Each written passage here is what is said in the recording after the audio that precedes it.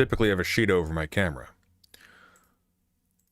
so I can safely read in my dress. How are we all?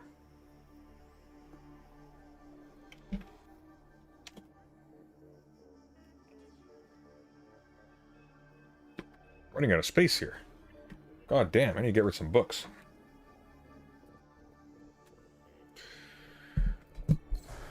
It is time for coffee, this is true. Very much so.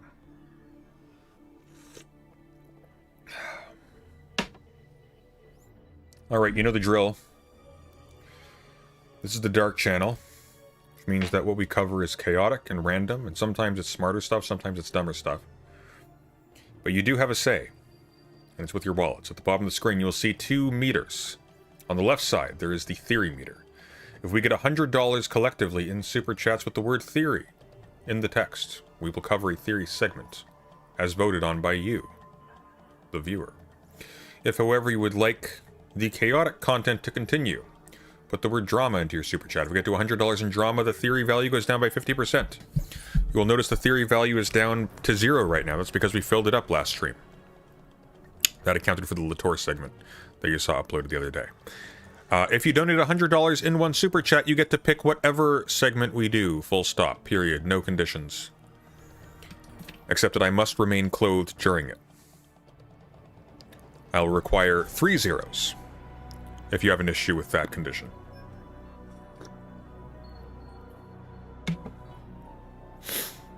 Alright.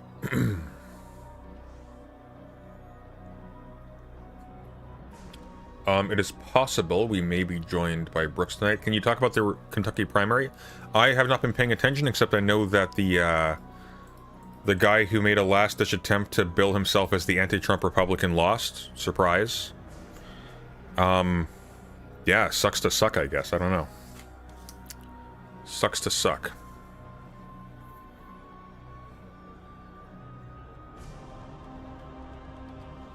Do we have to wear clothes, though? You don't have to do anything.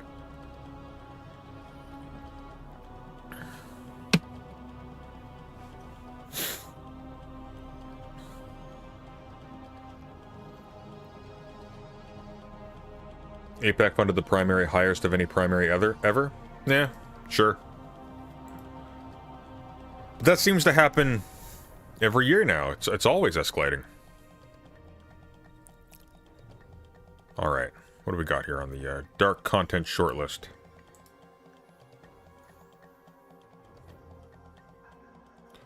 Brooks pitched the idea of us covering an Ayn Rand debate between Pisco and some weirdo called Dan Norton, who we've interacted with in the past, briefly. That could be funny. Because both of them are nuts. Well, Pisco's not nuts, he's just dumb as a rock. But slippery.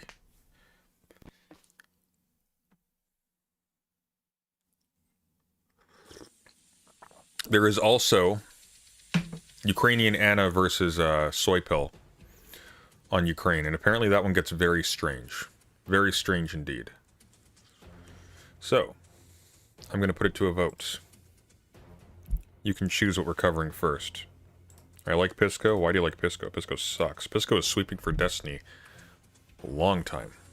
And he was one of the first people to go crawling back. Let's see. Pick your cheese. Pisco versus Ayn Randian weirdo. Or Ukrainian Anna versus Soy Pill. Whoa! You must choose.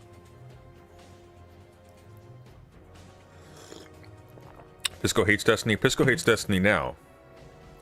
But one of the things I paid attention to, because I'm attentive like this, is when the lawsuit was full of pace and people had started to quiet down on the lawsuit coverage, because, you know, Destiny had been doxing and threatening people with death who were covering it, Pisco suddenly started having regular conversations with Steven again. No mention of the ongoing drama. What that is called networking, dear children. You are telling someone that you are a safe harbor because you want repeat business.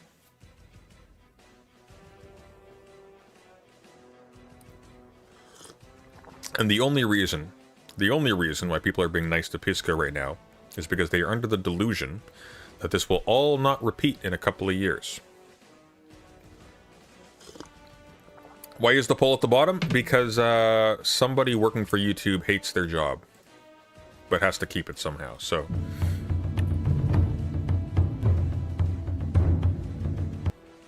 Thank you, Rosette, for the membership. Much appreciated.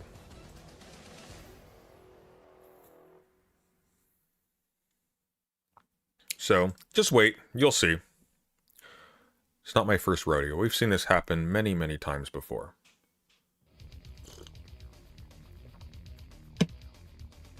This is not new. What Pisco does is very, very, very common. Very common. And you all gotta get over the idea that you are playing any kind of smart game by sucking up to these people. Because you will not be rewarded. But nonetheless, we can still have fun watching them. Yeah, literally, why would you put a poll at the bottom where nobody looks? You don't look at the bottom, you look at the top. You look at the bottom when you're typing, but you're not always typing. It's very strange. It's probably like it's probably lowered like engagement with polls like substantially. I've got a crackpot tinfoil hat theory that YouTube is deliberately sabotaging clicks because they don't want to share the revenue anymore. I think they want to. I don't know.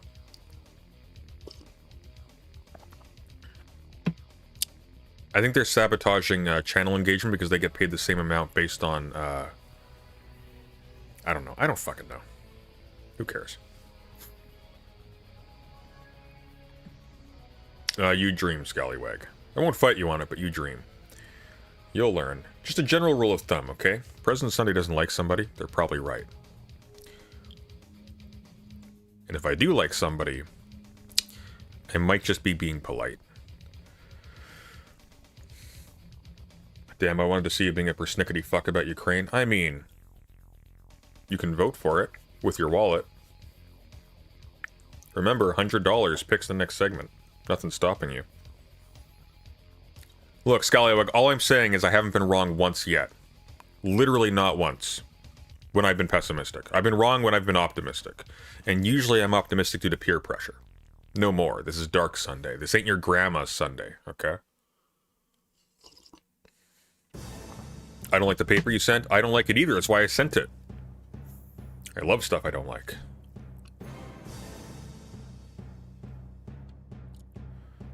Looks like Anna versus Soy Pills winning by 3%. By 5%, actually.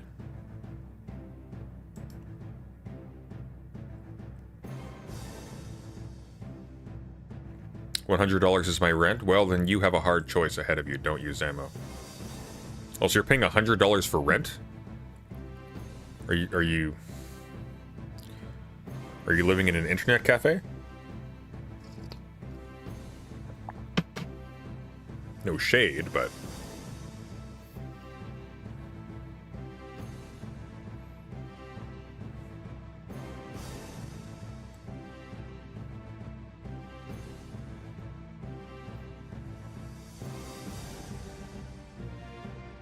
$100 for rent sounds like you're a stowaway on a ship.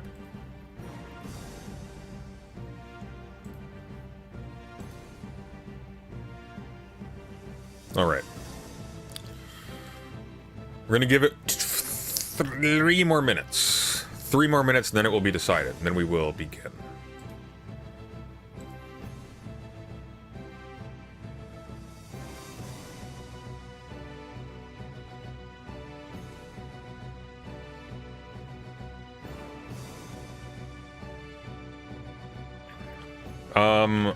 By the way, we've made a schedule for video essay releases. There will be 1 per week.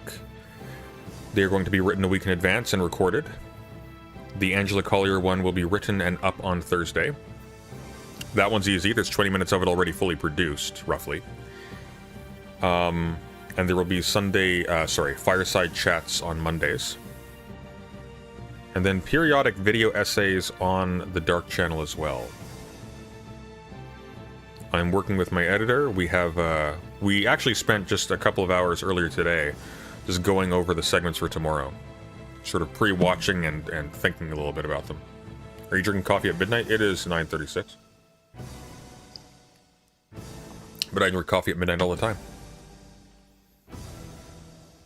Alright, looks like Ukrainian Anna versus Soy Pill is what we are doing to start. We won't necessarily do just that, because maybe it's boring. And if it's boring, then we will move on.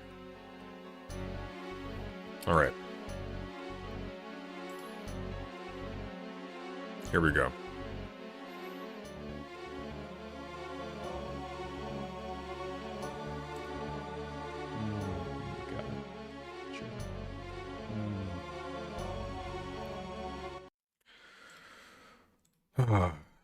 I just want it on record, by the way. I don't like either of these people. I don't like either of them at all. So what else is new?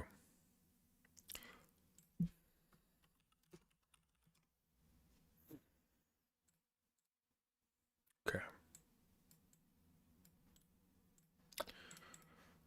All right, so...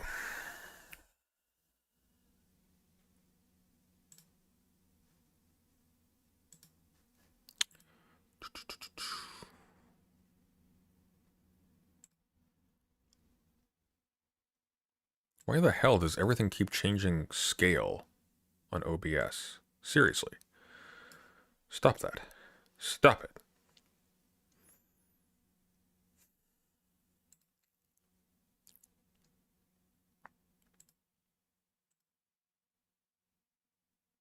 Why are you over there? What the frick is this? OBS?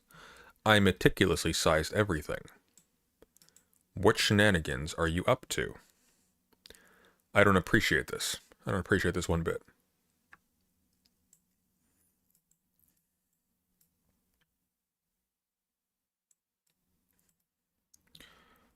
Told people to shut up about Destiny sexually abusing people around him, by the way. Just a heads up. Still regular associates. He's in court right now for sending illicit images that he sent without consent to a minor, by the way. Just friendly reminder, fellas. That out of the way. Let's begin. Gotcha. All right. Well, hello. Well. We're live now. Hello. Good to see you again. And it sounds like you... Ukrainian Anna tells me I'm wrong about ethnostates. That's the title of this. Why is that the title of this? Wrong about ethnostates. He's called Soy Pill. How is he wrong about ethnostates? think I'm a dumb, useful idiot American who is anti-ethnostate for all the wrong reasons. So I want you to educate That's me. a bit of a... That's a dramatic description, okay? Also, hello. Is that a quote? Hang on, sorry. Useful American again, and it sounds like you think I'm a dumb, useful idiot American who is anti-ethnostate for all the wrong reasons. So I want you to educate that's me. A bit of a... That's a dramatic Chat, what are the wrong reasons to be anti-ethnostate? Someone explain this to me. description, okay? Also, hello. It's been like, I think, quite a bit since we talked like in actual person, no, camera. Yeah, we were on like a panel together, or an event together, but separate panels. But yeah, since the last time we talked, I want to say it was when we were watching. I think, yeah. Tim Pool stuff, yeah. Yeah, the Tim Pool thing. Mm-hmm. Yeah, it's been a while. Haven't seen your hat in a bit, and still pretty. I'm feeling naked right now. 1 second.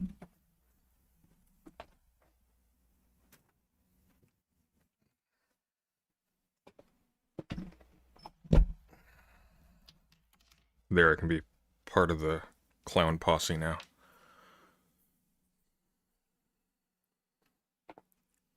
Fabulous, I must say. Like, Thank you.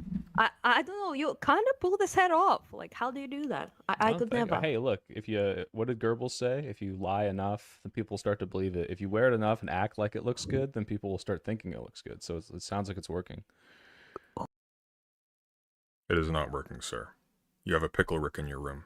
Who said what? Can you pronounce his name again? So I can Goebbels? laugh at you? Goebbels? I adore this pronunciation. Girl boss, essentially. You know, you basically girl bossing at me. No, Goebbels. It's German. It's A girl boss? Yeah. Goebbels? Joseph Yeah, Goebbels? yeah, Yes. Yeah, there's no girl boss. He's like girl boss. I mean, you can say he did a bit of girl bossing. I guess you Wait. could Are say you that. German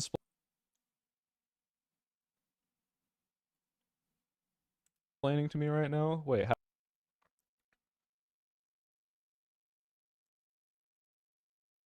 Where is this going? how do you pronounce it? Yes. We say Hebels. They say just Goebbels, Hebels. Like You know I they speak didn't German, Herbals? right? I stopped. It's Goebbels. It's like Goebbels, but it's with a It's like Goethe. It looks like Goethe, but it's Goethe. I did it at school, but no, not really. No, like, I yeah, speak German. I lived there for Oh, you do? years. Yeah. It's Oh, Goebbels. Goebbels. Goebbels. Yeah. Okay, see, I'm starting to like him more. It's all those fascist particles. It's just the attraction is undeniable. But not girl boss. You know, Okay. Goebbels. All right. Goebbels. There's no girl boss in there. I'm gonna yeah, start calling him yeah, girl yeah. boss. I did like know a bit, but like it's been a long time and I didn't really use it much, so it's kind of like, you know, out of my head. I know too many languages, okay, to keep the Germans. I'm sorry Okay. to the Germans. Well, look, out Germans there. in the comments. You can say who girl boss better. Goebbels. You say girl boss in English. I don't know why.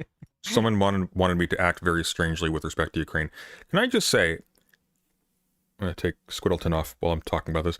Can I just say, I'm finding it very weird how liberals, but also leftists, are suddenly fine with essentially a blanket endorsement of state brutalization, especially with the issue of Ukraine by itself. I find it odd.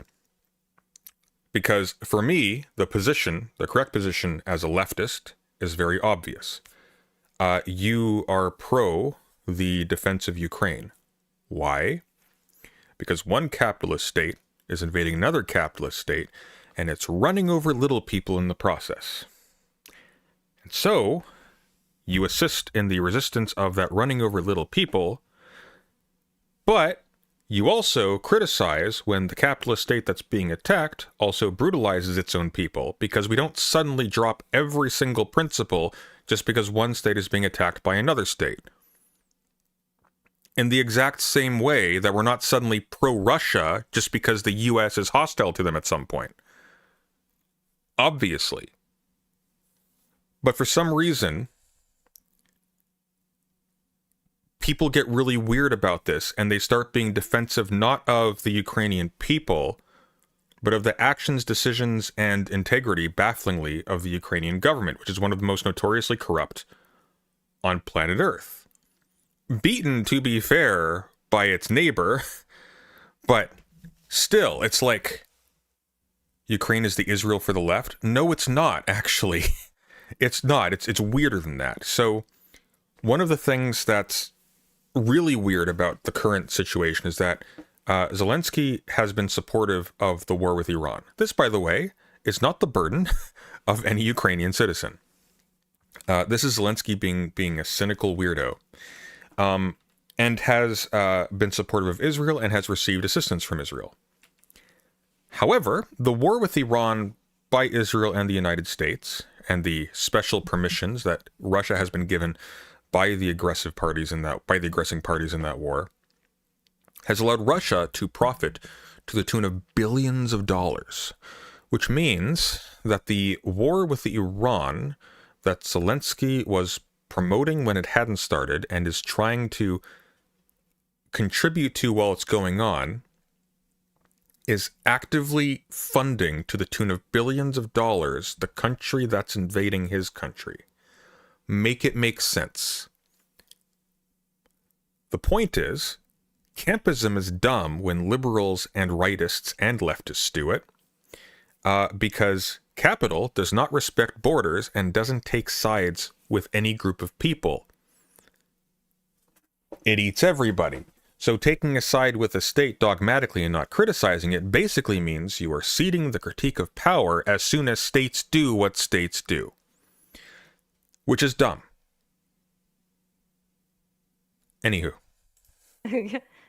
Or sometimes Goebbels, people say, like Goebbels. Like Oh, that, yeah. that, I don't know. I don't know what's If they're happening there. gargling Anyway. or something, yeah. Yeah, Well, yeah. speaking of Point is- Nazis, let's talk Speaking about of- ethnostates. Never doing that again. Okay, so my kind of subject, I will say, dude, it's been 2000 years since I have a beef with you. Like, essentially, when I got mad at you, you were speaking with Destiny. It's been so long Yes. that I will not pretend that I remember exactly what you said, okay? It will Yeah, be I mean, dishonest.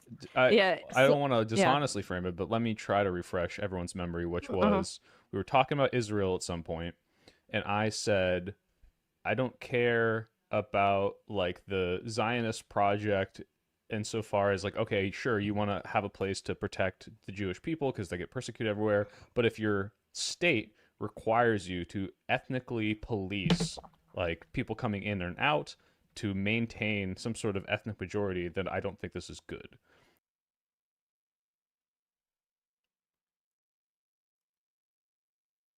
Oh. Where is this going? And something along those Yeah. lines. So if that refreshes Yeah, your something memory. like that. It's something like that. I do remember. That was basically came off to me as like as this very maximalist position of like ethno-state kind of bad, like overall, like not that like Ethnostate bad overall. Full stop. Period. Done. There is literally no such thing as an ethnostate that is not a racist biofilter. That's what an ethnostate is. That's an ethnostate. Why? Well, because race isn't real. So if you're identifying and filtering people based on race, it's because you're a racist. That's it. People talk about Japan being an ethnostate. Japan is ethnically diverse. It subsumed a whole lot of different people. Because states are imperialist.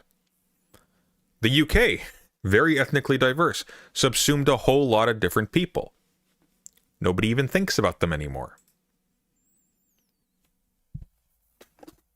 The only reason why we don't even regard states as empires anymore is because empires have become so ubiquitous. They're neck and neck. They're all right next to each other. There's no distance anymore between the center and the periphery. We treat the whole thing as the whole thing.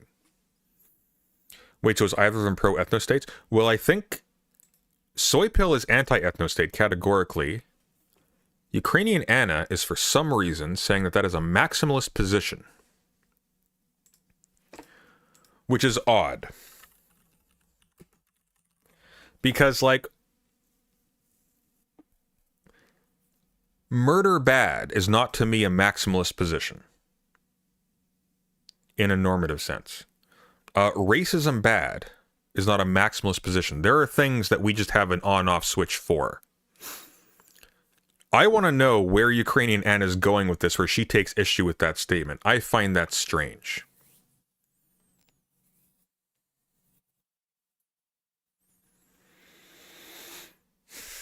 like you're like super duper like fucking kill them all ethnostaters, but you're like pretty like generally you Yeah. don't like it. Yeah, just to and you clarify, don't- my position is like morally, Yeah.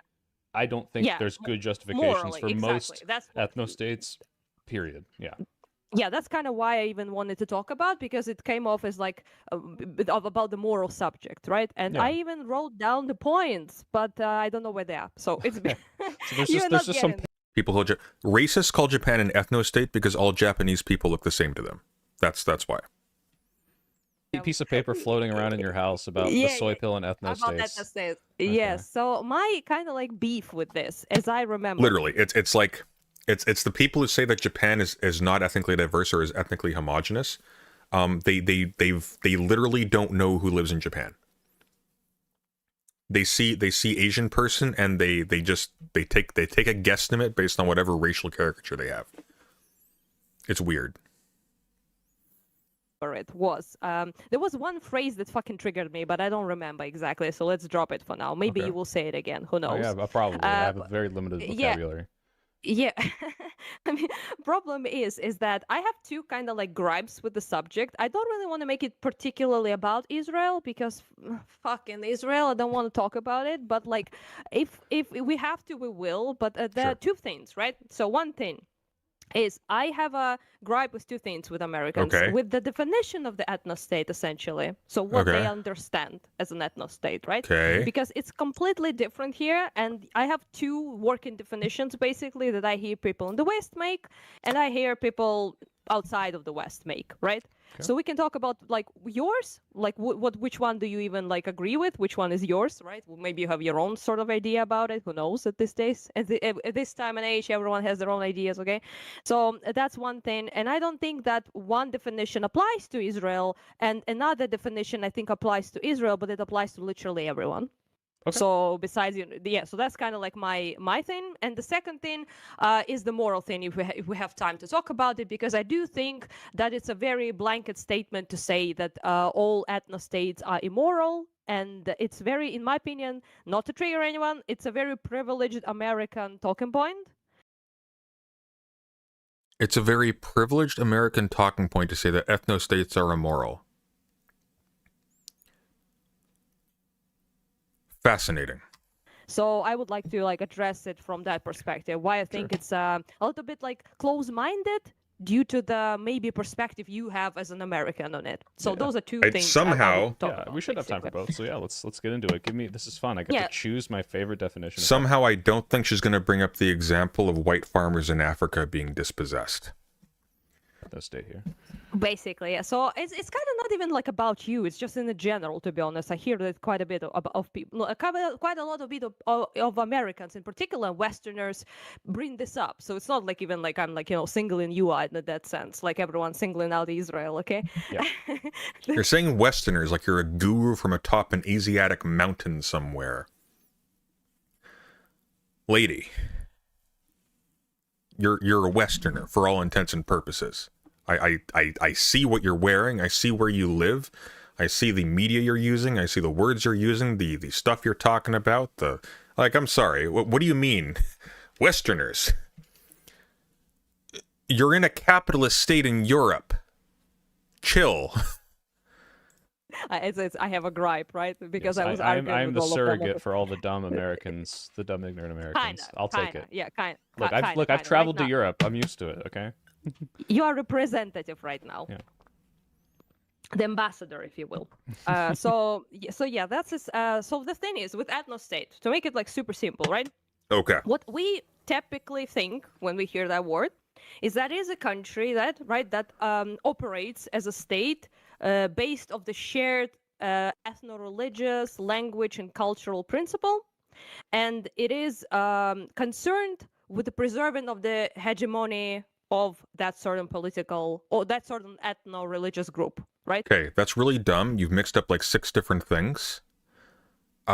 States don't run that way. States are bureaucratic administrative structures that use military power to secure hegemonic control over large swaths of territory.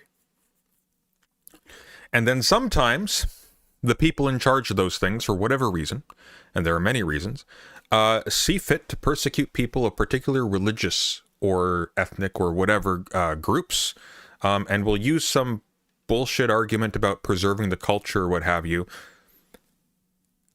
But that has nothing to do with the structure of the state or how it runs. One of the things you will notice is that states work essentially the same everywhere they are, because they have nothing to do with culture.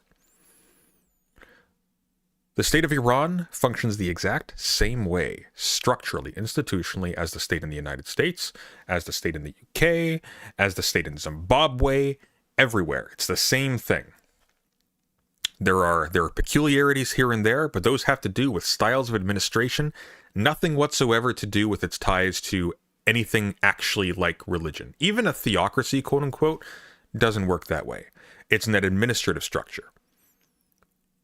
It is fundamentally a formal bureaucratic organization tied to a military that has the greatest capacity to express violence within a given region. That's about it. Westerners be like Westerners be like, and they be the Westerners the Westerners be like, yeah. So Okay. this is they, like definition 1 then. So it's like yeah, there's this some is like sort a of like broad- cultural unity, whether that's language or like, you know, typically shared it's like tradition. ethno-religious, typically, right? So it's like Religious, okay. ethnicity and religious kind of like tie down together. Not so much in the modern times, but like typically it's like. What do you mean not so much in the modern times? Trump banned people from going to the US based on his perception that they were Muslim. Depends where though. If it's in the Middle East, then it does tie down, obviously. But like in Europe, it's not as much. But still, majority people would be like Catholic. But or it's not tied down in the Middle East. What? Iranians aren't generally Arabic. There are a lot of Arabs in Iran. They generally aren't Arabic.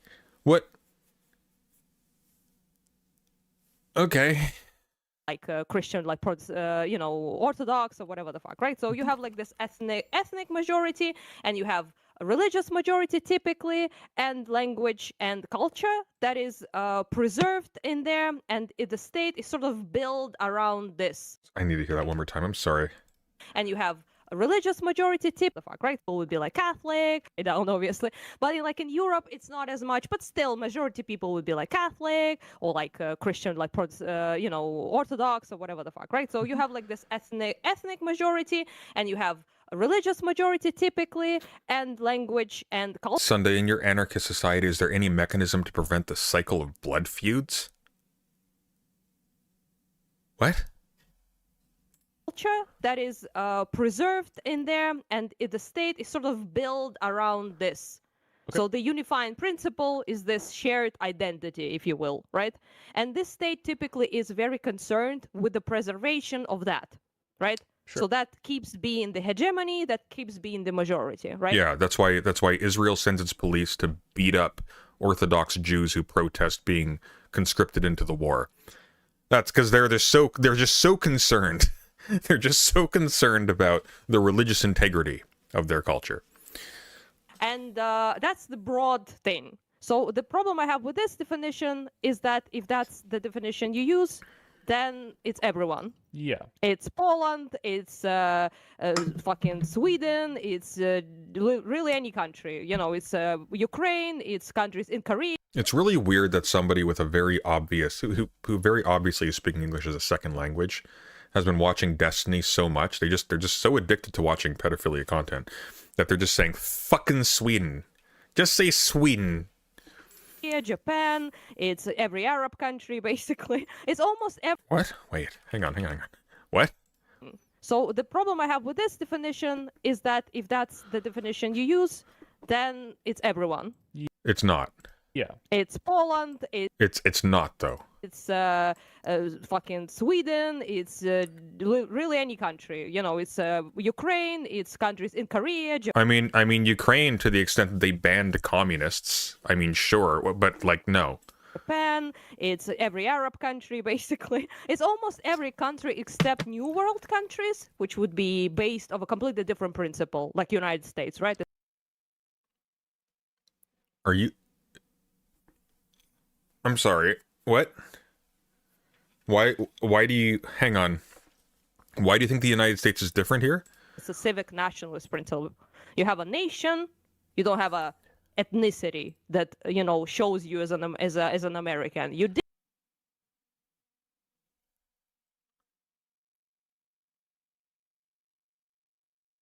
Okay. didn't even have the Yeah. language, I think, official language that much until like Trump declared it, I think, Sure. English or some shit. But Yeah, and yes, correct me if I'm wrong, like would you say like pre the massive immigration changes like in the 60s and 70s that like all the neo-Nazis get really upset about, like would you say that we would be closer to that definition where you have more of a Christian majority nation, you have more of a white majority nation, and it kind of has moved away from that since then to a much That's- higher degree? That's very American talking point, because we wouldn't say that French, German, Irish, Right, 'cause it's and white. English are Yeah, same it's all people. the same thing. Okay. Okay. Yeah. Yeah, Okay. so- Yeah. That's not American. Yes, so it's not the same ethnicity, it's not the same language, it's not the same culture, Okay. not the same. Yeah, so yeah, that's kind of like even not the same religion in some cases, right? Mhm. So that's kind of like, the shared identity that when established in the United States and the New World countries, Where did she go to school? right? The ethnicity wasn't the unifying principle. You escaped, actually, your own country. I don't despise Ukraine. I'm pro-Ukraine. It's mostly, right? I despise assholes who pretend to know stuff they don't and who defend fascism. Your own homelands and turn to settle in a completely different space altogether with a quite unfortunate nuking basically everyone there to do it, but that's a whole other situation, right? Sure. So you established yourselves there and then you created a national identity. This like badass Reagan speech comes to mind, like everyone can be American but no, everyone can be German. And it's true, it's true, and it's cool. I mean, used to be cool, I guess. I don't know if Americans think it's cool now. I mean, do you know the history of Germany? It wasn't one thing. Germany as a thing is relatively recent. But yeah, it used to be cool. Like, look up where did Kant live? Nobody calls him a German. Did you notice that? He's a Prussian. That's number one, yeah. So that's kind of like makes it impossible to demonize Israel on that principle, because then you have to fucking demonize every other country that isn't basically New World countries. And you can easily demonize Israel on that principle, actually, by the way, because it's being planted. It was planted on top of an already diverse place. It was planted on top of places where people already lived. So they were... It was an act of usurpation and imperial invasion, essentially. Maybe India, okay? I think India doesn't have such a big diversity in terms of like ethnic groups there, religion. I don't think one is like even primarily one. If I'm not mistaken, I might be mistaken. Well, yeah, but you might be super diverse. They have all these different languages. The primary is like Hindi and in English actually to an extent. But yeah, it's because of the colony. I know what you mean. But does come to mind the only country, but primarily I think about New World countries, so like Canada, America, or Australia. Whatever. But yeah, I'm in alignment here. It is too vague to just say, oh, you have a shared culture and language and that sort of thing. Yeah. I mean, you can do that, and you can say, for example, "Hey, mine is based," right? I think like the American version is based. Obviously, that's I don't want to argue that. That's opinion, right? But at the end of the day, like it's just weird to demonize particularly Israel, because then you are rating that everyone is allowed except the Jews, and that's kind of like. No, the problem is that Israel is making it so that everyone is not allowed except specific Jews. It goes into the uncomfortable zone real fast. If you're being that vague, and it's like, why are you only specifically calling this? That's the kind of irresponsible spending that causes so many business ventures to fail. You're forgetting the third rule. At Gangaros 330 super chatted $2. Mao said China had 56 nations in it. What's she on? It's weird. We were reading Mao earlier. State, then it's like, yeah, I agree with this. Okay, so what's the second one? Then? That's kind of how we use it, by the way. So in that sense, if some people here, I mean, okay. So if people would say like something Ukrainian? isn't, yeah. I mean, not ethnically, but nationally. Oh, you're actually not. No, I mean, not really. I'm mostly Greek. Reagan was a neoliberal, but he also won the Cold War. Sorry, someone's DMing me. What do you mean he won the Cold War? What does that mean? You know the Cold War ended in 1991, right? And I also have Russian and Polish. So hold on. There you go. If you're Greek, Russian, and Polish, and you define yourself as Ukrainian, but nationalist principle. Yeah. On a nationalist principle, it's like it's not really like this ethnic, like. I guess we'll get into this. By the way, Brooks says if we do Pisco on Ayn Rand, he'll come on. Just FYI.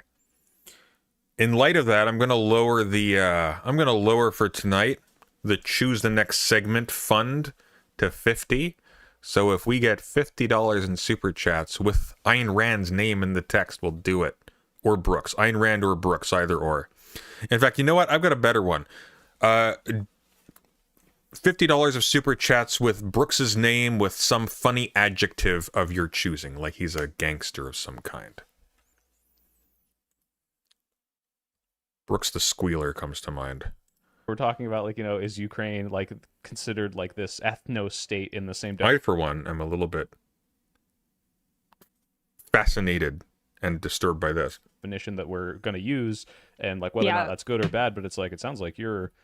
A disclaimer, I'm whatever. not actually an ethnostate big guy. I'm like civic nationalist. I enjoy my civic nationalism, okay? So I'm not arguing for everyone to be like super rigid for the ethnic principle, right? Because, for example, I am not ethnically Ukrainian, but I was born here. I have a Ukrainian, You know, she's like the same kind of asshole I am, but if I didn't know anything.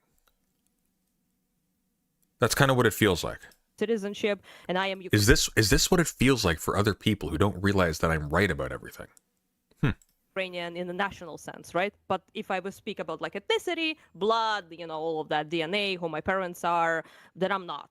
So right, yeah, and just this is a comment. We don't have to dig into this yet, but like what you just described, which is you not being ethnically Ukrainian, but being able to come to Ukraine, be a nationalist for Ukraine, make your entire identity and career about protecting I was born here. and No. serving this country. Yeah, I know. Yeah. But like, as a child of immigrants, right?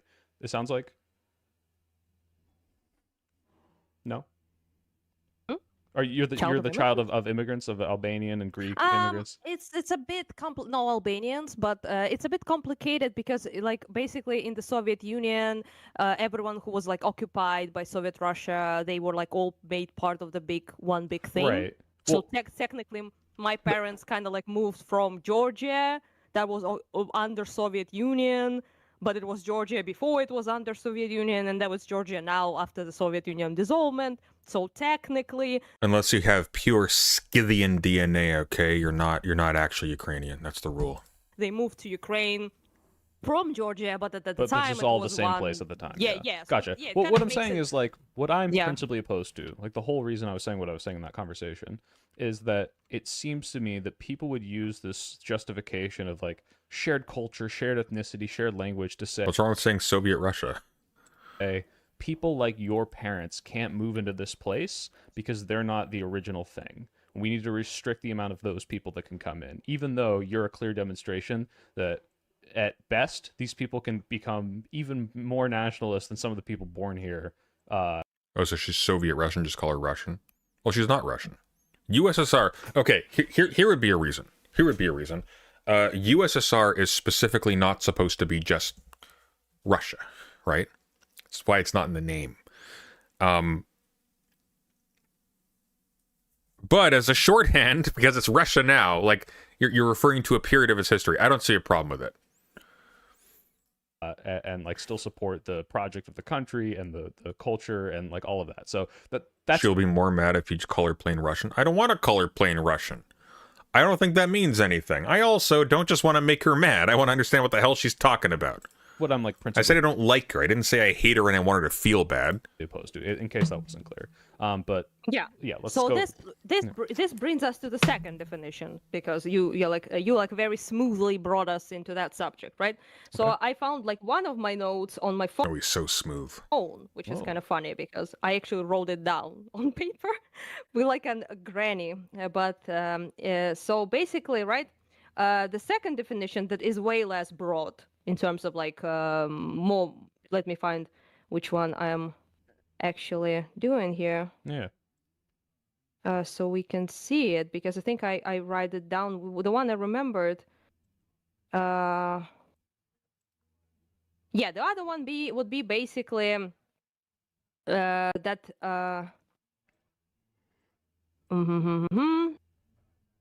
This one is a bit more demonized, I feel like. It's kind of like nationalism in the United States is used pretty like negatively, typically. The state where citizenship rights and political power is restricted to one ethnic group. Okay. So basically, this is another version of ethnostate that I found a lot of people use, right? So not Sure. only it's the nation that is the state that is interested in preserving the hegemony and make certain policies to preserve that hegemony. This state is restricting their rights, their ability to be in the positions of power, to be like in the I gotta pee 1 sec. Check the pinned post, which is at the bottom of the screen, because YouTube hates everything. Where's my be right back page? Oh, it's on the other scene. Well, I guess I'll be right back then. You'll just look at my books.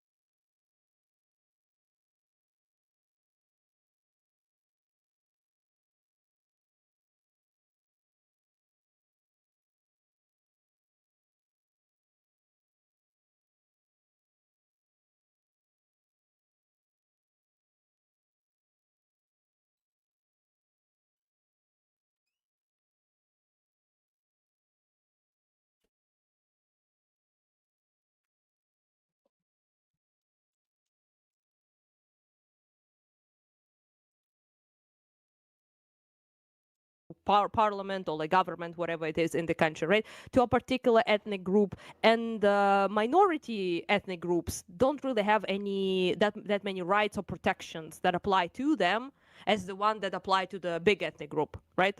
So that's kind of like how also a lot of countries function till this day, and it's also how most empires function, right? So great example be like Ottoman Empire, for example. It's a huge fucking thing, right? It conquested a bunch of people, Arabs, Turks, they're Armenians, Greeks, blah, blah, blah, all sorts of people, different religions, different ethnicities.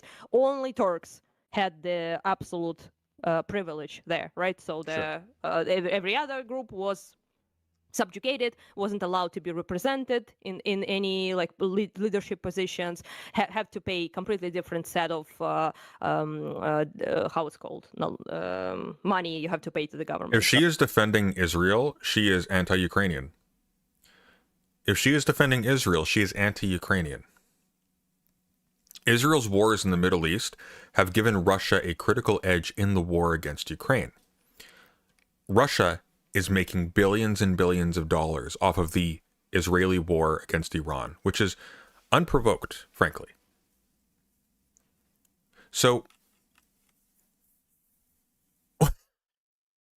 I just find this insane. It's like imagine your commitment to racism is so strong, you actually advocate against the interest of your country that is being actively invaded, and you have the gall to call yourself a nationalist.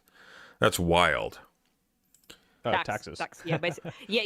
Basically. Yeah, so they have a completely different set of rules. What was allowed to do, what the position, that's what basically that, right? And in modern countries, you see that, obviously. You see that in Arab countries, for example, quite a bit of them have the rule that, for example, you cannot be governed by non-Muslim guy. Right, in your country. Who cares? And so it's right? a spectrum too, right? Because like in America, technically, the president can't be a non-citizen, but this is not restricted to an ethnicity. Like there's no American ethnicity. It's just like, hey, you should have been born here, sort of thing. Yeah, although I highly doubt that people would be jamming with non-Christian fucking president in the United States, but probably not on law, right? Not on like actual. I don't think there's a law, right, in the United States that says that non-Christian guy cannot be a president of the United States. Yeah. Real quick, I got a super chat from Prince of Salatus. Thank you for the 5. And do you agree that Crimea belongs to Kazakhstan? Kazakhstan? No, absolutely not. Yeah, Tatari, Crimean Tatari, the indigenous population of Crimea. Yeah, native. I would agree with that. So no, I think he's joking because it's like the whole like, oh, Crimea belongs to Russia. I just picked a random country nearby, and it's like actually, you know what? It's Kazakhstani. It's Kyrgyzstani. My guy. What is happening right now? I would rather them than Russians, if we are honest. No. If you play that game, sorry, what I was talking about. Oh, but yeah, so by that restrictive definition, doesn't apply to Israel either. because well, rather the first one applies, but it applies to everyone else as well. But this one doesn't apply because first of all, I'm not super educated, okay, but as far as I am aware, that in Israel there are 2 million Arabs, and those have the exact same rights as Jewish Israelis. Wow. Wow.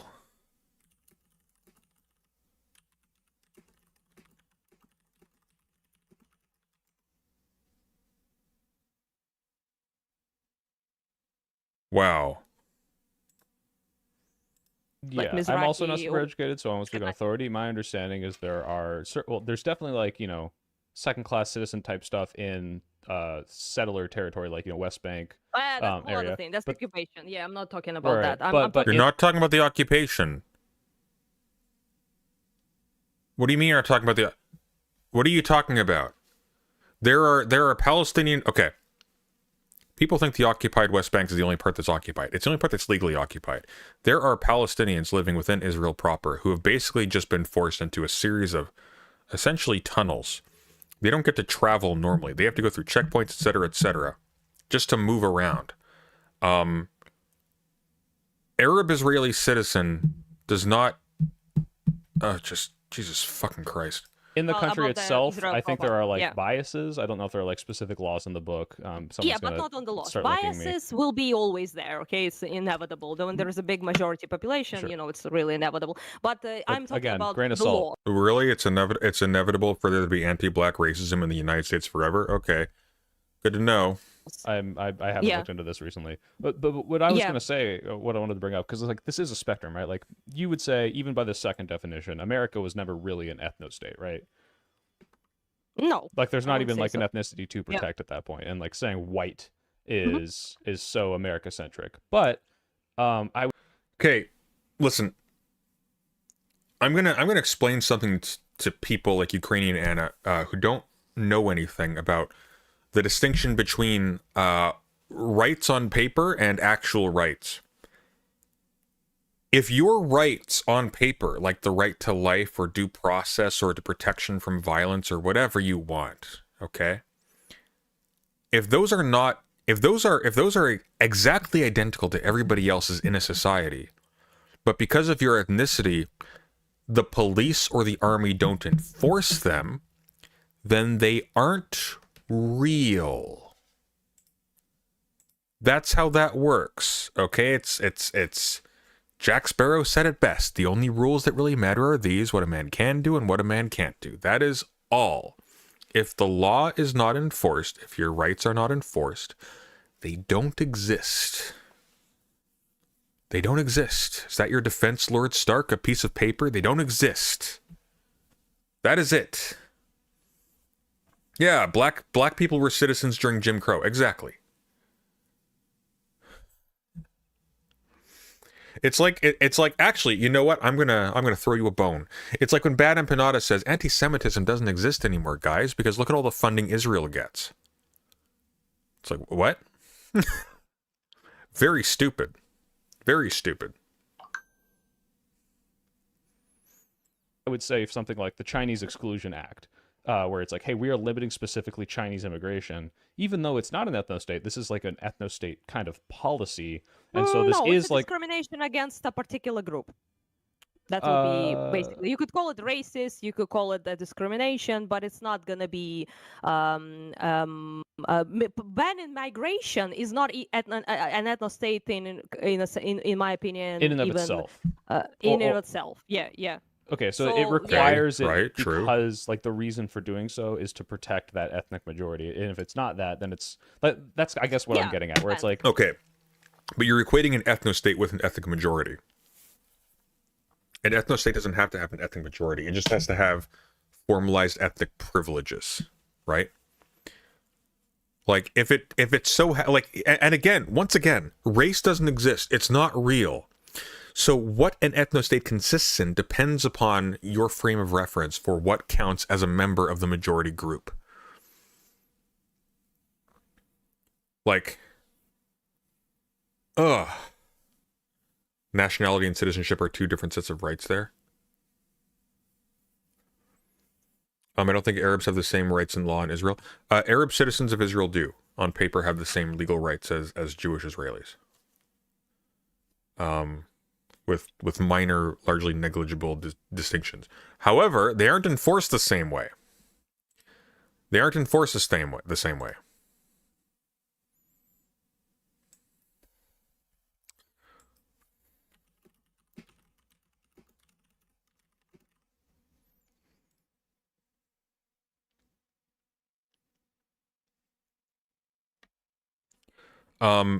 In law, they have the exact same legal rights. They can even run for office. But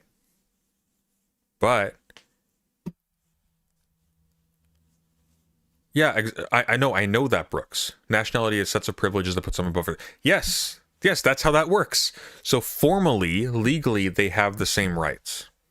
That's a fact. They do.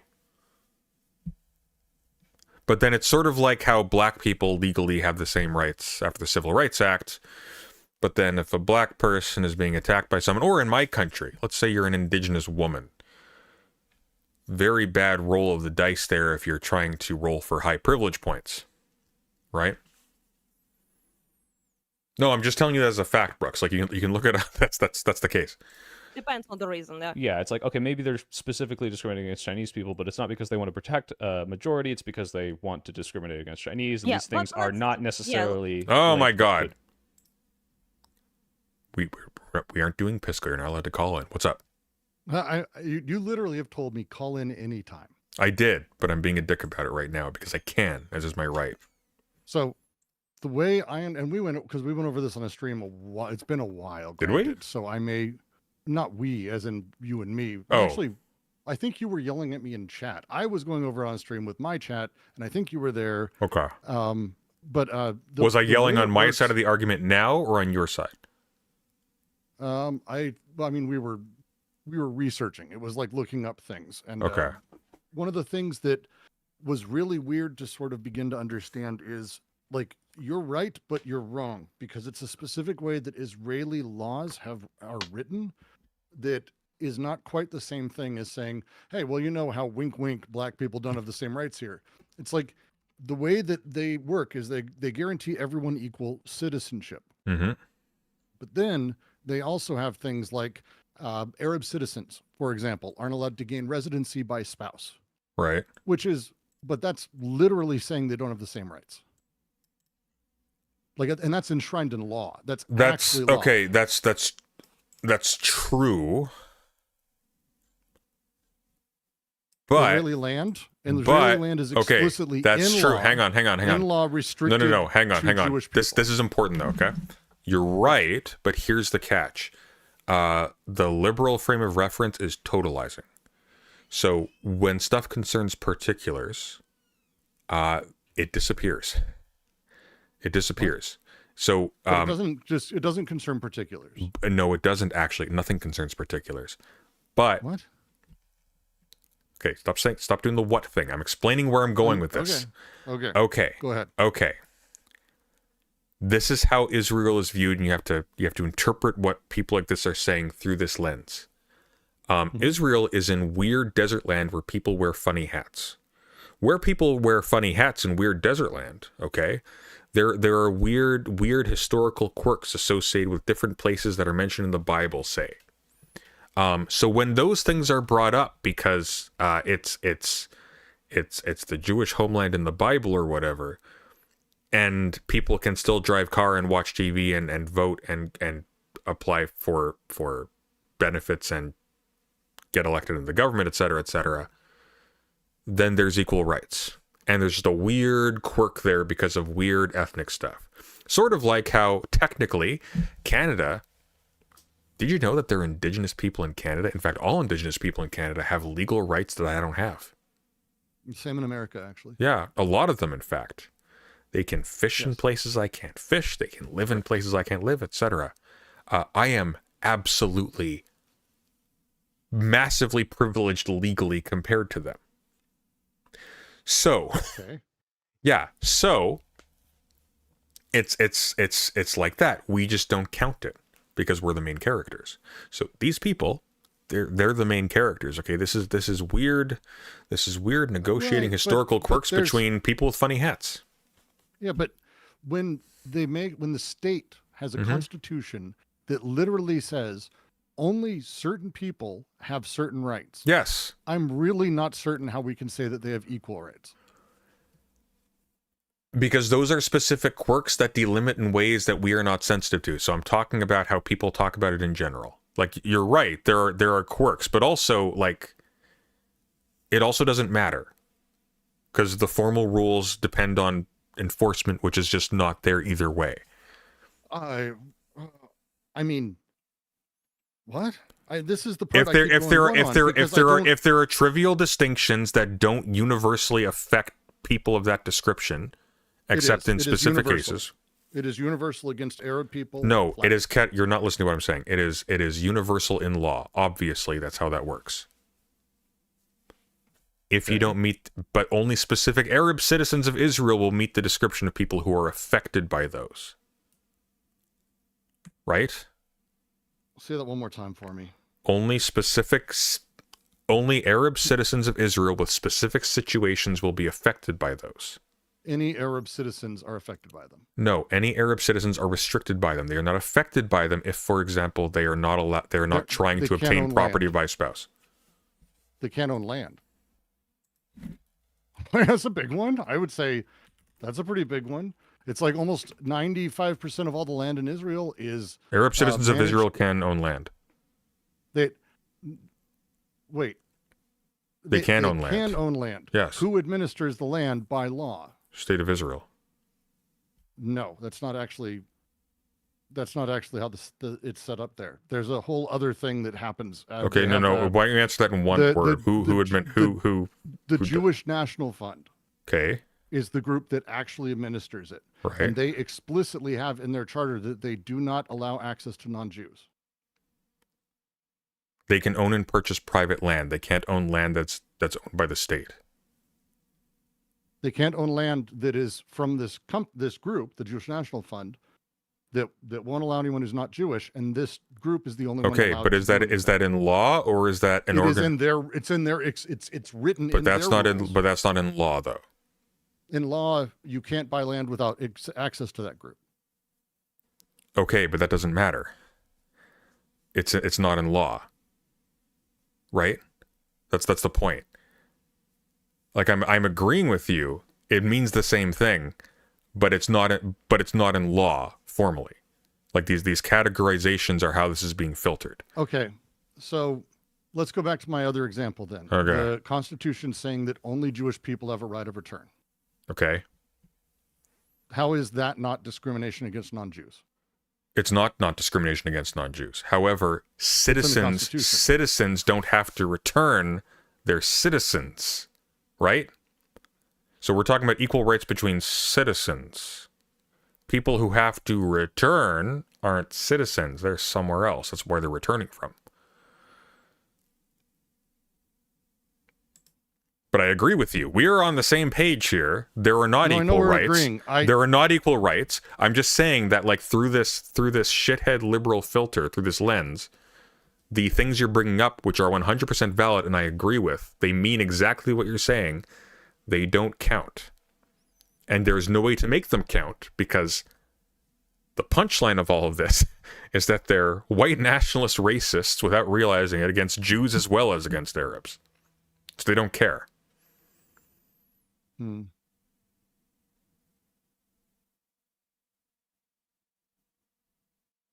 This feels excessively pedantic. This is what you signed up for. Get over it.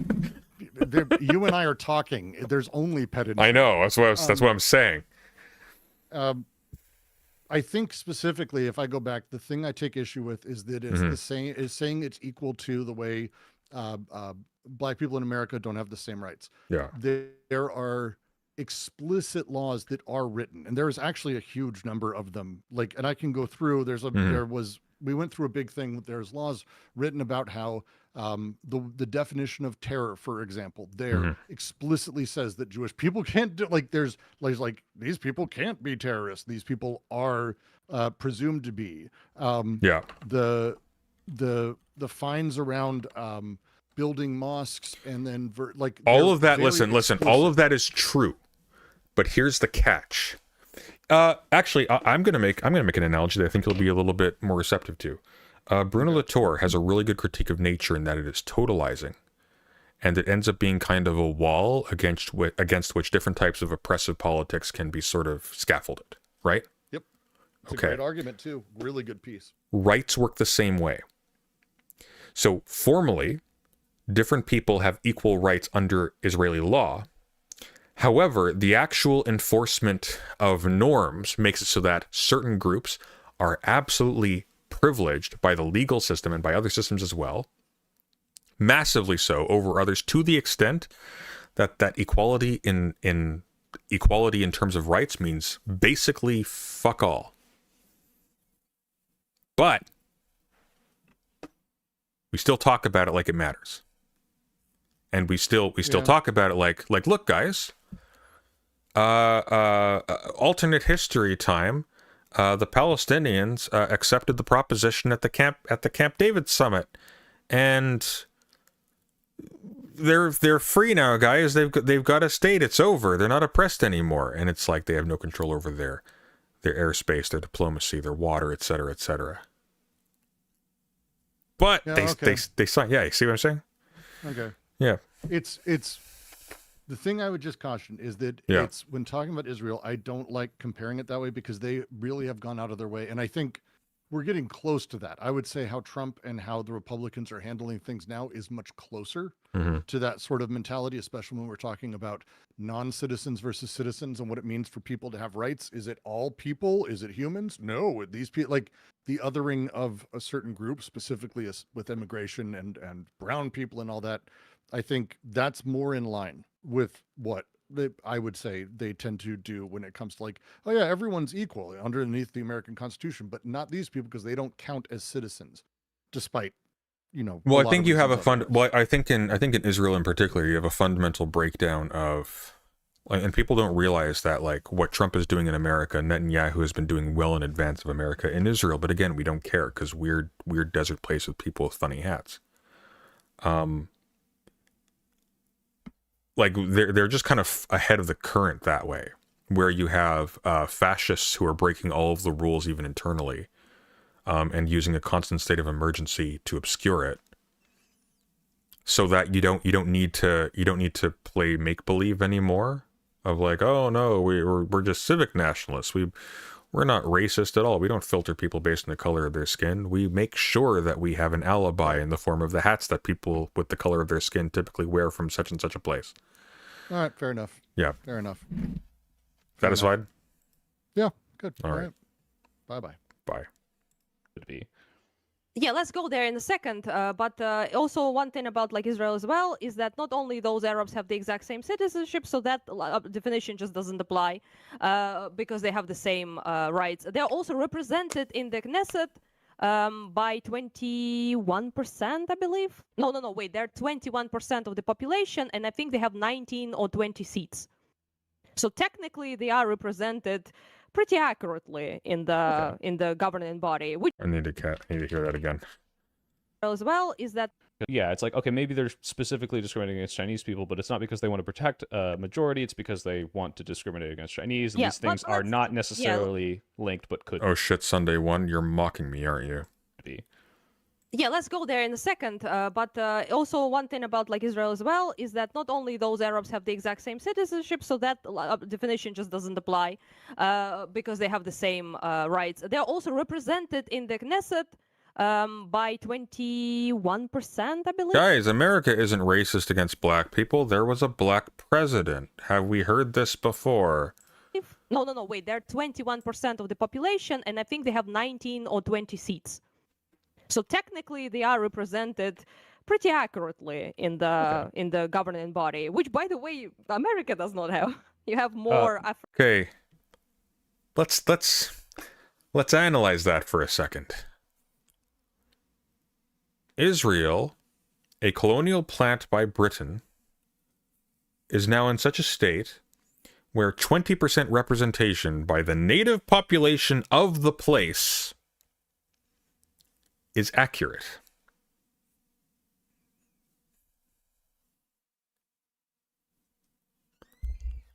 Why might that be? From the American population when you have a percentage of them represented in your Congress. So that's really not the argument. So well, can I ask whole this? Because thing again, yeah, this is yeah. uneducated, but like this is my understanding. Yeah. Me as a non-Israeli, also not Arab, just an American Jew, because I have Oh, you're Jewish Jewish. ethnicity. I didn't know. am. I thought you was uh, memeing. No, I really am. Like Okay, pretty much a name only, right? Like I don't, which makes this argument a little sillier to me. I have no Yeah. cultural ties. I don't speak Hebrew. You never had a bar mitzvah. It's literally just because my mom is Jewish and my great grandpa was the last one to even remotely do anything close to this. But because of this, I would have an easier time becoming a citizen and acquiring land or having some sort of privileges Israel, sure, yeah. in Israel. And like this Yeah. is like on the Okay. law, Yeah. technically Yeah, but that's not, What's hey, wrong with Arabs that, are though? discriminated against, but I get these privileges by I mean, it is technically Arabs are discriminated against. That is accurate. virtue of being the ethnicity Jewish. Yeah. that's fine though. No, what's wrong with that? Like most of What's wrong with that? What's wrong with that? Israel displaced huge amounts of Arab Arab dwellers there. I mean, actually, I should say Arab citizens from Jerusalem, actually, but huge amounts of Arabs were kicked out, and also murdered and had their homes burned, etc., etc. What? my Well, it's not about neighbors saying whether or not it's migrated to- fine. It's like this is to the point of like, oh well, Arabs aren't discriminated against, like they're equal in the law. It's like, well, Yeah. not really. Like someone that is in exactly the same position as me in America, but is I don't know, Saudi Arabian, they would not be able to do this. And so that is like an Yeah, example but of what that's I would not, say is like the that's law not privileging. discriminated. No. That's That is literally the definition of discrimination. privileging. That's not Okay. Privileging is being on the sunny side of discrimination, lady. discriminating. Okay.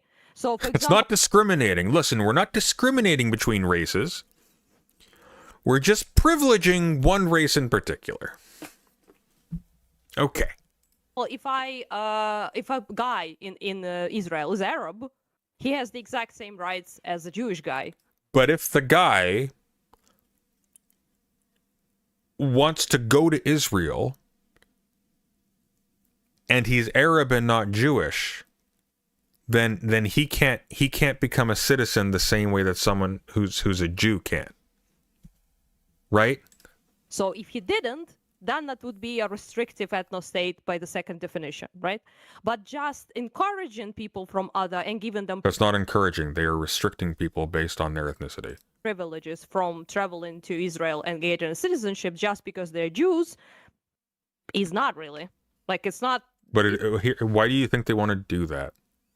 Why do you think that's the case? Why do you suppose they are specifically not allowing certain people to come in and giving other people who have no actual connection to the territory at all, genuinely no actual connection? Why are they allowing those people in? Oh, it's because they want to outnumber the other populations out of existence, so there is nobody left, or they are such a tiny minority that there is no chance of them asserting their rights at all. It's not. It's a Imagine as a Ukrainian, I just can't get over this. Imagine as a Ukrainian going out of your way to defend Israel, the country that is single-handedly fucking your country in the war. I find that astonishing. You should be seething at what you're defending right now. Your country will lose because of this. Your country may very well lose the war because of this specifically. This in particular may be the thing. Because let me tell you, Zelensky ain't making up for the billions of dollars that Russia is getting from the war with Iran by selling a few drones. That ain't happening. preserving the hegemony. The first definition, right, was we are preserving the hegemony. So by wanting people of Jewish descent, right, from all over the world to come to Israel and to become citizens of Israel, you are preserving that hegemony, right? But you're preserving a hegemony that is less than 100 years old, that was planted there artificially and is being facilitated by active acts of genocide in the plural. It's something Right. that they actively want to do. What- But like, why are we we not? loading Do we that? count it as discrimination if it's like, okay, some random person with no ties to Israel that is not Jewish in That's America? the kind of irresponsible spending that causes so many business ventures to fail. You're forgetting the third rule. Atay Mustard 620 super chatted $10. Thank you. Appreciate it. Can't do this. Maybe they never want to. Sure. But like the fact that I can, by virtue of Also, your super chat was the color of mustard. How appropriate. nothing but my ethnicity, to me that is at least positive discrimination towards me. Why is she taking up this fight? Well, because she's a Destiny simp. And Destiny orbiters try to appeal to Destiny by pretending to be, well, not even pretending, because there is no deeper level. It is all surface. So that is the essence of the thing. By showcasing how pro-genocidal ethnostate they are. That's why. That's why. See, you need to understand, okay, it may be the case that Israel has created a situation in which Russia, who is currently invading and massacring her country, that Russia made billions of dollars to make up for any and all losses up to this point.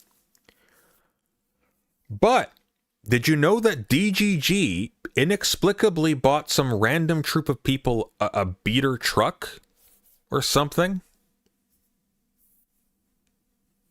That'll do it.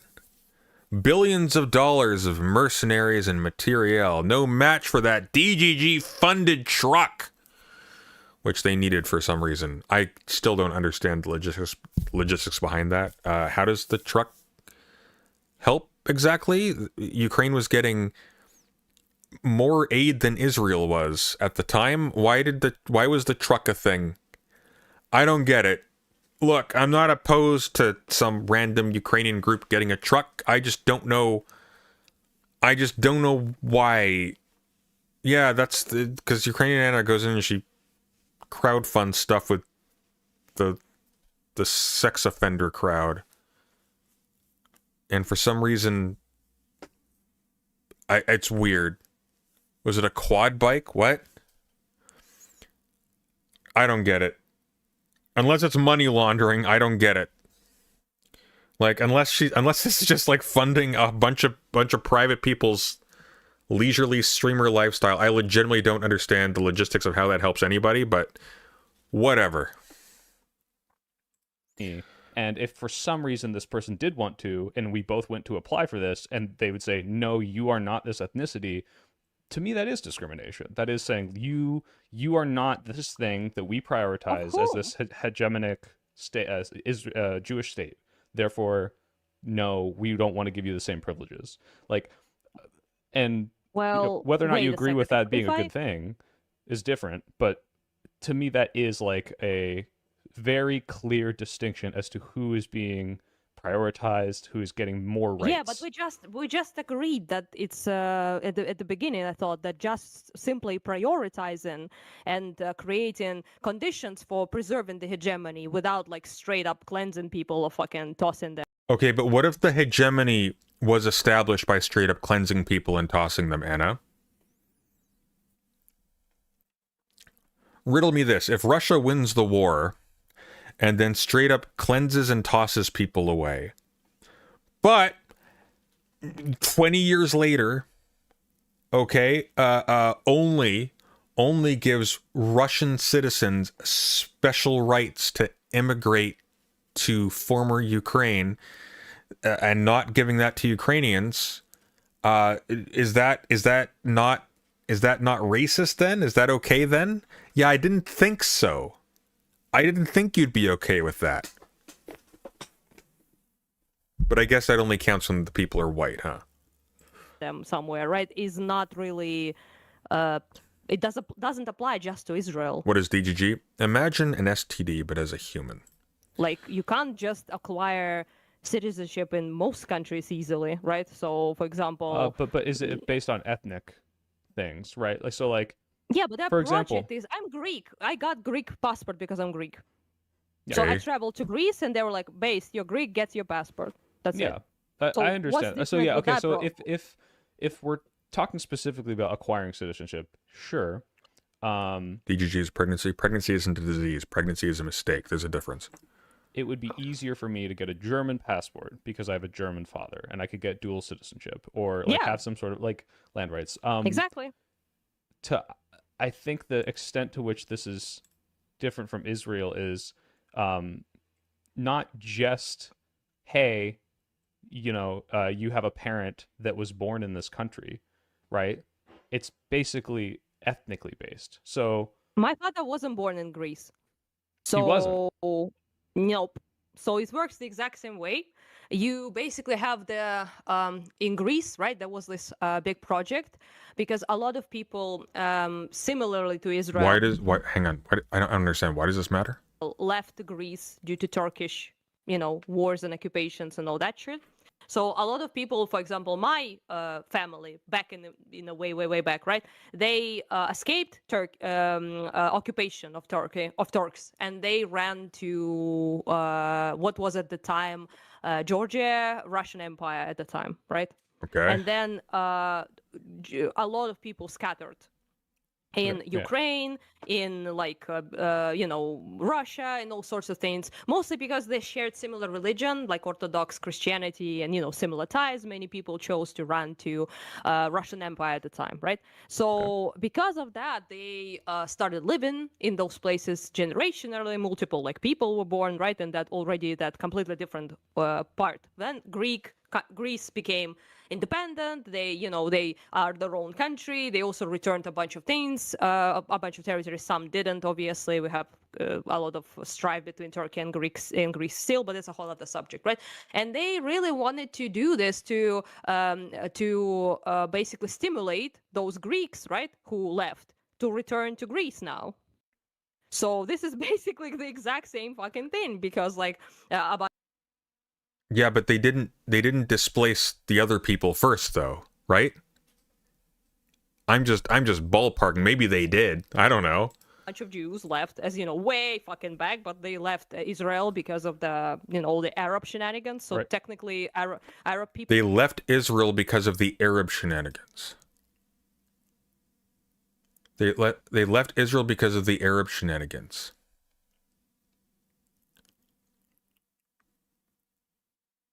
Wow. That's impressive.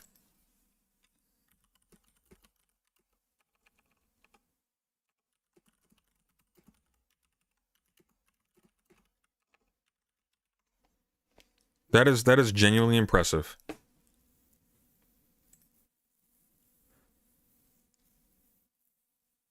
People were at the time were the colonizers, the settlers. Then Arab lived there for so long that now it's stupid to make the fucking to say the Palestinians don't belong there, because obviously they do. They live there for fucking 1,000 fucking years, right? So at All right.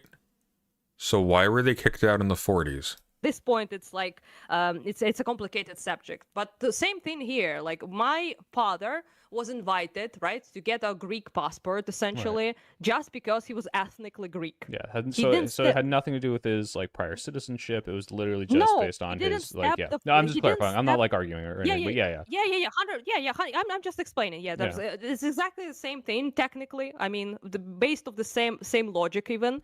And he went to Greece. By the way, not only he was born in little village in Georgia, but he was also never spoke Greek, because they lived in a part of the that was Turkified. So all of my family spoke Turkish instead of Greek. So he didn't even know the language, but he was still invited, and he traveled there, and he got the passport, and I now also could as his daughter, basically, right? Mhm. And because my father was proved to be Greek ethnically and had the lineage, I could also get the passport. Okay. So my mother cannot, by the way.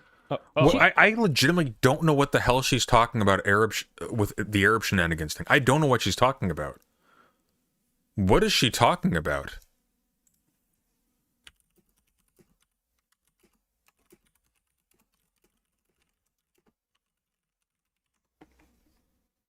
What is she talking about?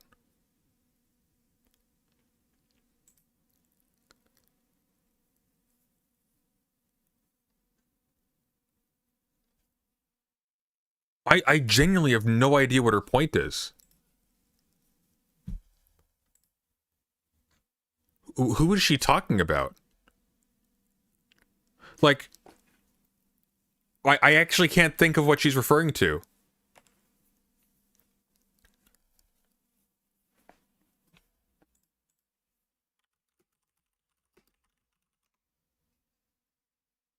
That's the kind of irresponsible spending that causes so many business ventures to fail. You're forgetting the third rule.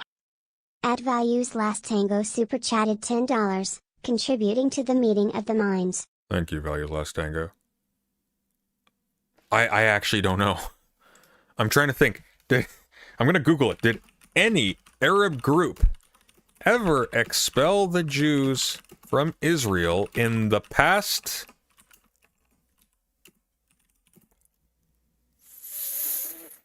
800 years?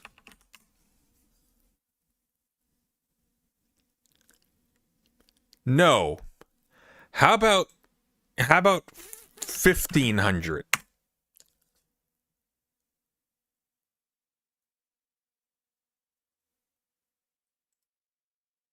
Yeah, no, that didn't happen, lady. What is she talking about? Like genuinely, what planet are you on?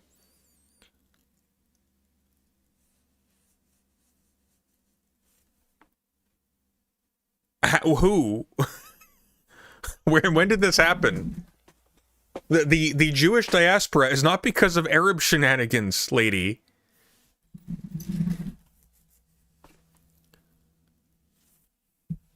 When the Arabs pretended to be Romans and destroyed the Second Temple. There you go. There you go.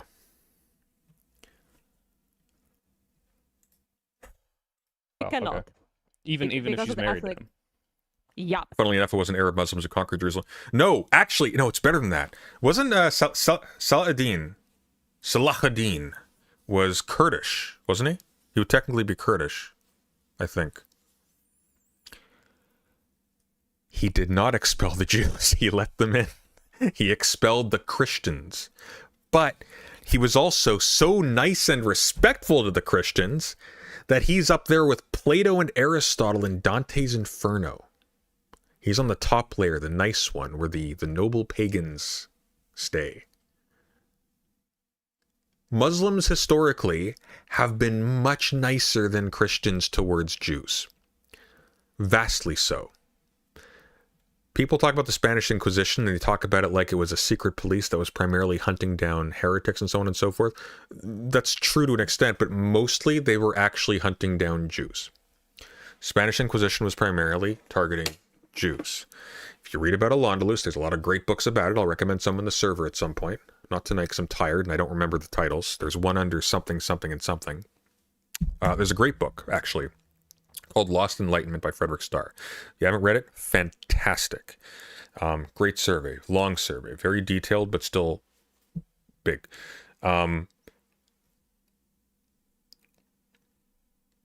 Islamic Spain, very nice towards Jews. Certainly compared to Christians by a big margin.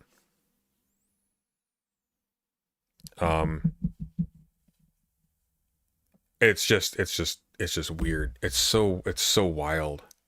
Just the blinding stupidity. And it's like your country is currently a victim of imperialism, even though it's partaking in it in its own way as well. You'd think you'd be a little bit critical about this. You'd think you'd maybe, pick your friends a little bit more wisely, considering that Israel is single-handedly causing the biggest economic influx into Russia during the war. Period, actually. Full stop. Full stop. Billions of dollars pumping into Russia right now because of Israel's war with Iran.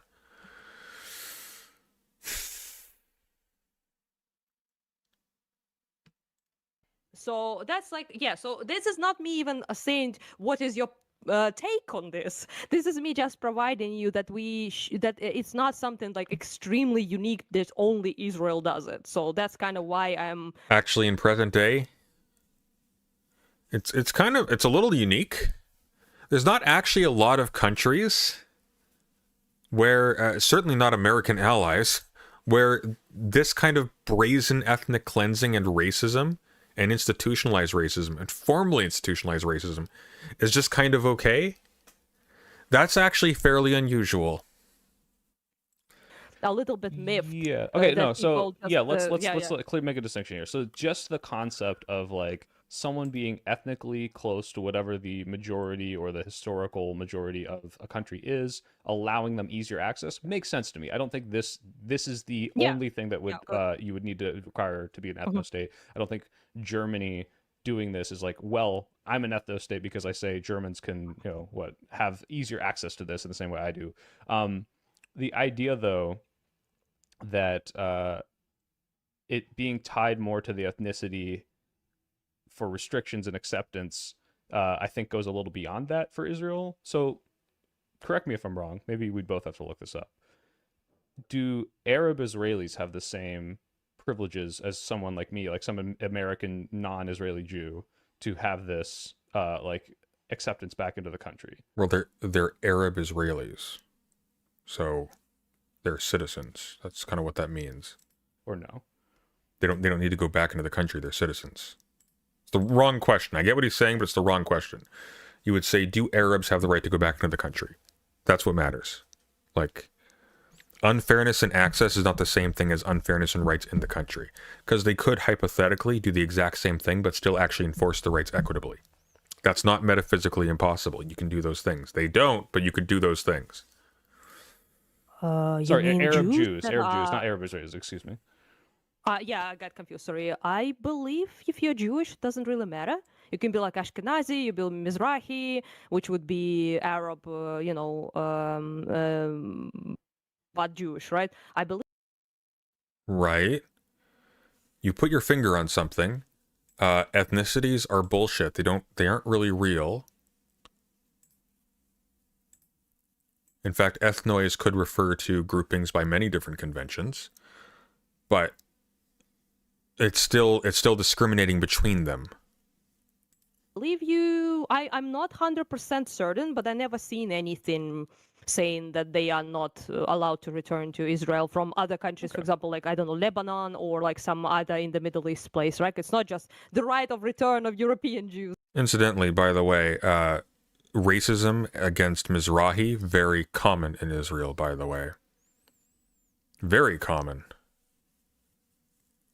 Mizrahi Jews are frequently discriminated against. There were a bunch of articles in like 2021 about Mizrahi girls not allowed into religious schools. Racism against Mizrahi is ubiquitous in Israel. Okay, I don't believe that it's the case. I believe if you are Jewish and you can, show it, then you have this like privilege to basically go there and acquire the citizenship and shit like that. So yeah, I don't know. As far as I'm aware, again, I never heard otherwise. This is something I would have looked up earlier and made sure I understood exactly what is not allowed. Yeah, but this is all... I got a super chat. Maybe this is a clarification. This from Kilo, $5. The Israeli Constitution explicitly guarantees the right to self-determine exclusively to Jewish people. Okay. Yeah, but you can be Arab Jewish though. Yeah. Right. Yeah, I think it's the same thing I said, but I think right. they also be considered Jewish. Yeah, yeah. Okay. Now just switch out Jewish with white. Now we're in blood quantum territory. It doesn't work. So yeah, it's not like just Ashkenazi were allowed that. I don't believe that's the case. If someone has like proof otherwise, they can provide it. But I don't believe that I ever heard this. I do speak with a bunch of Israeli people who moved from Ukraine. So but I don't think that's the case. Anyway. So I guess like what I would try to get at is the things that I have a problem with. It's not that maybe it's a little easier for certain people. Even if I do think it's a little silly, that if let's talk about this, by the way. Why do you think that's silly? Silly Billy, who wasn't ethnically Jewish, let's say a Palestinian American, even to make it more close to my situation, who maybe their family, came from that area. Maybe there was a diaspora. Maybe they moved away. I don't know. Maybe if they want to go back to that land, and they want to, immigrate. It's harder for them despite them having a historical context, maybe family that still lives there, a connection. Maybe family, maybe a historical context that's very recent. Maybe their house was stolen from their family in their lifetime and they lived to see it. To that land. It's harder for them to get in than me, who has zero connection, but because my great I hate that I'm liking soy pill in this argument. grandpa was a certain religion and ethnicity in Europe in 1910, this gives me a right over them. That is something I think is just a silly policy that doesn't. Wait. Huh? Wait. Why it's silly? I get that you think right. it's silly. I think it's silly because you explained. Right. You explained it's, the it's silly policy, because but you didn't explain why it's silly. you are now saying, I don't really care what your connection to this place is. I'm specifically just trying to prioritize this culture, this mindset. And that's the goal, though, right? No, I understand that's the goal, but that's yeah. the issue I have, right? So like, this is the American-centric version, right? Like, I would never say we should start ideologically testing people who come in. Obviously, you want to make sure they're not like terrorists, but past that, like, if I'm an American citizen and some crazy right-wing Republican Christian nationalist is an American citizen, I would never make the argument that like either of these people should be excluded on the basis of ideology from being able to live in this country. And it seems to me that some, especially the way Israel does this, but like, Germans giving priority to people with ethnic German backgrounds to say, hey, it's easier for you to become a citizen here. Okay, like I understand this. But you know what? I actually disagree. I think that I like how Bruno Latour phrases it. Actually, okay. I'm gonna take it out of its context, but I like it this way. I like how he says it.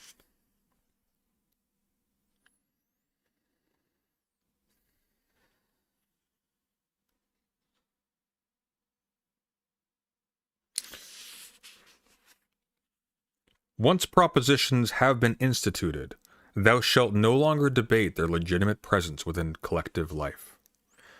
I think, humbly, that once a group of people has been made into citizens with rights in the country, it should be unacceptable to debate whether or not they should retain those rights. That should be crystallized in the past outside of it. That's not part of the Constitution. You are not allowed to debate the rights of your fellow citizens. I think that actually, that would actually be a perfectly valid condition for exile. I think if you are someone who is working within your country, specifically to de-citizenize people who are there, and to deperson people who have rights as citizens, I think you are fomenting civil war. I think you should be sent on an all-expenses-paid permanent vacation somewhere else. Somewhere nice. But they're not saying, well, also you have to follow these German cultures. And even you don't even have to speak German for me to get that. For me to get like a blue card and like become a citizen once I'm there, there's some language requirements. Hebrew but to like, get it, by the way. I'd love to ask her to explain how ethnic discrimination is meaningfully different from racial discrimination. Jordy, you should ask her. I'd watch that. I would watch the hell out of a conversation between you and Anna. You don't have to. Like all of my friends migrated to Israel without speaking a word. No, sure. I'm not saying like in comparison, but I'm saying like this. There isn't like some cultural tie. There isn't some like nationalistic tie. It's just you have this ethnicity. And so in Israel, it's like, okay, it's not just like, like the Jewish ethnicity is sort of tied to this like project of maintaining this Jewish hegemony that like is explicit in the project of what Israel is. In Germany, there's not this like, I mean, there's obviously like, the extent of like German supremacy, which is funny talking about that in comparison to Jews right now. Yeah. But like, it's not like we need to maintain, I don't know, Oktoberfest. We need to maintain. She's a little dim, isn't she? It's just dawning on me now. She's a little... not exactly cactus sharp.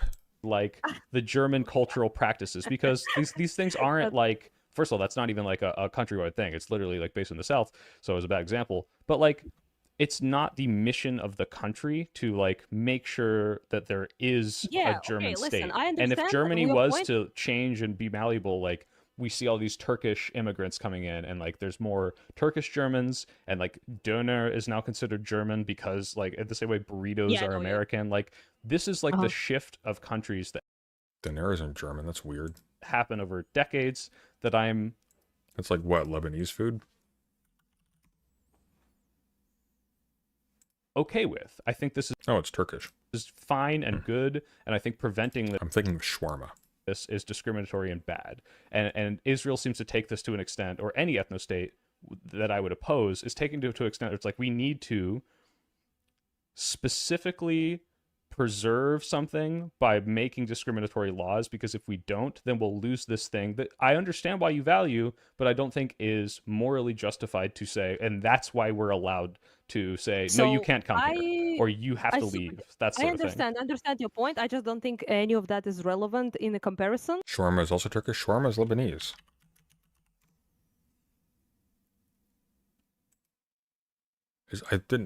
Is it? I was sure it was. Oh shit, it is. It is also Turkish. Whatever.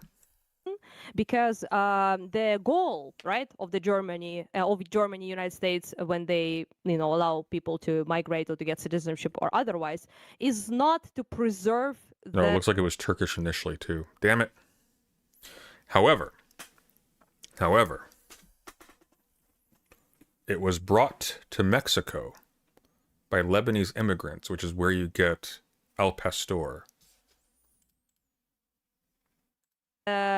culture and the ethnicity as a hegemonic majority. So we are returning. Israel's is. So Okay. we are now returning to this sort of like actually important difference. But I Yeah. thought at the beginning, Man, I want to go to a barbecue joint now. at the beginning that we I'm trying to lose weight. This is a dangerous conversation. agreed that there's nothing particularly heinous or like super duper unique to wanting to preserve the hegemony, because if you ask any I am not ignorant to good food, thank you very much. I'm going to be having escargot on stream soon, Polish person, which is extremely good. any Ukrainian person right now, obviously, any Italian, whatever the fuck person, they will all say Korean, Japanese, whatever, they will all say unanimously that that's something they care about, preserving the I don't know. hegemony. Who is preparing the escargot? I am, obviously. Thick slabs of garlic butter on. I even bought the special forks for it. Maybe I said something that alluded to this, but in my opinion, like I don't agree with this. Like, don't get me wrong. I understand prioritize. Escargot is far too bourgeois. No, it's not. I hate slugs and worms. Did you just call escargot slugs, madam? Snails are not slugs. That is offensive, frankly. That's like saying, "Oh, I would eat a hamburger, but I just hate rats." Unbelievable. And liking the concept of like, hey, we all speak this language and share this culture. What's I mean, like, there's always That's going to be America brain, distinctions. though. It is not a slug with. It is not a slug with a house. It is not a slug with a house. Okay, would you consider a clam a slug with a house? I go call in right now. I swear to God. Unbelievable, actually. Aiko, you are calling in right now. Defend yourself. No, she does not have a point. Don't defend this bigotry. And I thought Anna was the fascist in this stream. Aiko, call in or ban. Call in or ban, I swear to God. I made you. I can unmake you.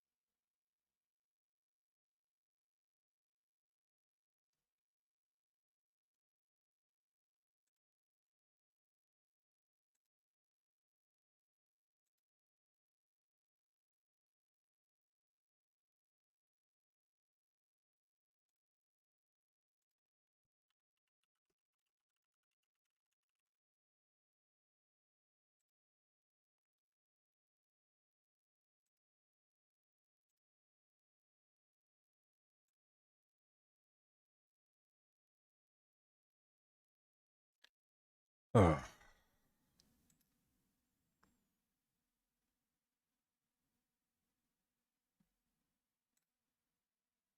Oh, she called. I just have notifications off. Explain yourself, sir. Hello. What? A slug is just, or no, a snail is just a bougie land-owning, home-owning slug. Am I wrong? It is supposed to be fancier, right? They are not. They are not. That is like saying a crab is just a bougie spider. How dare you? I mean, I don't think that they're. I don't think that's. Have you ever looked at a They have snail and a different lives. have you ever looked at like the texture and composition of a slug versus a snail? They are completely different. They're just vaguely shaped the same. They're genetically which is related to each other. But yucky and okay, slimy. do you eat shellfish?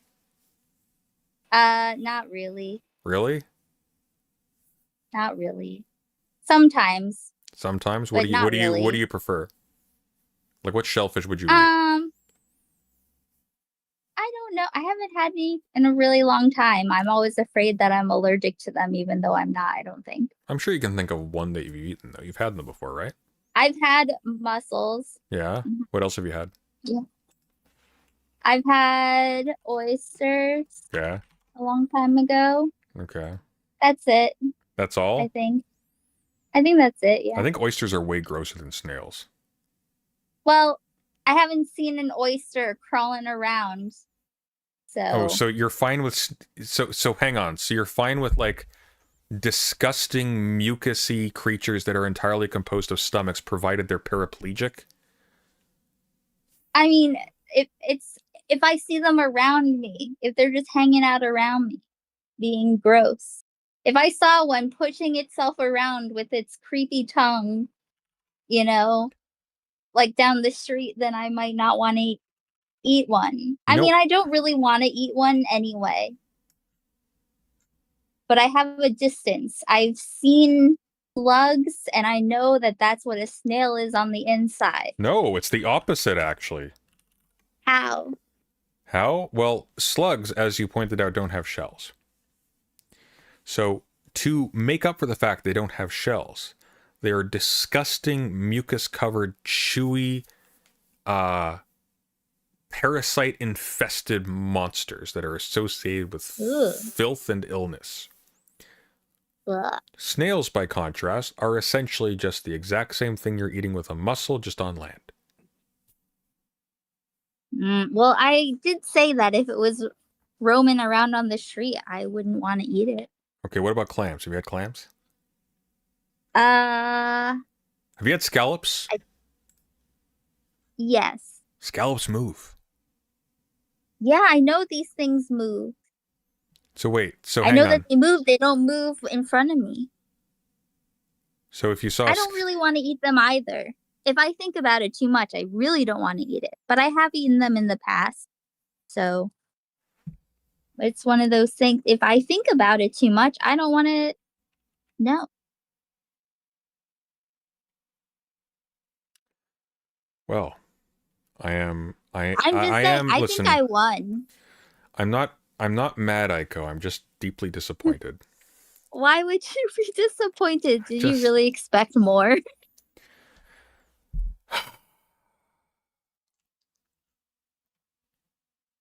I think I'm not looking at chat, but I bet they are literally they are literally all gastropods. They are basically identical. They are all the same thing.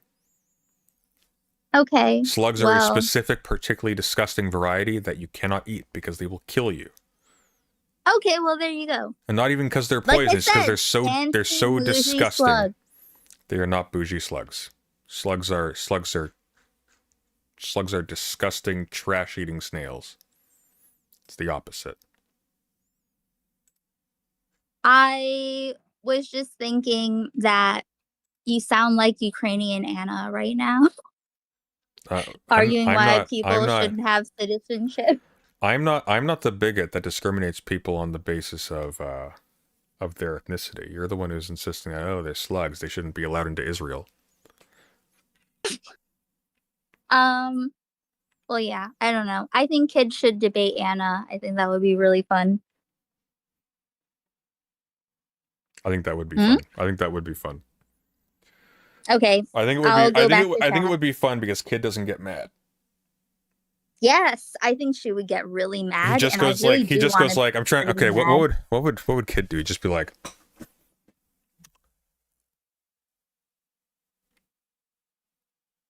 And he'd just do that for like the whole 2 hours. Oh, okay. Yeah. I still have you up And on my somehow TV, so it would I be see it, yeah. enraging. You're watching me on TV. Yes. Oh my God, Aiko watches me on TV. All We're right. on a big screen right now. Okay. All right. Bye. Bye. That was the only Japanese person on YouTube who doesn't eat shellfish. Okay, here we go. Right, sure, but like, I don't think it's makes sense for me to say, like, immigration restriction. I'm not like an open borders policy person. Like, I understand like you need not because of like an ethnic reason, but it's just like if there was this free flowing immigration completely unrestricted on any aspect, this is going to cause huge economic shocks. There might be like disasters and like the welfare state or whatever like can't compensate, like the hospitals can't compensate, like you need something to control and understand like the economics and the inflow and outflow.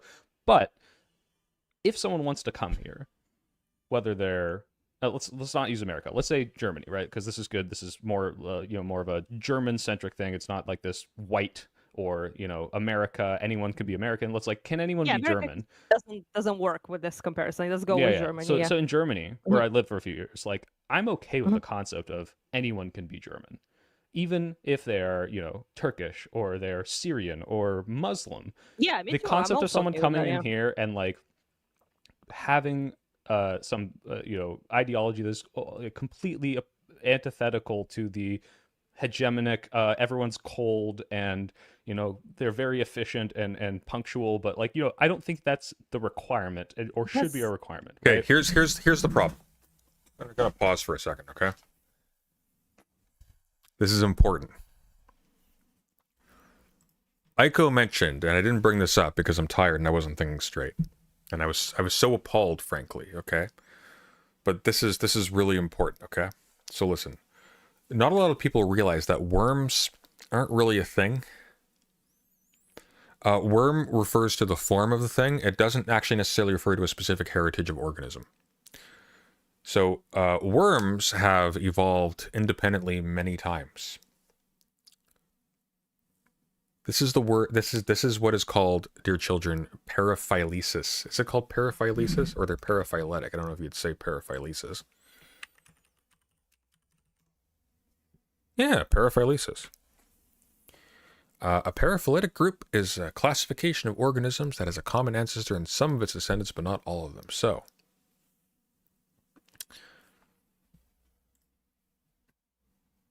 look, there are worms that have evolved independently from each other, like parasitic worms, Annelidae, etc., right? Earthworms, not the same thing as some flatworms and so on. We still call them worms, but they aren't the same thing, technically speaking. Slugs have evolved independently multiple times. There are cucumbers, sea cucumbers, that are technically sea slugs. There are what are they called? Sea hares, technically sea slugs. Are they related to the banana slug that comes out after the rain? I mean, distantly in terms of ancestry, but they do not come from, one doesn't come from the other one, right? Bobbit worms are so weird. Okay? Snails are not slugs. They are not. They're not the same thing. Anyways. And I don't like the idea of restricting people from being able to have that freedom of movement just because they're not the right thing. Does that make sense? You know that the current Germany is like absolutely ass-pained about how many immigrants there are now. You know that, Yeah, right? I'm aware. I lived there like very recently. Yeah. And that's the But I reason don't like why. that. am super cool with the idea of people coming in, with other countries, from other cultures, other religions and shit like that, only if they sort of assimilate, only if they become part of this country. But Why? if someone said like, because I want to preserve this culture, I don't want to become fucking Polish, I don't want to, I like to be Ukrainian, right? So like, So yeah. This is like, yeah, getting into the distinction here, where it's like, I don't have an issue with 10 million people from a completely different culture Yeah, making let's changing make the an way the example. makeup Even of this America. country, right? Let's make America. Okay, so let's say how many millions of people you have. I'm not sure exactly, but I think quite a bit. Yeah, a lot of people in the United States. Do you know the exact how many millions are there? Like Oh, wait, 340 or 50. forget. My God, that's a lot. Forget millions. Okay, let's say 60% of people come around now, and they are not, and they are, let's say, they are, I don't know, Sharia law Muslims. Sure. Yeah, this Sharia law Muslims. Jesus Christ. They are, I don't know, Sharia law Muslims. Sure. Yeah, this is like the main argument, by the way, like for. By the way, Sharia law doesn't exist. Just as a side note, Sharia law doesn't exist. Sharia refers to a specific set of conventions for basically community maintenance. Sharia law would be redundant, and it suggests that Sharia is somehow competitive with, for example, English common law. It is not. It's not the same kind of thing. It's like comparing, I don't know, fucking healing circles. I need to stop saying fucking between things. I'm associating with these people. It's like comparing healing circles in indigenous groups to the judicial system. They're not the same thing. They aren't competing with each other. For people in Germany or the UK, where it's like, Oh, we have to restrict these people because they're going to People who say Sharia law typically are Islamophobes. Typically, they're using that as a justification to be prejudiced against Muslims because they want to take over the judicial system with their own weird, kooky beliefs about Muhammad flying to the moon.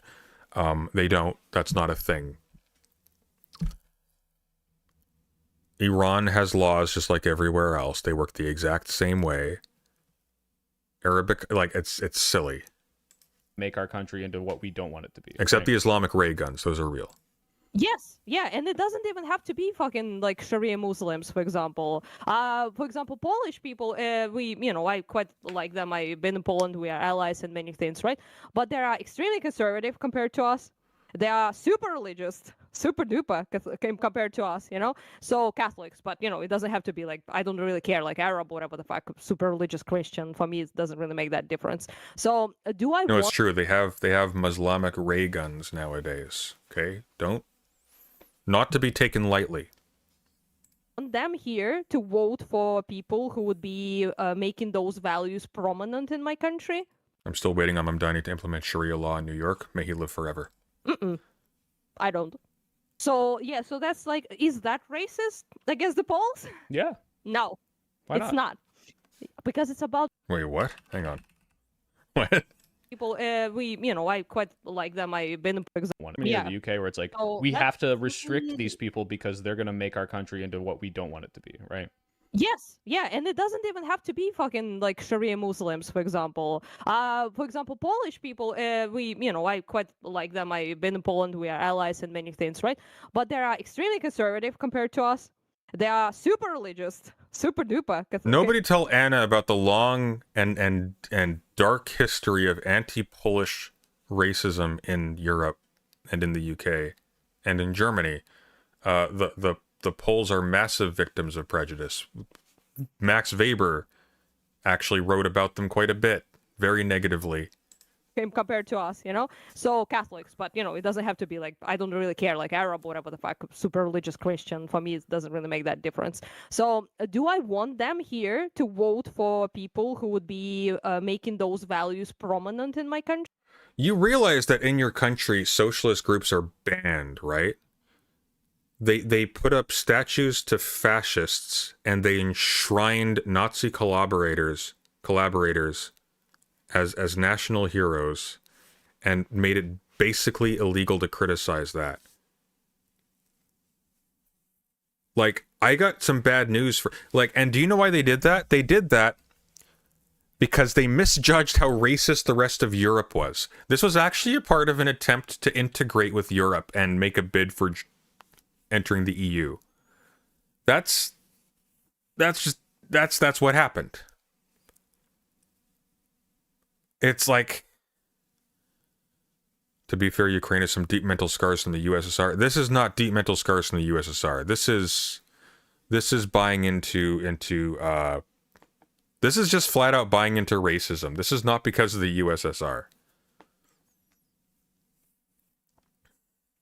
Country? I don't. So yeah, so that's like, is that racist against the Poles? Yes. No, Yes. it's not. Because it's about their ideology, about their political beliefs. I don't care. Who's they, Anna? They're ethnically Polish, but I don't care. That doesn't matter to me. Who cares? But You said Polish people. You specified them. You attached the ideological position and the ideological values to their ethnicity. You did that. I care that they will completely change the culture and the nature of this country. Who is they? Just say conservatives. Why would you bother saying Polish then? They will make it Polish. If I wanted to live in Poland, I would live in Poland. You're a racist, Anna. That's why you just... That's... What about the Catholic Ukrainians? I mean, they can't be more fascist than the Nazi ones, which are a thing. If I wanted to live in Germany, I would live in Germany. You know? This is a hypothetical. I don't know if we can, like, it's unfalsifiable. Let's say if Israel realized there was a huge contingent of anti-Israel nationalism American Jews that formed a movement to do birthright at the same time and take advantage of this system, and then change the policies of Israel to accept more, Arabs in, or to like get rid of the ethnic policies, do you think they'd stop birthright? I mean, I'm not Israeli, so I don't know, but I would imagine. Why Like, would being Israeli have a bearing here? Do you think people who are Israeli just have a magical beeline into the inner machinations of the policymakers? Example, Yeah. if I wouldn't, for example, would I, for example, prefer, let's say this, like hypothetical, or like this close to reality, right? One of my close friends is, who is a volunteer as well as me, is Faik. He's Azerbaijani. He was born like me in Kharkiv, but he is Muslim and he's Azerbaijani, and quite different, like in terms of appearance and in terms of like culture, in terms of traditions, his views, religious, all of that. He's not some like super duper crazy like Islamic fundamentalist guy, but he's quite in there, like Allah, go Allah, right? So do I have Allah, go Allah.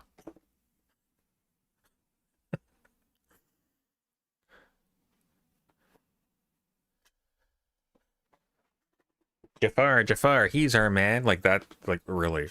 more problem with him? Or will I have a problem? No, I have zero problem with him, by the way. Or will I have a problem with a Ukrainian, let's say, ethnically, right? Who like speaks Ukrainian, it looks Ukrainian, whatever, right? Yeah. But they are extremely What does a Ukrainian look? I don't know what that means. pro-Russian, fucking Putinoid. Do I want Fike or that guy? Obviously Fike, right? So that's not really a question of ethnicity in that sense. Yeah, so it's I would ideology. imagine, Because to be clear, I don't think Yeah. you're like some hyper racist. Like Values. clearly, you're like, I Yeah. don't care if they're ethnically Polish. If they want to immigrate and do No, what not my at all. I don't country care about ethnicity much. country's Yeah. culture is, I would like that. Mhm. So they could be Arab, they could be Polish. And Yeah, I- but your basis for attributing those values is their country of origin and their ethnicity of origin. So what's the difference? and I appreciate that. I understand. It's like Yeah. you value, like when I'm in Germany and it's like, okay, hey, we have this cultural mindset. By the way, just before you say anything, I am quite soy. You're By quite soy? Western, by, Oh, yeah, oh. I'm Like you're not like, nearly so like hardline yeah. on this. Yeah, no, don't worry. I've met a lot of right wingers in these places. Just the hair should like kind of like may explain it. Like I'm not exactly like just for everyone there. Oh, don't worry. There's plenty of Nazi women with colored hair. It's a no. It's a thing. Like there's a lot of people in Eastern Europe, in Ukraine, in like all Don't sorts of sanitize their BS. So he's weak and he wants to be friendly with these people, so he will sanitize it. countries that do care more about ethnicity. for Yeah. sure, like than me. So I'm not speaking for everyone here. I'm just saying that I'm not particularly interested in ethnicity, but I can understand the argument there, and that's why I'm basically arguing, quote Sure. unquote. Yeah. So what I'm trying to get at is like, I am very sympathetic to this argument. So if I'm in Germany, they don't have turnstiles on the subways because there isn't this cultural need to prevent people from getting to the subway without paying. There is a idea, this social Yeah. cohesion that we need to pay for the subway. Now, don't be wrong. People still, there's literally signs everywhere that you have to check these people. People still, Germans, Yeah, I know. I've been in immigrants, Germany they will for steal. some time, But yeah. for the most part, they understand, hey, wait a minute. We should pay for the subway because not only is it the right thing to do, but that's how the subway's funded. We should all do Yeah. this. And the idea of like, what if we made half the country not believe that is very annoying. I want people who come into Germany to have that mindset, to assimilate into that mindset of like, we're all in this together. We all need to contribute to the same project. So I support following the rules, assimilation. all of that, yeah. Like there's all these great policies of like, hey, here's free language courses for immigrants. Here are like cultural courses for immigrants. Here's how we promote German culture. I'm fine with that. What I'm not fine with is taking a look at who the people coming into the country are and saying, well, you're ethnically German by some standard and you're not. And so maybe making some sort of like discriminatory policy. I know we already agreed, like, yeah, obviously, like it makes more sense to have the ethnic Germans come to Germany if they have some history. But because you can't measure the ideology of what an ethnic German or an ethnic Jew or an ethnic Ukrainian, read this as a No, you litmus. can. Culture, What? ideology, values. You can measure those. How? You No. can, right? Yeah. But They kind of ultimately, Wait, how? Are you giving them a questionnaire when they come in? Oh, sorry, you don't count. like there's so much Not to variance Americans, in this that I They would do matter. Like, let's think about this for a second. So in America, for instance, you have freedom of religion, freedom of any number of different beliefs. So you would discriminate against them on the basis of what they're allowed to think when they're in the country? What? Not to Americans apparently, but they do matter. They do. Yeah, I don't. And there's obviously it's it's more likely that someone with the ethnic background or parents from that country are going to have something to do with that. But in my eyes, there's so much variation here that the idea of like restricting certain peoples on ethnicities for immigration is getting to it an uncomfortable concept of why don't we just let anyone who wants to make a life here to the extent That's to which America. our system can handle it and promote them Oh my in as many ways as we can She keeps saying that's America. I thought you were the civic nationalist person, lady. to assimilate into our culture, but not discriminate against people who are not, ethnically It's tied or have America, some you weird it. right of You already return. have a Like, country like that. Not You, everyone you already have a country like that. What? needs to be like you. That's America. This is like the Richard Spencer argument about like, no, we're not racist. We just want to preserve the cultural integrity of these different ethnicities. She's a Richard Spencer style racist. That's literally the argumentation that's being used here. America. We don't have that, so Sure. that's fine. I don't think that every single country who doesn't have this mindset is evil. Okay, that's my whole point. Like, you don't. Actually, even the country that has that mindset is evil. Because it's actually just a way to gloss over the fact that all of that land, all of that property, all of those people were deprived and forced into a situation where either they were expelled from where they had a right to be, including by English law at one point, or they are allowed to remain there as essentially entrapped labor. Or they're forced into squalor. They are massively evil. America's great wealth and its great military power and all the things that you associate with how wonderful a place it is to be, despite the fact that if you get cancer, you will lose your job and die. If you're not extremely well off, despite the fact that they can afford to, just have spontaneous wars for no reason across the ocean. It comes from slavery. It enslaved a massive amount of people, which accounts for a massive proportion of its population, which it is still bigoted towards to this day. They are all bad. America on paper is a little bit better. On paper. They are all bad.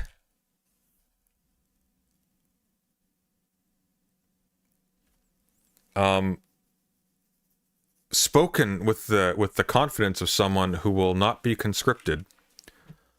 No, you can't. I didn't say they're evil, to say, be clear. I just don't. Yeah, I don't like but, that. I mean, you do. I mean, I understand. I don't like many things about Americans. Like, I think your free speech shit is stupid as fuck. Okay. She's a fascist.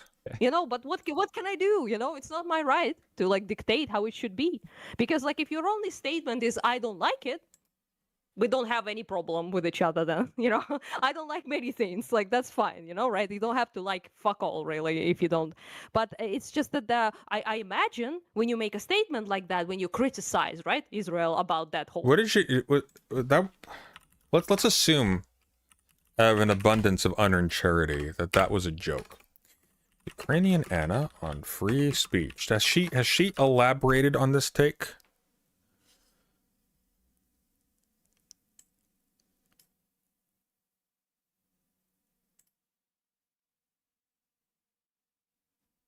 Interesting.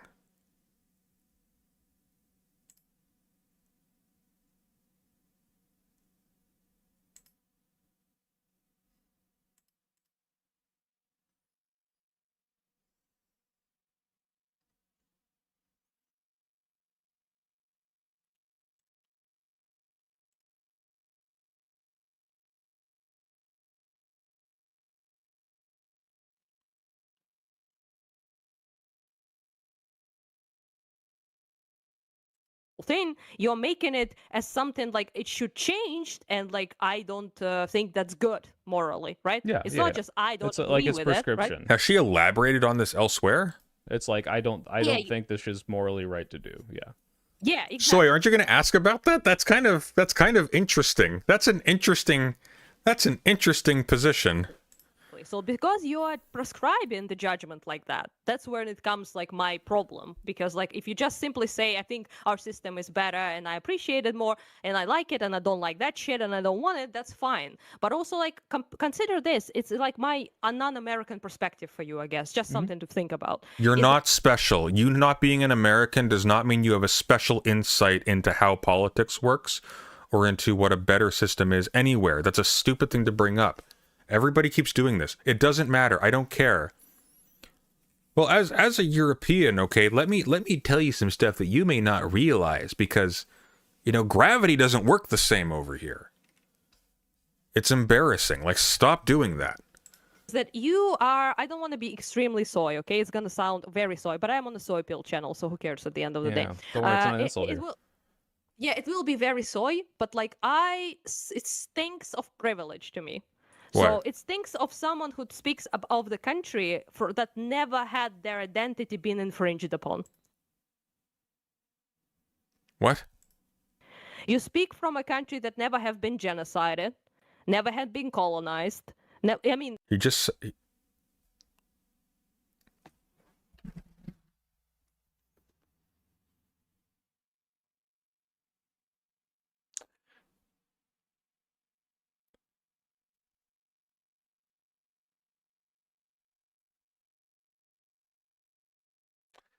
Think about that one hard. let's just have a little think about this one.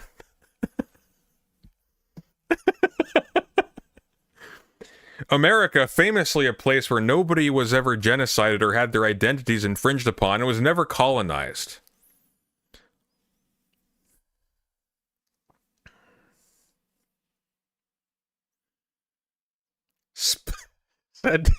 Said to a member of the Jewish diaspora.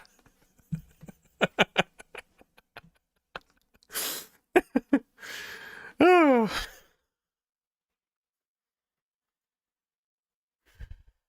That is remarkable.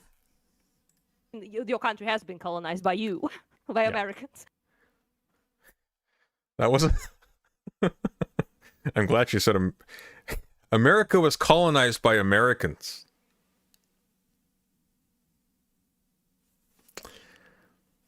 Who colonized America? Americans. Incredible. Just incredible. But you American people, right? Your American national identity was never infringed upon. Nobody tried to make you speak another language forcefully. Nobody banned you. Nobody ever tried to make someone speak another language forcibly in America. Never happened. Never. No. Never.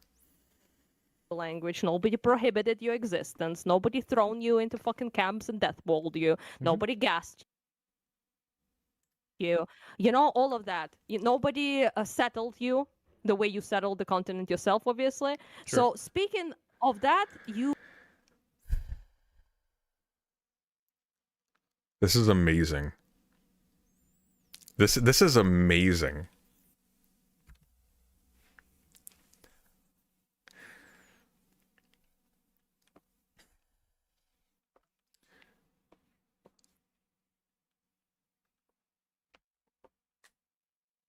Yeah, there were never camps to force kids to speak English in America. Never happened. Not like that awful place Canada, just a little north of the border. Not really a real country though. It's just like the 51st state, actually.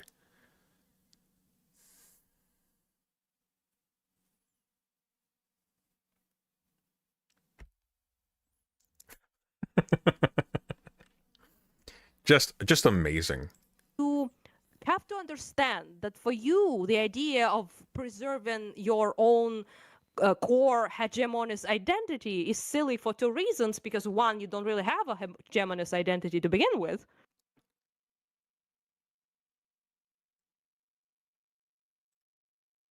Really? Sure, but we also have never had it be a America is older than Israel. You know this, right? The state of America has had a continuous civic culture for several times over the entire existence of the state of Israel. It technically is older than the current state of Japan. It's older than a lot of things, actually.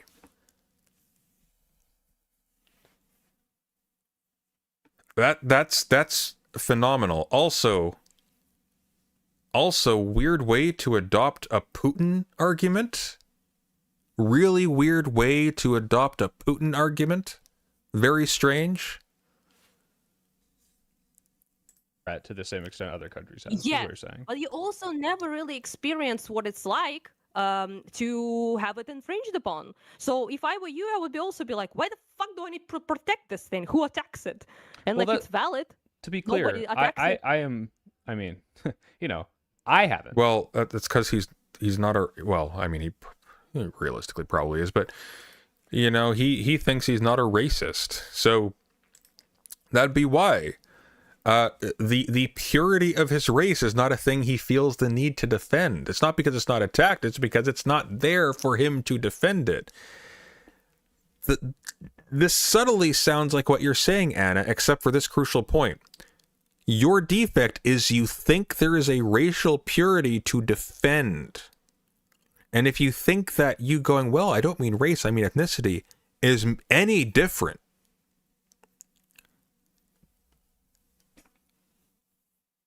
I got a Golf to sell you. I have family that died in the Holocaust. I've you know. I'm speaking as an No, American. I know, Jews but I'm saying obviously like Americans in yeah. general, like they don't have this experience. But like Yeah. Actually, by the by, Jews were turned away from North America, sent back to Germany during the Holocaust. Just by the way. Turned away for the same reasons as she is saying it'd be perfectly fine to turn away Poles or for Israel to turn away Arabs. Same reason.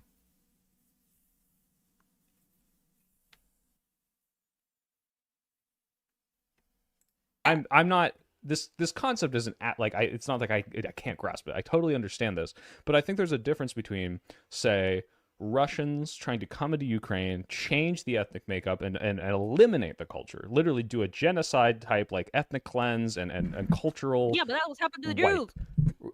Jews. Or doing this to Jews, right? Yeah, like which.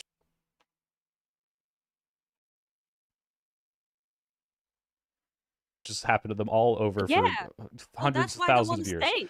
That's why Hundreds they and care thousands of about years. the preservation of that hegemonist identity, because we know But it's not, actually. Because when specifically asked whether or not he would rather save all of the Jews from Germany and send them to England, say, or save half the Jews from Germany and bring them to Israel, he chose the latter one and then said, what happens to Jews abroad is not our business.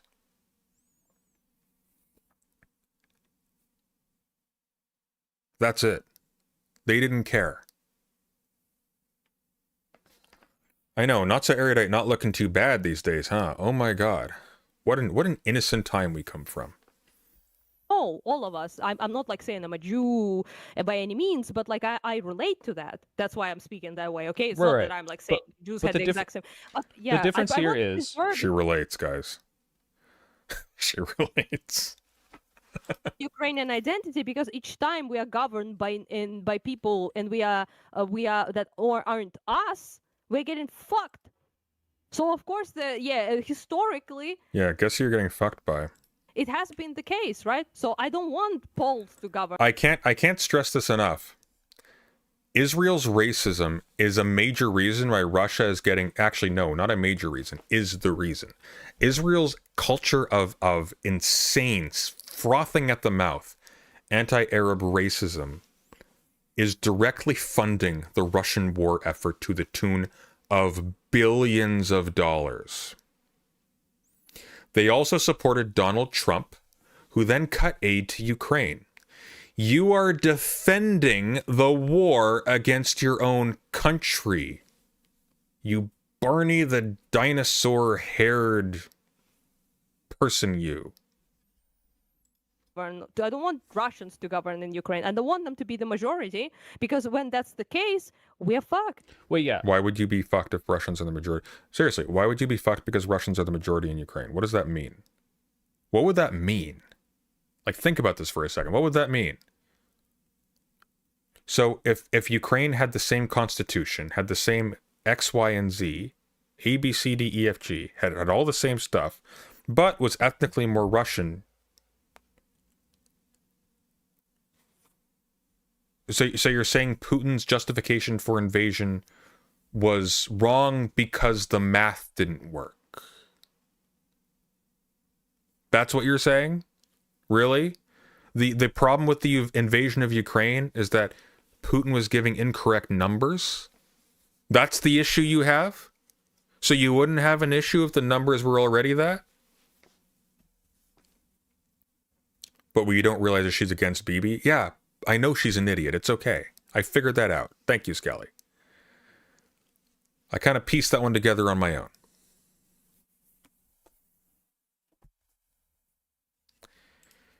This is what I wanted to get at. So I think there's a big difference between, like, the most extreme example, which is a country using hard power, like Russia is, to come in, fuck with the culture, eliminate this country culturally, not maybe, like, nuke it off the map, but, like, be like, no, like, we're replacing your schools with Russian language schools, and we're replacing your kids with, like, this sort of shit. There's a big difference between that and people immigrating to the country that might not be part of that cultural makeup. There's a big problem right now, by the way, and people don't talk about this. I've been reading a lot about this stuff lately because I find it fascinating and horrifying, and especially fascinating from a perspective of how our own discourse is warped around it. Because a whole lot of people don't realize that they slip into essentially fascistic frames of reference because they want to take the pro-Ukraine stance, which I am. I'm pro funding the shit out of Ukraine's war effort. I am also very pro massive amounts of oversight being attached to that aid so that Ukrainian elites aren't just running off with the money and creating a culture of incompetence and theft, which will also cripple the country's ability to defend itself and hurt normal Ukrainians. But leaving that aside for a second,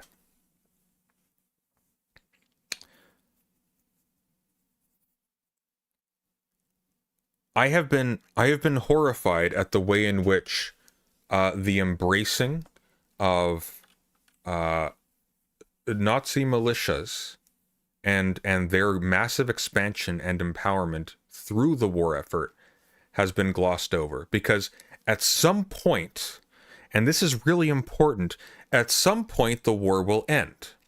And if Ukraine manages to hold on to its territorial sovereignty to some extent, maybe to a complete extent, I think it's unlikely, but maybe, then you will have to deal afterwards with all of the really bad people that you armed to the teeth and put over control of a lot of Ukrainian citizens. Because guarantee you, Nazis out in the field are not suddenly liberals just because they're fighting Russia.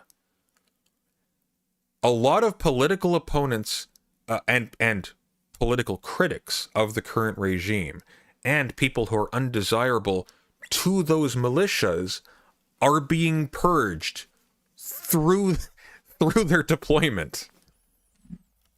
It's a big problem. And there's no oversight. And incidentally, just by the by, because there actually was absolutely oversight conditions from EU aid to Ukraine, for example. And that fell apart for various reasons I've talked about before. But when the US pulled aid away from Ukraine, Zelensky started to tear apart the oversight groups that existed outside of like, you know, board members and so on and so forth that were put in place by the EU and by America, because he was no longer invested. That's the kind of irresponsible spending that causes so many business ventures to fail. You're forgetting the third rule. At Gangaros 330 super chatted $2. We saw this movie before with the Freikorps. Surprised I got the pronunciation of that right. Because there's no longer any investment in U.S. investment, because it's been pulled, there's no longer any reason to even entertain the appearance of having oversight and anti-corruption efforts. So those have been attacked and dismantled. Aid to Ukraine is also a vector by which you can fight corruption in Ukraine. And this is what the EU tried to do. Not for humanitarian reasons, to be clear. It's to make sure the money didn't disappear in ways that would hinder the use of Ukraine as a permanent buffer state to wear out Russia so it can't deploy its energies elsewhere.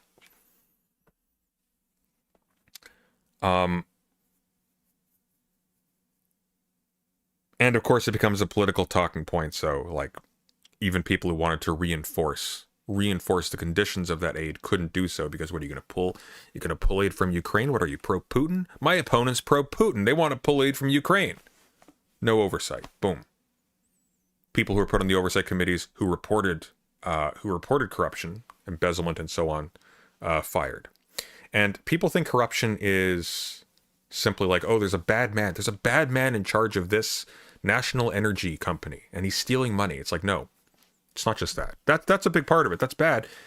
But corrupt officials appoint corrupt officials, who appoint corrupt officials, who appoint corrupt officials. And all of these people have one thing in common. They are not invested in being competent. So competent people get squeezed out. Competent people who do their jobs and report people who don't do their jobs get squeezed out. And you have a government that is entirely comprised of really bad, unreliable assholes who will run the country into the ground. And they will run the country into the ground even after the war is over. And by the way, good luck winning a war when you have incompetent assholes who are ready to steal money, run away to Dubai, and live in a penthouse somewhere with Russian oligarchs in exile. So it's just, ugh. That might not 100% buy into what most people would consider German, Polish, this sort of thing. And so it seems to me, and like maybe there's more merit to this argument in Israel. I don't know if I buy into this, but that people are afraid that if you have too many of these people, eventually there's this weird kind of like same goal as the hard power invasion thing. But then once they're kind of, slipped into the government, then they're going to vote and change it themselves as this sort of like malicious thing.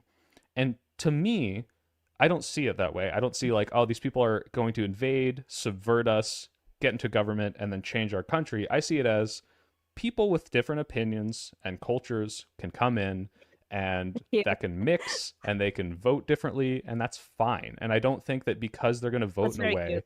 or change the way that I like the country the best, that gives me the right to say you can't be here. Does that make sense? I mean, yes, that makes perfect sense, American sense. Like it's very cute. But I am so envious, dude. I like. This is actually English liberalism. It's actually the condition and the normative basis for the defense of your nation's continued existence and the defense of its continued existence.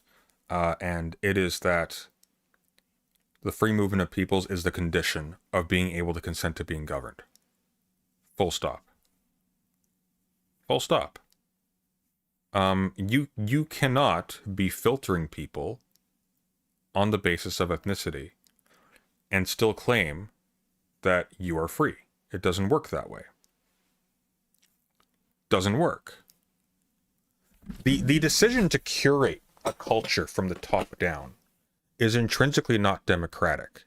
That is an effort of social engineering taken by people with specific opinions within a country who have decided that so-and-so do not meet the particular profile that they want the country to be, and they are not taking into account the actual people who make up that country. It doesn't work that way. You can't do that. I'm sorry, Anna, you're a fascist, like in the strictest sense of the word. I want to be you. I want to be you so bad. I want to live in a country when I'm not threatened, you know? And I don't have to assess fucking threats every 5 seconds to the very existence of What do you mean assess threats every 5 seconds? You got a TV there. I don't see bullet holes in your wall. our nation. That's very cool. I want that. This is the bombed but- versus the unbombed, right? I'm an unbombed. Yes, yes. I mean, I understand 100%, by the way, What so is by this? memeing, where that comes from. Like, I am not like saying that your logic is like some sort of that is stupid, or it's not. It applies to your country. So that's why when I hear like white nationalists, quote unquote, whatever the fuck they are in the Americas, or you know, when they speak about like let's return to the country as it was, and I'm like, what? Like English, German, Irish, French, Italian? Yeah, That, like you know, mixing yeah, all to these white me- things together, yeah. And, yeah, and to me let's that's funny, obviously, and to most Europeans, but it's the funny, same right? logic, right? Yeah, I mean, not really. It's like, identical it just logic. doesn't apply to United They States. literally say the same thing. They want to maintain. They will use that argument. They want to maintain diversity. Not everywhere needs to be America. That's why it's so. Well, you're not. It doesn't under because threat. white as a concept is a silly kind of thing that we made up to conflate all these things and use it to make out groups of like you're black, you're Mexican, you're not white. Even though if you tried to do this in Europe, like they'd be like, "What the fuck are you talking about?" You know, like Germans are obviously better than French, and you know those stinky French people. Yeah, Like you I know, mean, it's but silly, the but the logic is concept the of same, white right? exists, These of people are course, we hear saying too. this is what I consider the American majority hegemony, and no matter how silly that definition is, they're going to use the same logic to say this is going to change, like white culture, Mhm. white hegemony, white cohesion is threatened when you have Mexicans coming in and Well, it like depends how many. Indians coming in, Depends right? how many. You know, if the country is like majority, what Jews are trying to prevent in Israel, right, is to have a majority Arab country. So if you No. No, what Israel's trying to do right now is to make the Arab population near zero and take all of their land. This person is I'm just going to come out and say it. I think Ukrainian Anna is a grade A bozo. I'm sorry. I know I said I wouldn't slur. Bozo. your country was a majority Arab, hardcore Sharia law, fundamental Islamist, it would change the United States. It's just not happening, you know. I Sure. don't see it happening anytime soon. To be for real, like you know, that you have 60% Mexicans in your country, you know, it's just. But the right of return, for example, what the many like you know Palestinians demand. What an incredible.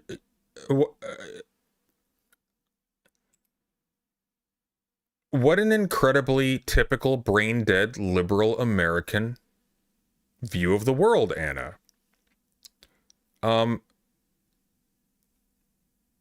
maybe the Ukrainian that they need to be worried about filtering in is you.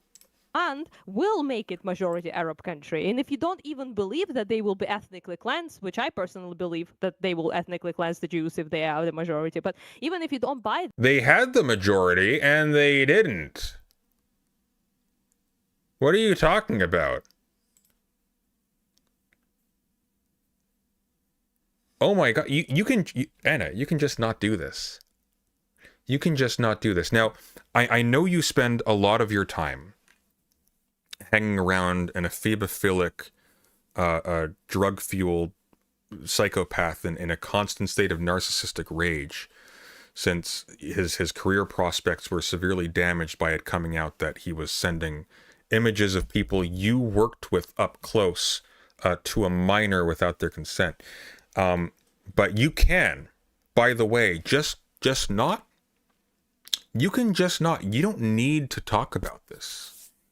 You can just be Ukrainian Anna. You don't have to be fascist Ukrainian pro-Nakba Anna. You don't need to do that. Nobody's asking you to do this. You are not called upon to do any of this.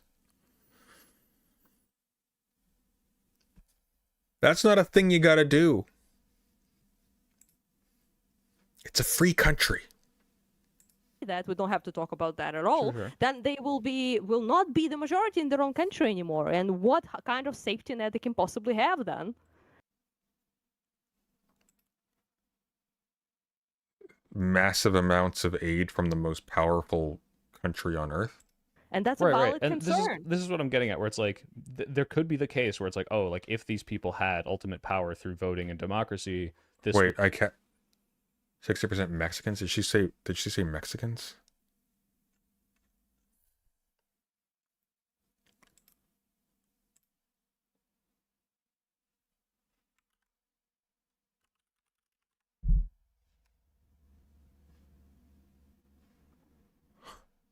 Wait, what? I missed that. American majority hegemony. And no matter how silly that definition is, they're going to use the same logic to say, this is going to change. Like white culture, white hegemony, white cohesion is threatened when you have Mexicans coming in and Well, it depends how many. Indians coming in, Depends right? how many? You know, if the country is like majority, what Jews are trying to prevent in Israel, right, is to have a majority Arab country. So if your country was a majority Arab, hardcore Sharia law, fundamental Islamist, it would change the United States. Okay, flip this around. What the Germans were trying to prevent, okay? You see how it doesn't work? Doesn't work. It's just not happening, you know. I don't see it happening anytime soon, to be for real. Like, you know, that you have 60% Mexicans in your country, you know, it's just. But the right of return, for example, what the many, like, you know, Palestinians demand, will make it majority Arab country. And if you No, it wouldn't.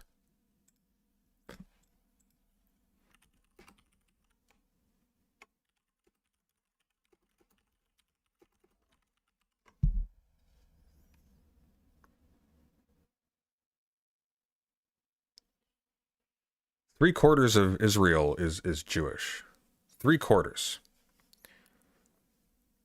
Of a population of what? What is it, like 10 million? Population of Israel. 10.2.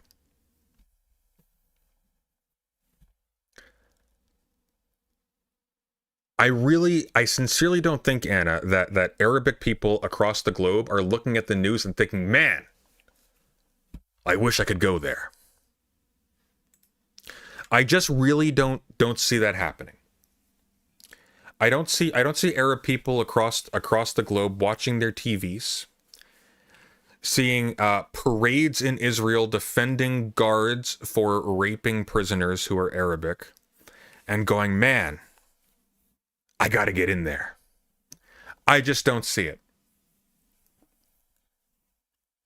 I don't see millions and millions and millions of Arabs pouring in to live in a place where the government actively hates them and wants to steal their stuff and throw them in jail. I don't see it. I think that's really dumb, actually. I think it's really embarrassing for you that you think that.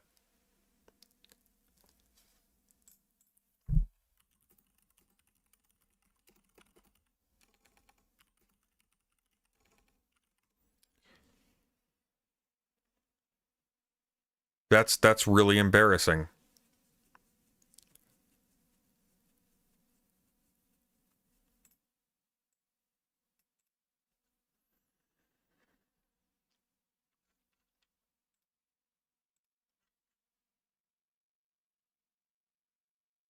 You don't even believe that they will be ethnically cleansed, which I personally believe that they will ethnically cleanse the Jews if they are the majority. But even if you don't, Like these people were ethnically cleansed. like listen, okay, they had to be ethnically cleansed, otherwise they'd ethnically cleanse us, did they? No. But they had that glint in their eye. don't buy that, we don't have to talk about that at all. Sure. Then they will not be the majority in their own country anymore. And what kind of safety net they can possibly have then? You have a military, you have a police force, you have a legal system that is currently under attack by the conservative racist government. You have the backing of the most powerful military on the planet. You have nuclear weapons. I'm sorry. This is so dumb.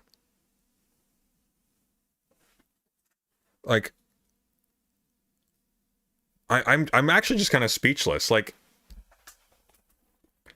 this is like what a boomer watching Fox News who thinks that they don't have internet in the Middle East. This is the kind of take they have.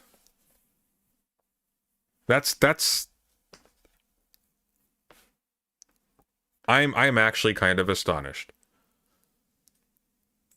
And that's a valid And concern. this is what I'm getting at, where it's like there could be the case where it's like, oh, like if these people had ultimate power through voting and democracy, this would lead to some sort of genocide or something like that, and that could be a very valid risk. And you'd have to assess, like, how do we deal with No, how would that be a valid risk? What? How would that be a valid risk? What are you on about? that? But like, again, this is the same logic in America with baseless, faulty. Like imagine just spin that argument around. Guys, the Civil Rights Act, we can't do it, okay? Not because we don't want them to have rights, but think of what they'll do when they have them.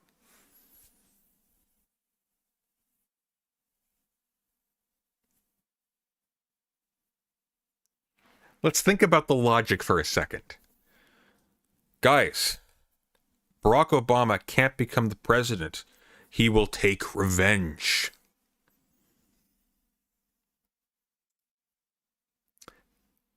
Weird. What a weird thing to think. Ethnic Baseless and faulty, origins. though. But that doesn't That's the matter problem. because ultimately it's true that the thing they want to preserve, let's say whiteness as in a white majority, would be threatened by. He's using kids' gloves. Maybe he wants to DM her later. I mean, let's be real. This is. We know by now, right? Like we know. By different ethnicities coming in and saying, actually, I don't think we need a white majority, right? So no matter how much I think their stupid like thing they want to preserve is just like this baseless, oh, what is even white? They are correct to say, inviting people who aren't that, who will change the makeup and say, yeah, we don't want restrictive immigration laws, and we will elect a black or a Mexican or whatever president that's not this German, Irish, Italian thing, that is going to get rid of the thing they want to preserve. So I don't think that's justification, whether or not the original thing is worth preserving, to restrict other people's movement and say you can't have a voice in this country, because there's so many ways I can look at all of these people coming in, or in Germany, all these Turkish people coming in, and assimilating and changing things just for the positive, not in a way to threaten, not in a way to like destroy what it means to be German, but as the natural consequence of how cultures shift and how countries it's a develop and completely become new different thing. things. It's a completely different thing, dude. It's like it's two completely different things. You're not fucking threatened. There's no valid. You can't compare two things that are similar in principle. Where one. Okay, Anna, you're a little bit dumb, so I'm going to spell this out for you. Putin attacking your country does not mean you have a degree in political science or know what the fuck you're talking about. Shut up about being not fucking threatened. The foreign incursion is the threat that is being leveraged in every single case, identically. The argument is the same. Putin rolling tanks into Europe does not mean your Nazi particle levels have gone down. It kind of seems to have done the opposite, actually. One of the crimes Putin is guilty for. Like so silly. One argumentation is valid and the other isn't. Okay, well, here let's pick Germany the then. same. Let's use Germany as an example, right? What do you think because this is real, this is a real sentiment. What are they trying to preserve when they say like we have too many people who are Turkish coming in, for example? If you have like for example Turks, it's like Putin always said there were Nazis in Ukraine. I mean, he would know he sent some of them there. a little bit cringe as well because the Turks have assimilated pretty well as far as like I know. I've been in Germany for a couple of months and most of them aren't really, you know, committing like unhinged amount of crimes. They're not like doing anything to Like, I can't stress this enough. This person is just like flying around living it up. Like, this is not a mission of sacrifice this person is on. you know, you're not getting elected in the fucking German. I actually can't stand, like, you're talking about privilege, for example.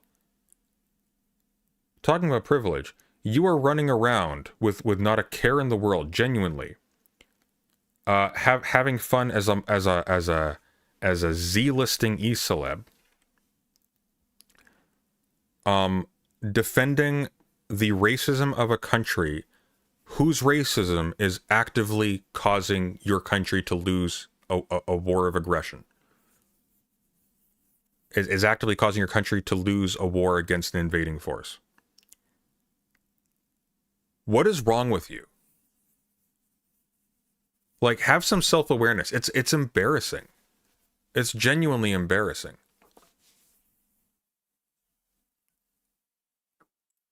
German, you know, Reichstag or anything like that. So it's not really. It's a little silly. I have always thought so because like I've been in Germany for many months and I never saw like any like even confrontations between really the Turks and the Germans or like being like Turks mostly work in like fucking, as you know, like fucking food industries and all sorts of things. And it's like if anything, it only added to the country. So with that, I'm like, you know, in agreement with you. And I do think that aggressive sentiment against migrants that isn't it's not always valid, of course, because like you ask them what do they do that It's not always valid. When's aggressive sentiment toward the migrants valid, Anna?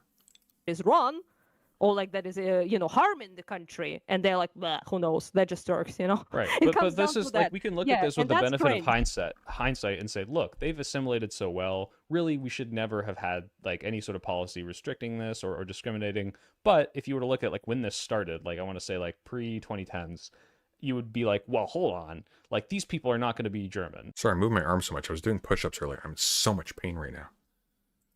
and they're going to change us to like a more Turkish culture, and we need to restrict them, and we don't want them to come in here and change what it means to be German. And now being Turkish American is such an integral part of German culture that I'm like, this wasn't a threat insofar as it was going to destroy Germany, but it was a threat insofar as what it meant to be German didn't include being Turkish American. It didn't Yeah, include majority donor, right? though. But I'm They're huh? not just allowed in with no stops. They aren't majority. Like if they were majority, it would be fucking Turkey. So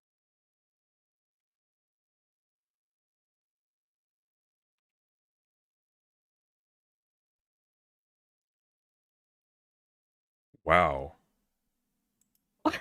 So like, you I know, guess it's yes, just, like it's just if we take it to it's the extremes of like if we could show over the next 15 years, he's trying to be nuanced, but he's actually just being passive and letting her get away with just flat out Richard Spencer posting. This is a Richard Spencer argument.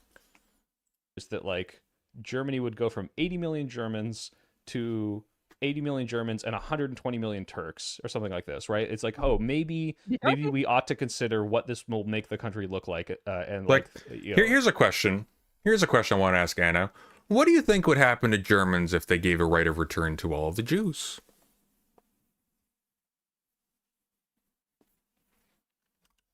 Seriously, what is the argument here exactly?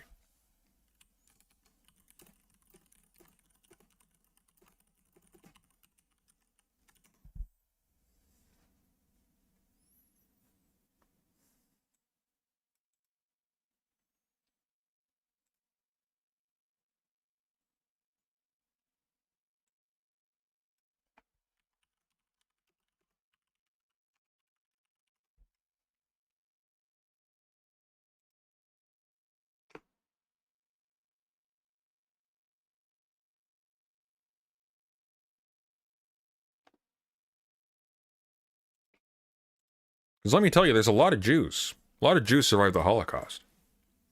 You know what's actually funny? What's the population of the Palestinian diaspora? 7.8 to 8.1. That's the global diaspora. Just the Jews that survived the Holocaust in Europe, I think it's something to the tune of like 3.5 million. 3.5 million. Now, the amount of Palestinians that were kicked out during the Nakba is not that number. But what if you gave the right of return to Jews to Germany?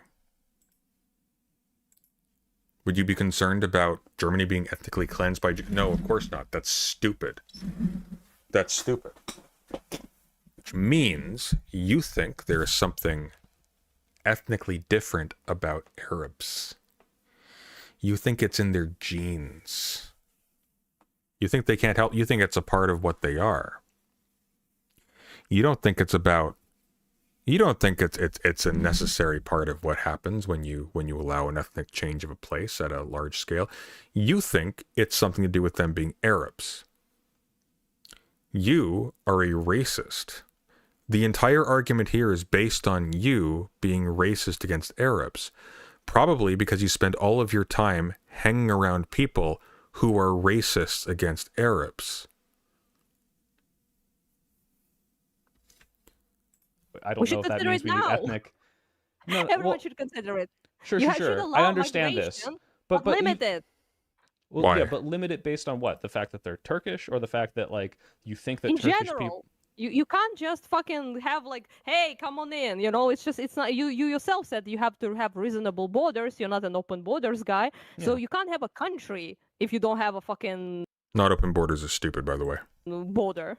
So yeah, it's just it defines the country, the border, right, in some sense, and it's just Jews have fled practically everywhere in Europe at some point. I mean, it was actually kind of a big problem for Jews trying to flee Germany, because they wouldn't be allowed to pass the borders to escape. yeah, it's just we are now talking about immigration, which I don't think we should be even like talking about. We're talking more about like Strange timeline. I remember being sympathetic to Anna when she was laying into Hassan for Russia apologia.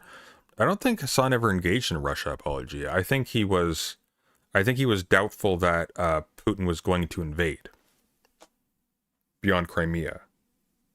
I don't recall him ever doing apologia for Russia. Ever. But she speaks to a crowd of people that are deeply resentful of Hassan, so maybe they're willing to just believe that. I think you're kind of like conflating the idea of preserving the ethnic hegemony with the idea of not allowing migrants. So I'm not against not allowing migrants, but I'm certainly against allowing like millions, bajillions of them. You know. Well, yeah. Russian view of Syria? What was the Russian view of Syria?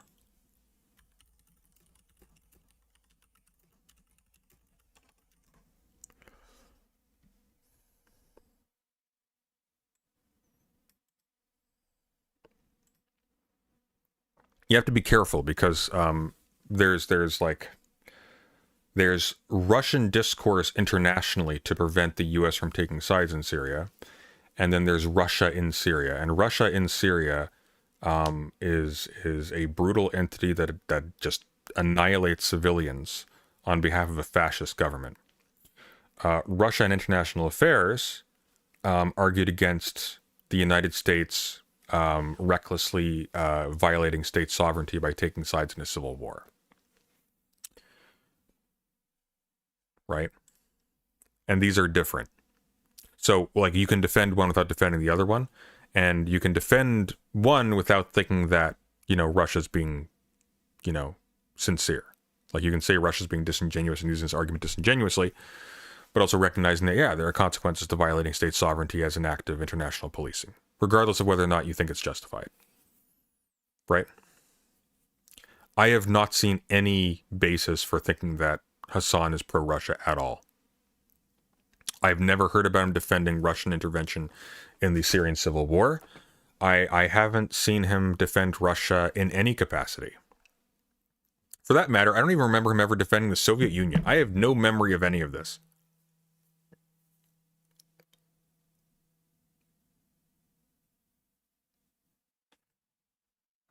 And me too, but not really on the basis of ethnicity or like lack of German ethnicity, right? It would be because like, hey, this is going to cause economic and like structural shocks, infrastructure shocks that we couldn't deal with, like, right? If you have like some magical Germans living somewhere, it's not really the case. But if you have like, I don't know, million Germans that escaped Germany, so something like if that was the case, right? Not in Argentina or something, yeah. I mean, like not the Nazi shit, but like, even that, for example, you had like it's just Germany is also mostly the aggressor. That's the problem. Yeah, that's why we are so. It's also mostly imperialist country. So, for example, let's say like you have I don't know, like American just on this whole topic, it is very strange to be talking about this when it's actually kind of the case that a lot of these political entities are literally my age. Like, we aren't talking about stuff that goes back very far. Ukrainian people go back very far. These specific borders and these political entities are not old. They literally came into being on my birth year. The division of the territory and the apportionment of the territory took place. Those treaties took place the year I was born. That's how old they are. Age matters for their importance. They matter for their importance when you're making what's like arguments about cultural purity, right? Like the lines are being drawn relatively recently. It's a weird thing for a political entity of under 40 years of age to be making appeals to the need for ethnic purity. That's strange. You following me? The point is not legitimacy of the apportionment. The point is like, this is not something... The civic culture of this state is recent, which doesn't invalidate it, but it makes me squint a little bit when I'm hearing Richard Spencer-style arguments in support of filtering people on the basis of culturally corrupting it. I find that odd, especially when it has already made efforts to enshrine Nazis as part of its founding mythos in an appeal to become a part of a bigger political entity. Right? Like, that's weird. It's a weird line to take. It's a weird line to take. I don't understand why you would go that route. If you didn't nuke all the most of the Native American people, for example, if they didn't die out of the disease and like all sorts of shit that happened, right? If, for example, they ended up escaping, like let's say Jews did back in the day from the Jewish kingdom, and then no, she's not going there. Hang on. Wait a minute. Anna, don't do it. say like you have a I don't know like American if you didn't nuke all the fucking most of the Native American people, for example, if they didn't die out of the disease and like all sorts of shit that happened, right? If for example they ended up escaping, like let's say Jews did back in the day from the Jewish kingdom, and then you like build your own shit here, you live here like as Americans for generations, and then at one day, you know, native people are like, hey, maybe we should like, you know, go back to our ancestral place, right? And they, for example, Oh, lived, wait, I don't one know, sec. Sorry, silly you cut out for me after ancestral. Can you start over? My bad. Jesus This is a Christ. thing on mine. ancestral. And yeah, the ancestral land of the Native Americans. Yeah. Ancestral, similar words now that I think about it. Anyway, point is that they, for example, let's imagine some silly situation that they live in like France, I don't know, Germany, I don't know, Denmark or some shit, and then they're all like, hey, you like, let's return, right? Right. Yeah, it's just, yeah, it's a completely different thing because like they used to be there and you like, you nuked them and now they want to return. Sure. So Yeah? Go on. How is this different from the Palestinian case? oh, that's a completely different thing. And like, that's not the same. That's kind of what happened with the Jews, right? So the locals didn't want them there. Now they were like, what? Who the fuck are those like European Jewish? The Arabs have been in Israel for at least as long as Jews have. What are you on about? Fucking people that are coming in here, like it's you know, we live here, but you know, it's not the same thing as it's just random assholes trying to fucking mass migrate to your country, right? Wow. Though native people would be native people you wronged by getting them the fuck out of here, right? And they now want to return, but they're native. Yeah, the Palestinians are native to Palestine. They are native to the territory that Israel sits on, Anna. There, right? They have the right in a way, because I it's mean, not like, the same. I don't even know if I would draw this distinction, but this is kind of like getting to the heart of it, where like, not only would Israel not allow people who are not Jewish or like restrict it to like more Jewish immigration, but even the people that might have some sort of claim over the land, those like Palestinians, they're also not allowed, right? And, Yeah, and it's not just because they're not Jewish; it's because of this like think kind of Americans would just allow all those like French native Americans, English Native Americans, Irish Native Americans, Polish Native Americans just to drop by, like by No, because America's a racist country, Anna, that funds genocide and doesn't care about them. But they should let them back in. They should let them back in and make them so well funded that they never have to work a day in their lives, so that their children can rebuild.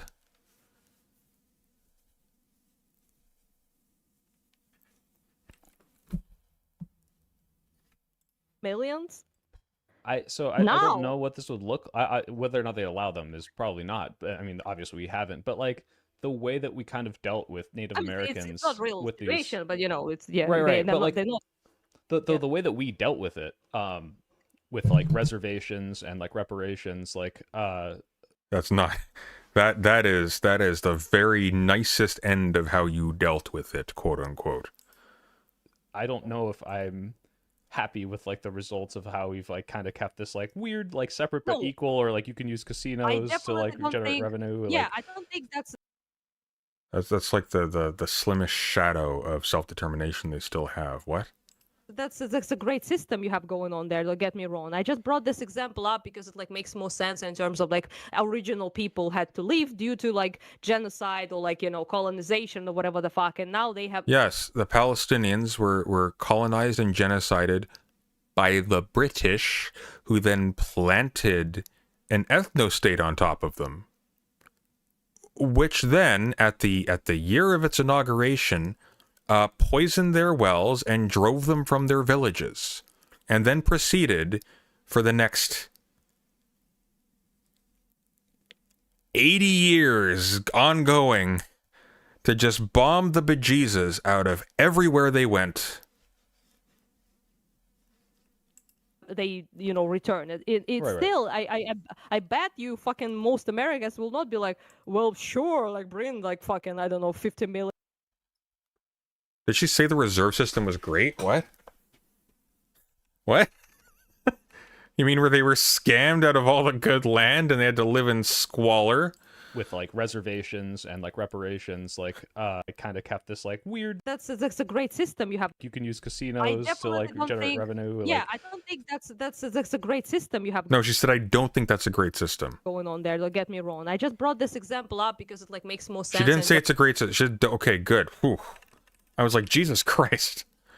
a better life for yourself here, and we're gonna not make it so like the entirety of this country comes in, but you know, like life for your matter. But we're gonna have a villages that say things like, Probably not. Like, No. or like bring like fucking, I don't know, 50 million of those guys back. Like, no, probably not. Like, no, you know. but would you and- support then like some sort of filtered system where like it's limited? Let's say this, like Germany is like, look, we realize we fucked over maybe this was the Dutch, but let's just say some country in Africa, whichever one they fucked up. I love the implication that if Russia had you know, just forcibly deported enough Ukrainian kids, they wouldn't let them back because they'd be scared. It's so weird.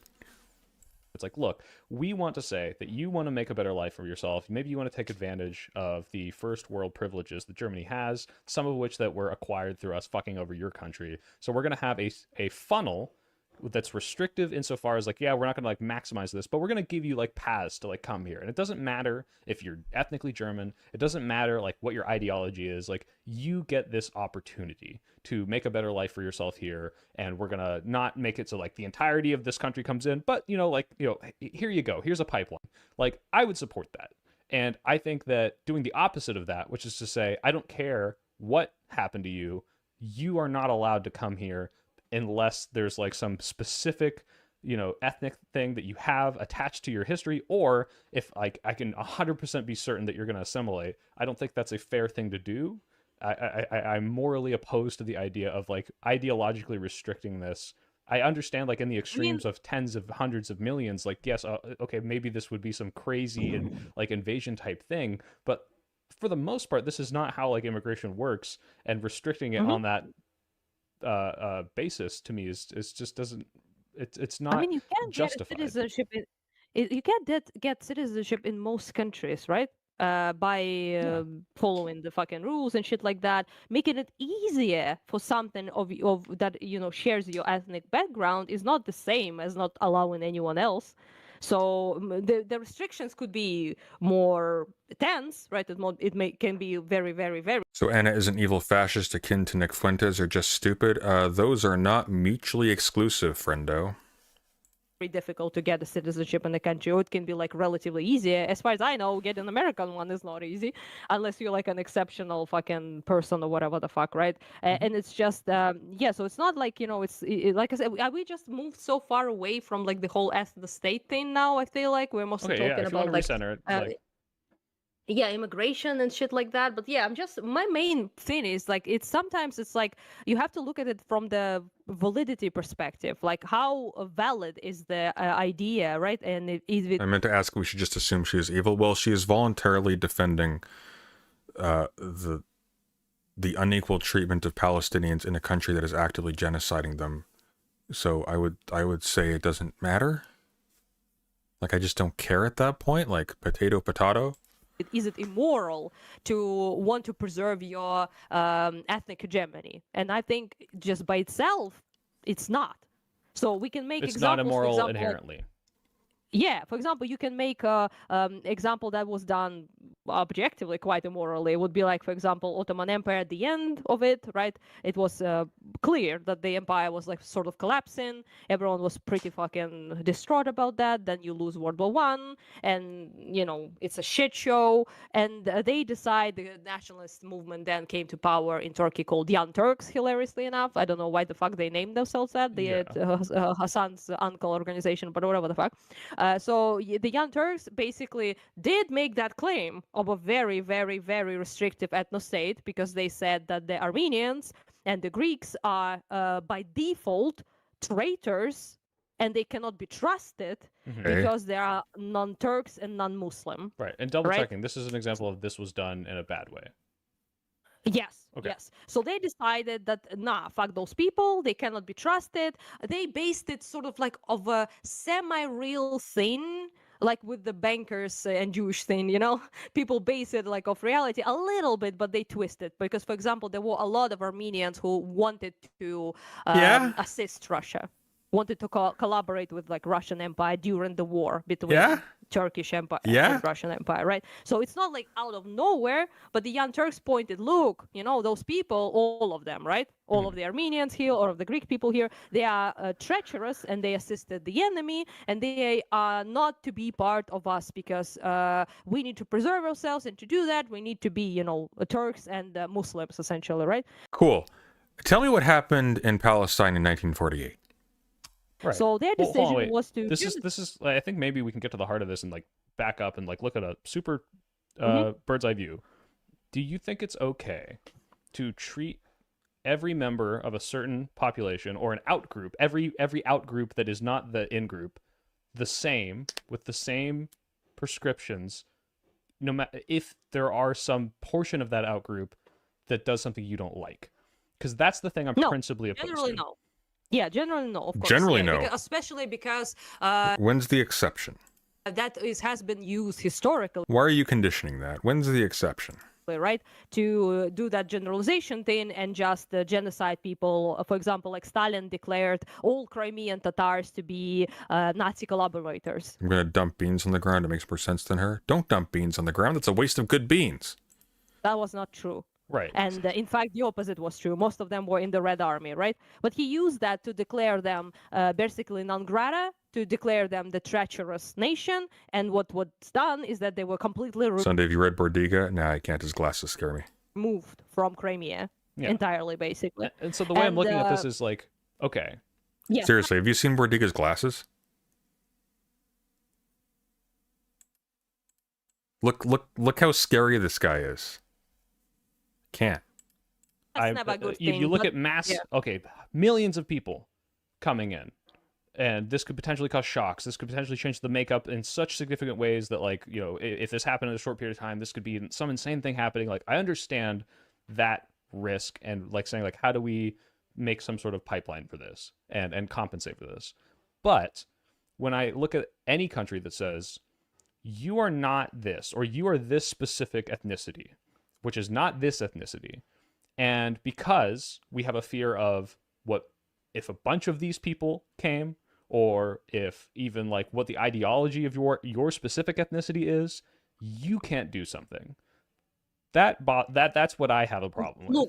You as an individual like, can't come here. with the Turkish example, right? With the Turkish example, why I even brought it up was because that they didn't have the legitimate reason, first of all, and second of all, their answer was to destroy, to basically expel and kill the minority. Okay. They were already the majority. You see the difference there? They were already the biggest, most powerful group, Turks in Ottoman Empire, right? There was already majority Muslim, with like Turks and Arabs being two main groups in Ottoman Empire, right? So they expelled and killed millions of people, Greek and Armenians, right, in the process, because they perceived them as a threat, but they were already the minority group. They were already the group that was underprivileged, that was second-class citizens in the Ottoman Empire. It's not the same as if Turks said, I don't want other people here because I want to be majority Turkish country. I understand like the the positive of pushing someone out who's already here is very different from I don't want you to come Of here. course. I understand that. Yeah. Yeah, so preserving your hegemony by let's say inviting people in and giving people of the same ethnicity privileged status and the ability to easily get the citizenship, for example, like my situation with the Greek. Okay, but what if the hegemony is the result of genocide? What if the hegemony is the result of having already previously genocided the group that you are not allowing in? Saying I brought up is not and also like maybe making pretty restrictive the ability of other people to get citizenship in a country, right? Is not the same It's not as the like same, sure. expel. Yeah. So that's like those are two things. Like one thing I would be obviously against. Anyone with some sort of sense should be expelled. But like you and I both have similar principles. Like where we draw the line is different. But again, so. Yeah. But you still haven't been able to convince me if you have a legitimate reason to preserve that hegemony But for example, like let's fucking abandon Israel, fuck them, okay? Grain stealing assholes, don't care. Clip it. But yes, abandon them, okay? But just talk, for example, like easily about Ukraine. Like I would actually make a slightly provocative question to you. For example, currently Russians are engaged with the settler company, right? So territories that they occupy, they bring Russian people there. They deport Ukrainians, and also a lot of Ukrainians just simply escape back to non-occupied Ukraine, right? And they move settlers from Russia there, and then there are and gonna be and maybe already are parts of Ukraine that is occupied that has now more Russians there than Ukrainians because they moved Russians there to resettle it. So like places like Melitopol, Mariupol, places like Crimea, whatever the fuck, right? And if we ever were, for example, to take it back, right? Let's say, and we take it back, and let's say I personally believe that most of those Russians will run to Russia. If I'm honest, that's like my hope, kind of, if that ever happens. But like, if let's say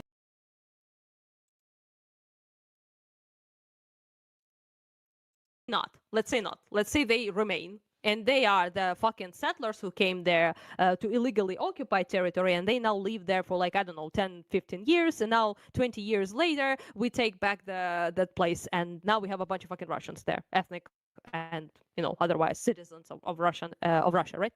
So what do you think would you be against Ukrainians basically doing the fucking ethnic cleansing? Not killing them, obviously. I would not support that, but pushing them the fuck out back to Russia. So can you explain?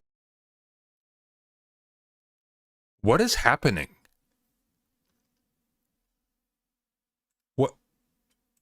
What brain disease is this?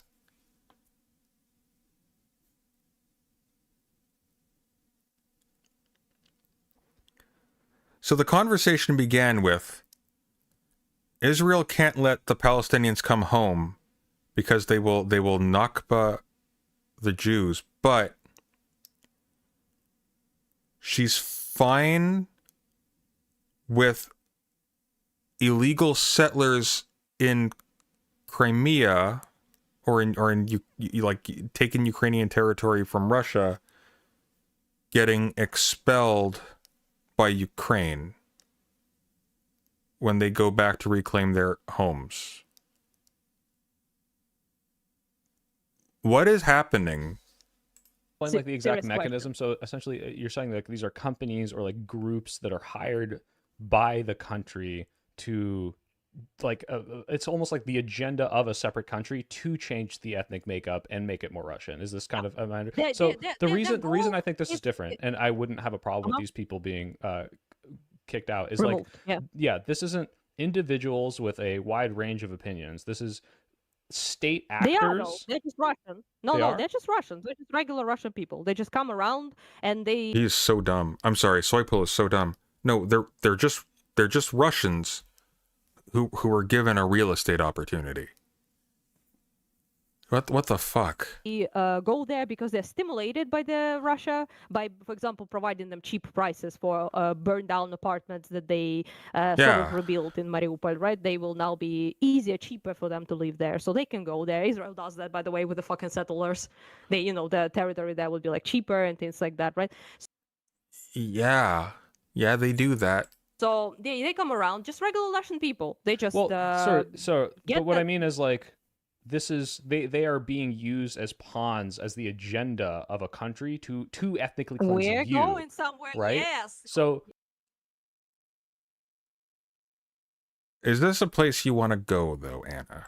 So yes. if you could show me that the Mexican government was like, if we make it easy enough for Mexicans to get into California and eventually they'll infiltrate. She is simply uneducated? No, that's the wrong way to look at it. She is simply uneducated and volunteering herself on the side of ethnic cleansing. That's the way to look at it. See, this person didn't come to a conversation about which she knew nothing and kept her mind open to learn. She picked sides based on her friend group, based on who she associates with and so on and so forth, and took the side of being pro-genocide on that basis. If you can only criticize Nazis when they have a college degree, we've got some problems there for Pesci. the ranks, and it doesn't matter that we haven't like, you know, told them what to do. Just by virtue of being Mexican, they're gonna have some allegiance to us, and suddenly now we get better tariffs and better, you know, and like eventually we'll be able to make California secede. Like I'd say, okay, well hold on, now we're not discriminating Yes, we get just it on their somewhere. We get it ethnicity. somewhere. Yes. Now we're saying we are opposing a literal invasion from a state acting, you know, agenda, and we have to do something about that. And I do think that is different. Yes, because then they will be a legitimate threat. I mean, it's kind of silly to imagine Mexico being a legitimate threat too, but you know, the thing is that when it's a legitimate threat, it's a completely different thing, right? So, for example,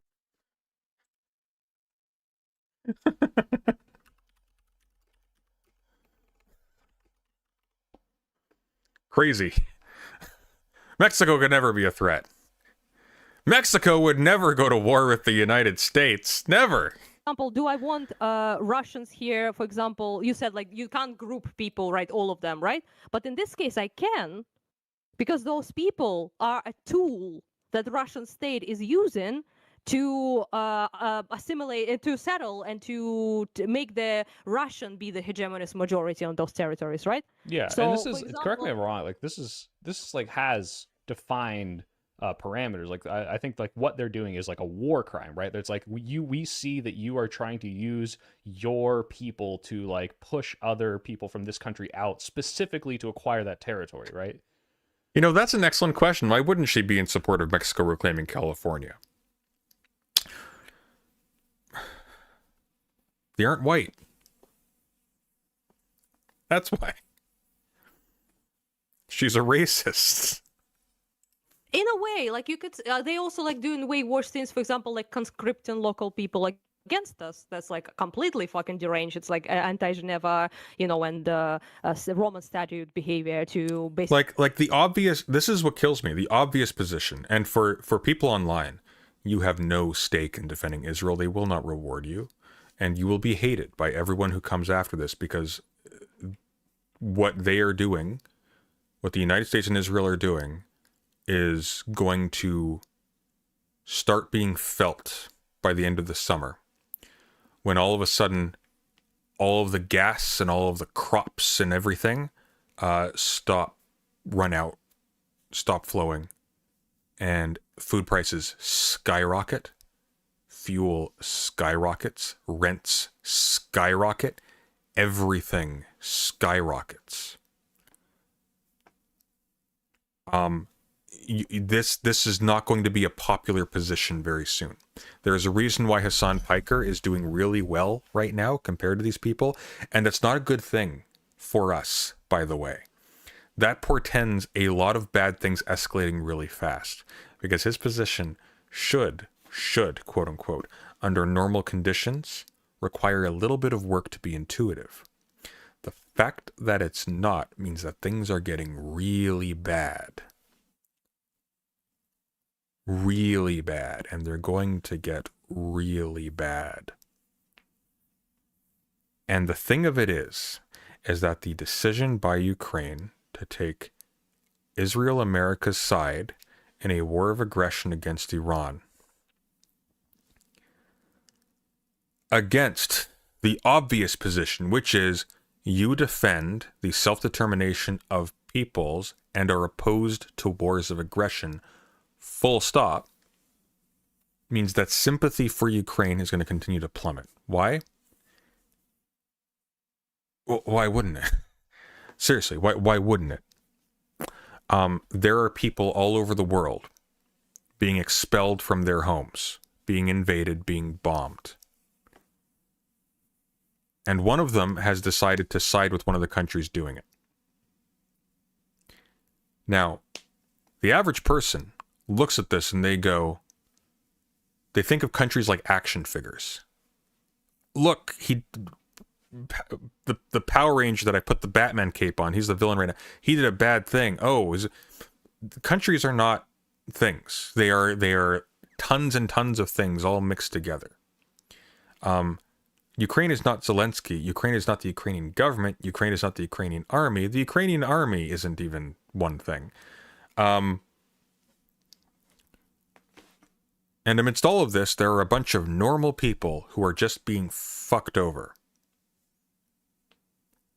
But people will look at Ukraine, they'll look at Israel, and they'll look at Palestinians, people in Sudan, people all over, Venezuela, whatever. And they'll go, you're helping to aggress on those guys. You're one of the baddies. And their empathy will shut off because it was already low yield to begin with.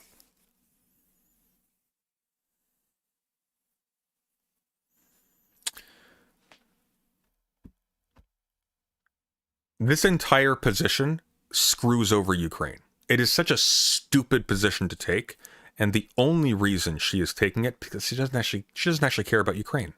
Let's be clear. If you are defending Israel's racism, you don't care about Ukraine. What you care about is being cozy to be around with the ephebophile that you are spending all of your time with. This is about being cool to DGG. This is not about what's good for Ukraine. Basically conscript Ukrainians and occupy territories and throw them to fight us. It's like, yeah, but it's not really like, basically like what I'm trying to say here is that it's not as like black and white as you make it out to be, because technically if we were to just push them out, like let's say we take, I don't know, something, Mariupol or whatever the fuck, right? We take it back. And now there are majority Russians there. The people who have been during the occupation, right, brought there, and they now live there. Yeah, this is her getting attention at the expense of Ukraine. This is not helping Ukraine. Nothing this person is doing is helping Ukraine. And this applies to everything. International aid is falling for Ukraine because people are aware of the corruption and they are seeing the hypocrisy by the leadership. And they see the awful way people act on behalf of Ukrainians on social media. And they're like, gross. They're grossed out. So they move on. No pressure to put aid back to Ukraine because there's no benefit in it.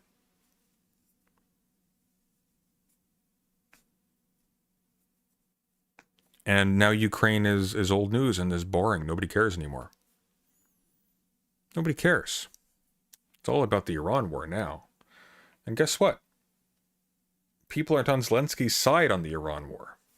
No, not at all. It looks pretty gross and pathetic.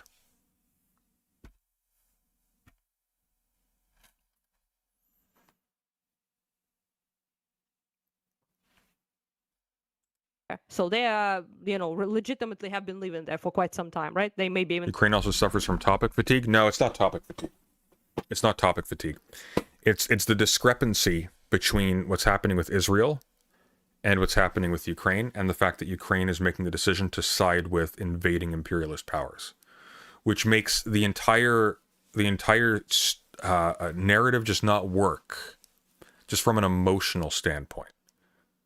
Because it's like, you're just crying because it's happening to you, but you were fine with it happening to others.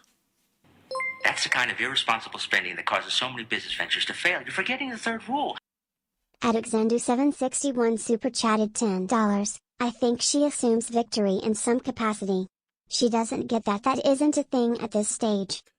I mean, it might be. It's not even just not a thing at this stage. The issue is that fundamentally she is someone who has the privilege of traveling abroad and doing glamorous, fun stuff, like chatting about the merits of ethnostates on social media, unlike a lot of the lower income men who are being forced to go get exploded by drones against their will. That's the problem. Because cis women don't get conscripted in Ukraine. Have, I don't know, families or whatnot during like 15, 20 years, right? And now Thank you, Xander. Appreciate it. we expel them. We like toss them the fuck out back to Russia. Mm-hmm. Technically, that would be ethnic cleansing, like by the definition, right? Because we are cleansing particular group of people of a particular background. Sure. Over And I might land. even oppose that, right? I might say, well, maybe you could... How about this?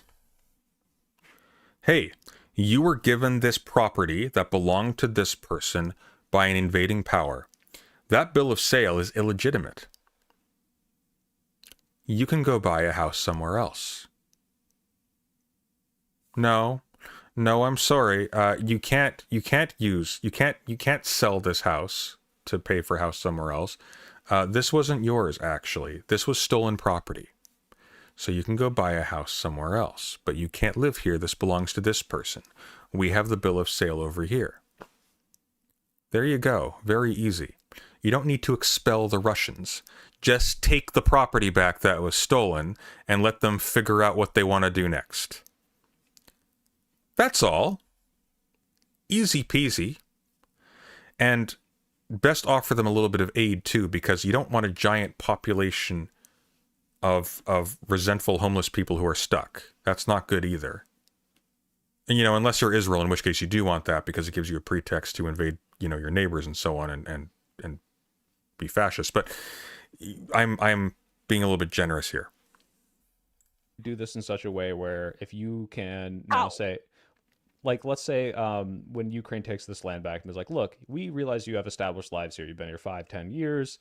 Maybe you were part of some, like, you know, ulterior, like, state acting agenda. Isn't there a possible argument about Ukraine being conciliatory toward Israel as a means of securing some aid? They secured some aid for Russia. Zelensky was out there, like, promoting a potential war with Iran. A proactive war with Iran. There is no argument for that. Just a desperate bid to curry favor with Trump. It's pathetic. It's pathetic. Fucking hate us, people who came here. They think we're scum and we don't deserve any land we own. So what do we do with those people? It's what. Wait, what? Like a state acting They agenda. They fucking hate us, people who came here. They think we're scum and we don't deserve any land we own. So what? Who's they? What do you mean? I thought they were just offered cheap real estate. Maybe they just needed cheap real estate. Maybe these are not, like, what? I'm sorry. You think it ain't the ultra privileged in Russia who are buying real estate on the front line of a war. What do we do with those people? It's what they think. We can try to integrate them, and you say, like, look, we're, you know, this is Ukraine again, but, like, listen, okay? That's the kind of irresponsible spending that causes so many business ventures to fail. You're forgetting the third rule. At Jonash154 super chatted $6.76. Distasteful stuff all round. Good day all. Thank you, Jonash. Have a good night.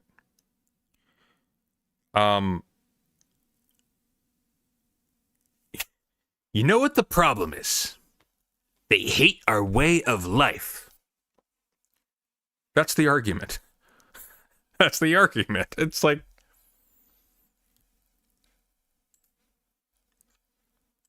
you think that's impossible? Yeah, that's America talk. That's suicidal behavior. You like that's way? one thing I really. See what I mean? Richard Spencer. This is just Mrs. Richard Spencer. Because that's keeping those people there. It's the recipe of having Donbass and Luhansk, of having Russia then using them for insurgents, for militia, for local conflicts that will never end. Never mind the voting. Never mind that they will be then we have to give them rights then if they are part of us officially, right? We will have to give them voting rights. They will vote for pro-Russian candidates, and it's gonna be this fucking circus all over again. You know, that's a suicidal behavior. That's kind of why I fucking hate this America brain, because you ask people to engage in suicidal I understand. She's so American brained, and she's calling somebody else America brained. It's kind of fantastic. It's genuinely fantastic. What you're saying, I don't. Israel included, by the way. You're asking the suicide out of them. She is so stupid. This I must not. This is a feminist channel. This stupid fucking person. Jesus Christ, so dumb. So dumb.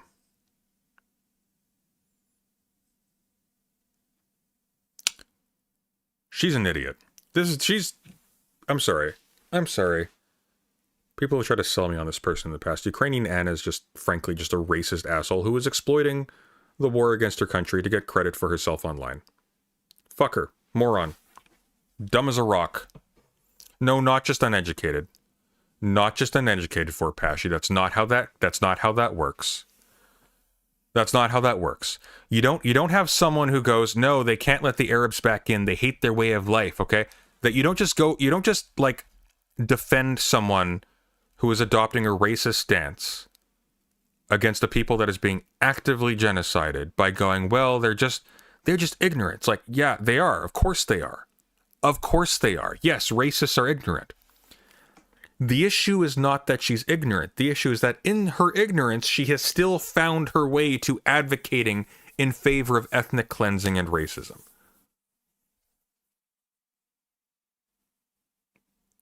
That's her soul speaking. That is her coming out absent nuance. That's the center of gravity for her.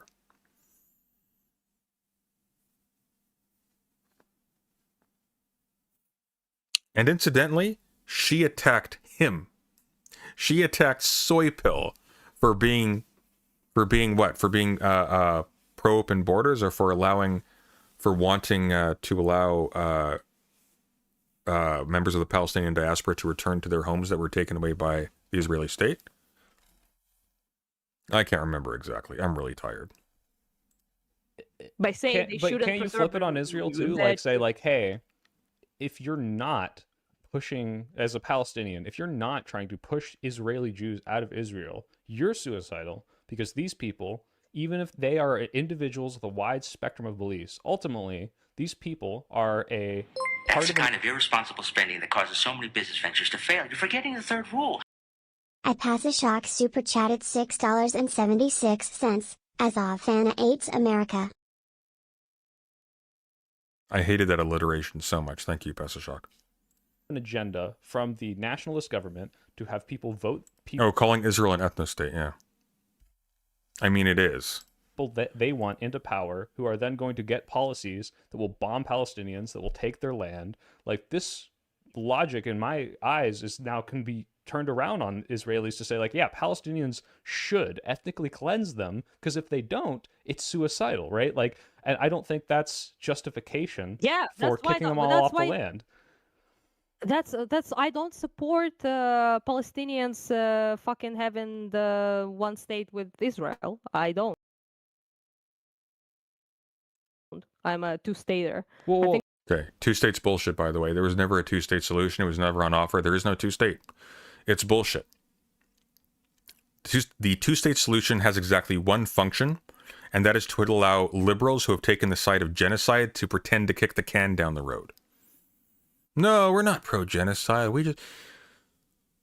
We just need to wait for the Palestinians to accept a two-state solution that actually is a one-state solution in which they have no rights and where they can be now genocided under color of law.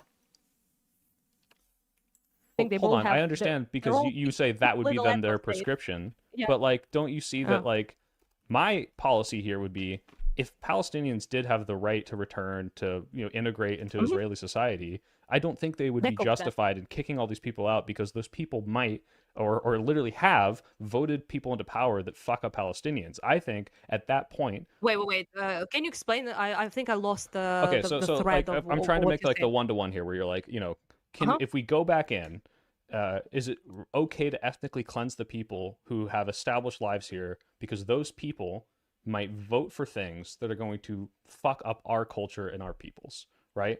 Like, you said that Ukrainians might have justification for then ethnically cleansing these Russians. I think in the short term, like, especially if it's very short, like, it's like, oh, these guys just got here, they're very clearly part of this, like, a government agenda. Okay, maybe there might be some room here to just be like, okay, guys, it's been a year, we're putting you back. But when they have established lives here, and no matter how different their agendas might be, you agree that, like, it's Russian citizens, right? It's not state actors, and they might have tons of different agendas, and they might be open to changing their minds on things and open to assimilation. I don't think No, fuck them up big time.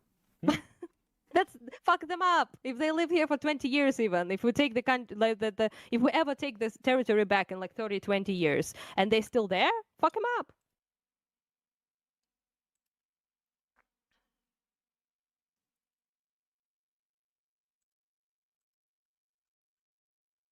What a vile human being.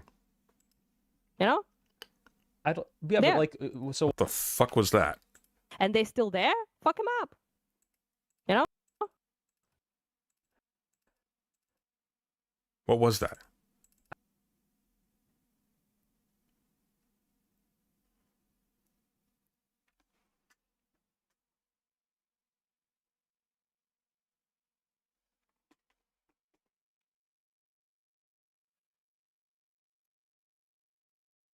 Okay. I don't. Yeah, Yeah. but like, so why shouldn't the Palestinians do that? I don't think they should, but it sounds like by that logic, if the Wait, what? Palestinians could ever have any, Should Palestinians do what? I like, don't if they understand. were Like, to if be they able take to Israel, have any sort of power in Israel and Israeli democracy, it. they should. would No, make it's not sense about for they them to do it. would. I'm saying should they, and it sounds like you're saying yes, they should.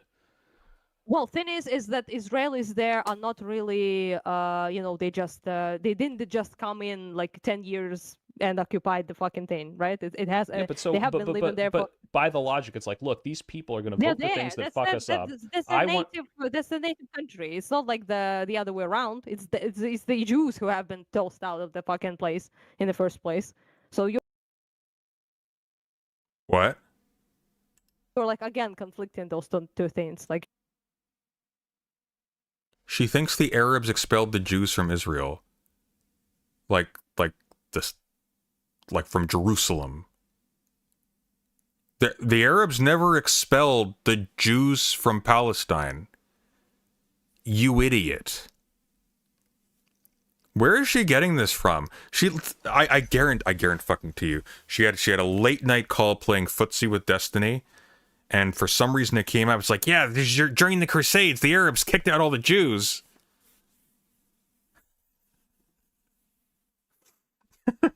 I guarantee you that's what happened. I guarantee you that's what happened.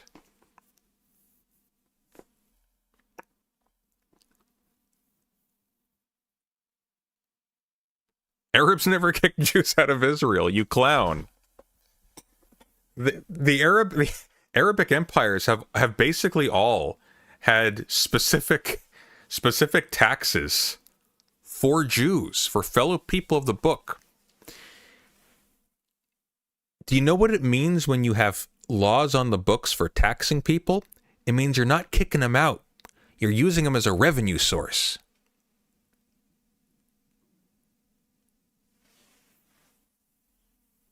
You want them there to make money from them.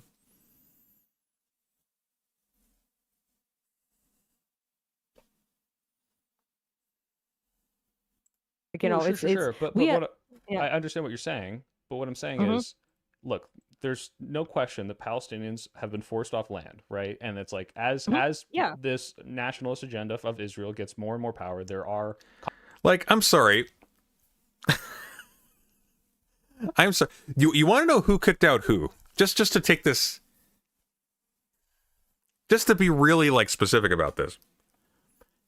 The founding myth of the Jewish people in the Bible has them invading the land of the Canaanites and waging war against them and taking territory from the Canaanites. The Canaanites, who are the genetic ancestors of the Palestinians, along with the Jews, by the way. Like, oh my God, it's so dumb. It is so dumb. That, like, I don't even know. I don't know. I don't know what to say here. She has no idea what she's talking about. She has no idea what she's talking about. This is basically just a slightly more polite version of Mark of Cain discourse justifying racism in America. That's where she's at.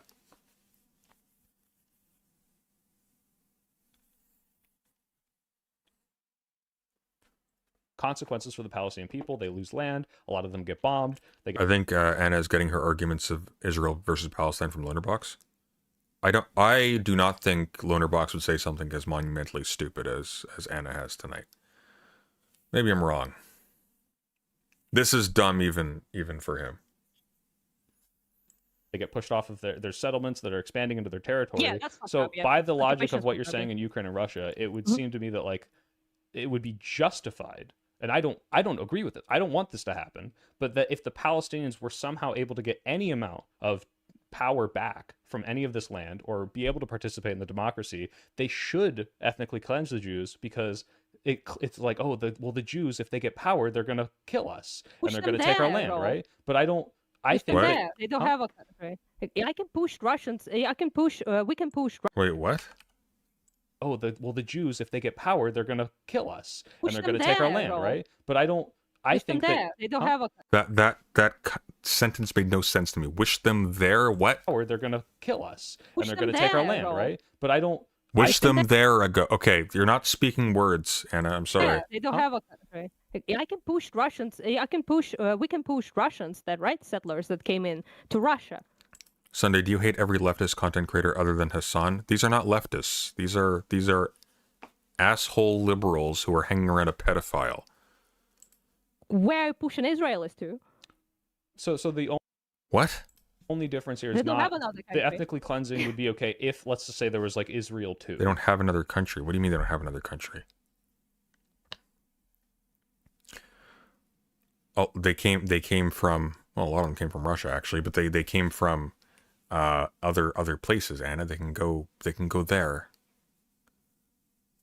I mean, leaving aside the fact that like you don't wait, hang on, wait a minute.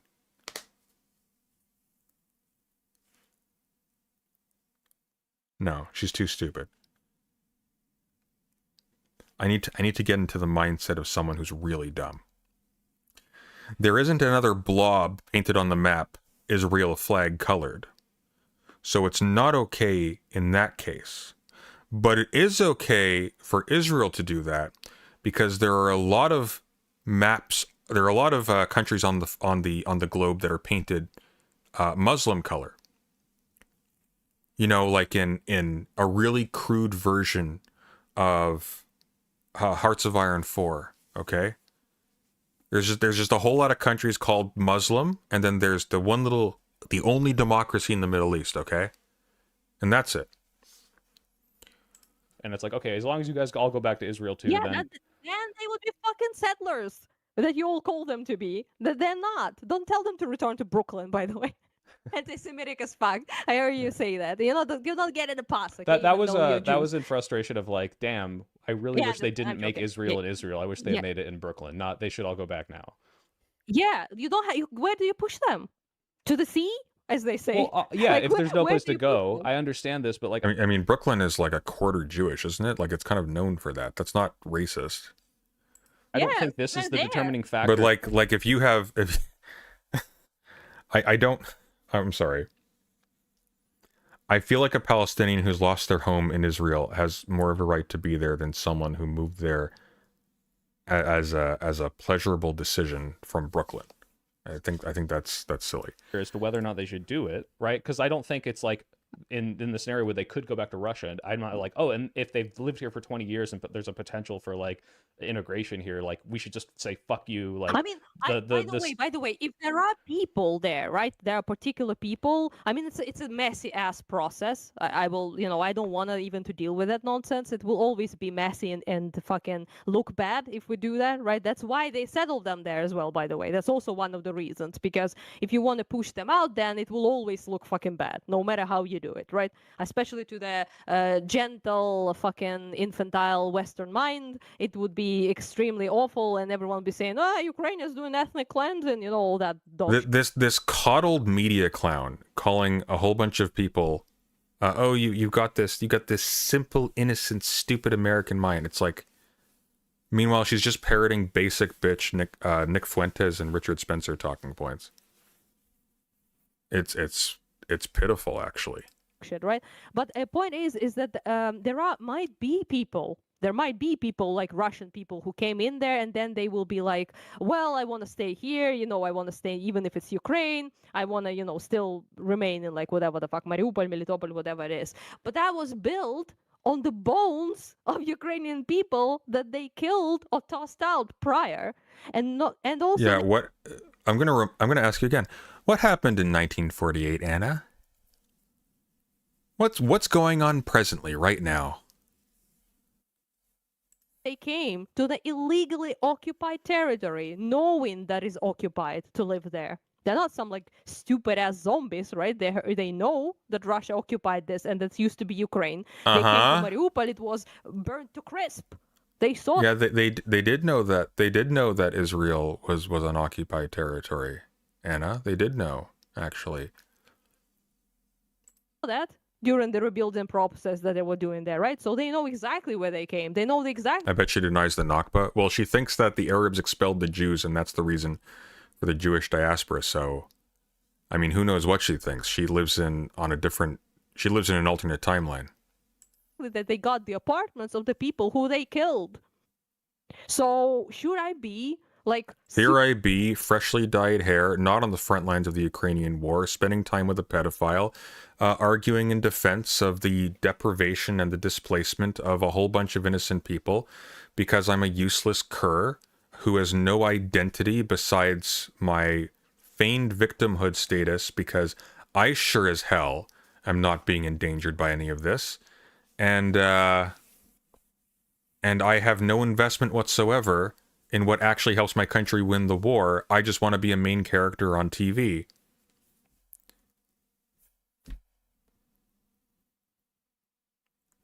Does that answer your question, by the way, Windrip? Sympathetic or risk my country and the national integrity of us, the wrong side in this, to maybe toss out one or two people who would be chill if they stayed, or like a dozen of people, 100 of people. This is a calculation, nasty one that you have to make, but you have to make it. Are they worth it? Can there be people who can be chill and live there? Maybe. Like, I'm not gonna say like that all of them 100% demons, but yeah, it's just the 5 Arab states attacked Israel in 1948. Okay, cool. What happened before? What happened before then? What happened before then?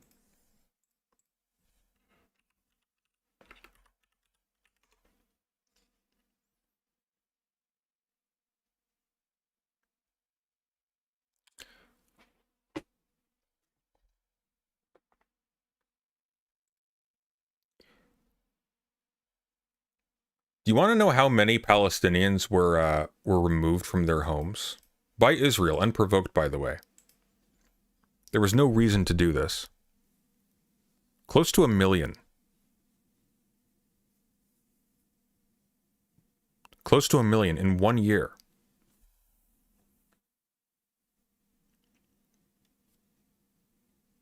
At least 3, yeah.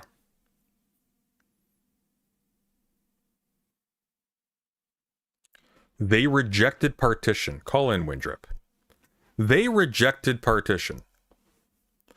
You realize that the partition, by the way, gave Israel statehood, gave Jews statehood and control and autonomy, and did not give Arabs that. Right. So you're fine with the collective punishment and expulsion of almost 1 million people because they, quote unquote, all got together, seething, and decided, no, we will accept death rather than... I'm sorry, are you insane? The Arabs rejected partition. See, your problem, Windrip, and what's confusing you is that you're a racist. You're a stupid racist who sees humanity in terms of colored blobs. You are very dumb. But I will continue to keep you here as a pet. We need a few of you. I'm not calling in, sorry. Oh, well, we don't need you then. Bye-bye. No cowards. No cowards in my chat. You be a little piggy, you squeal. calculation you have to make. Right. Never mind I the fact understand. By the way, the logic isn't lost on me at all. It's Yeah. just the issue I have morally with the idea of, like, if that was the only option, okay, cool, because if they don't, like, Russians are going to be able to have justification when they try to come back and steal this land back in 20 years, okay. But the fact that you're like, Never well, mind, is it there okay to will be fuck groups over there. one or two? Like, where do you draw the line of how many people who clearly are individuals am I willing to fuck over to have a more broad policy of discrimination, knowing that, like, it's like, hey, I'm not going to let X amount of Mexicans into my country, because no matter how many individuals of there that would be perfectly acceptable to me if I looked at this on a case-by-case basis, ultimately, I think that they'll make my country worse. If they're Nothing's worse than a racist in chat who won't become content. It's just lame. Lame. Lame. Pathetic.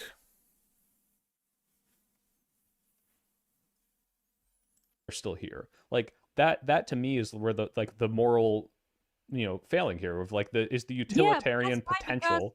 Yeah. Listen, that's why you have to look at the case by case sort of basis here. Like, because there are so many factors in, right? You can't just, that's kind of why I have the problem with what you said at the end of the day. It's not that I don't see your logic or that It's because you're a racist. I don't see your reasoning. I do, obviously, right? Otherwise I wouldn't be bothering to talk with you. But it's just that I think the main mistake you make is not your reasoning, is that you apply it to literally everything. Like, it's not your reasoning. It's that you're not making special exceptions for the racial groups that I prefer. It's a maximalist, very broad position without taking into account quite a bit of a nuance, because like the example that I brought up to you about Ukraine is not at all Is stupid, actually. It kind of shows your hand that you're just a hateful moron with delusions of vengeance. similar to the example of, I don't know, France randomly nuking Arabs from their country because they, ethnically cleansing them to be French. Like, it's not the same.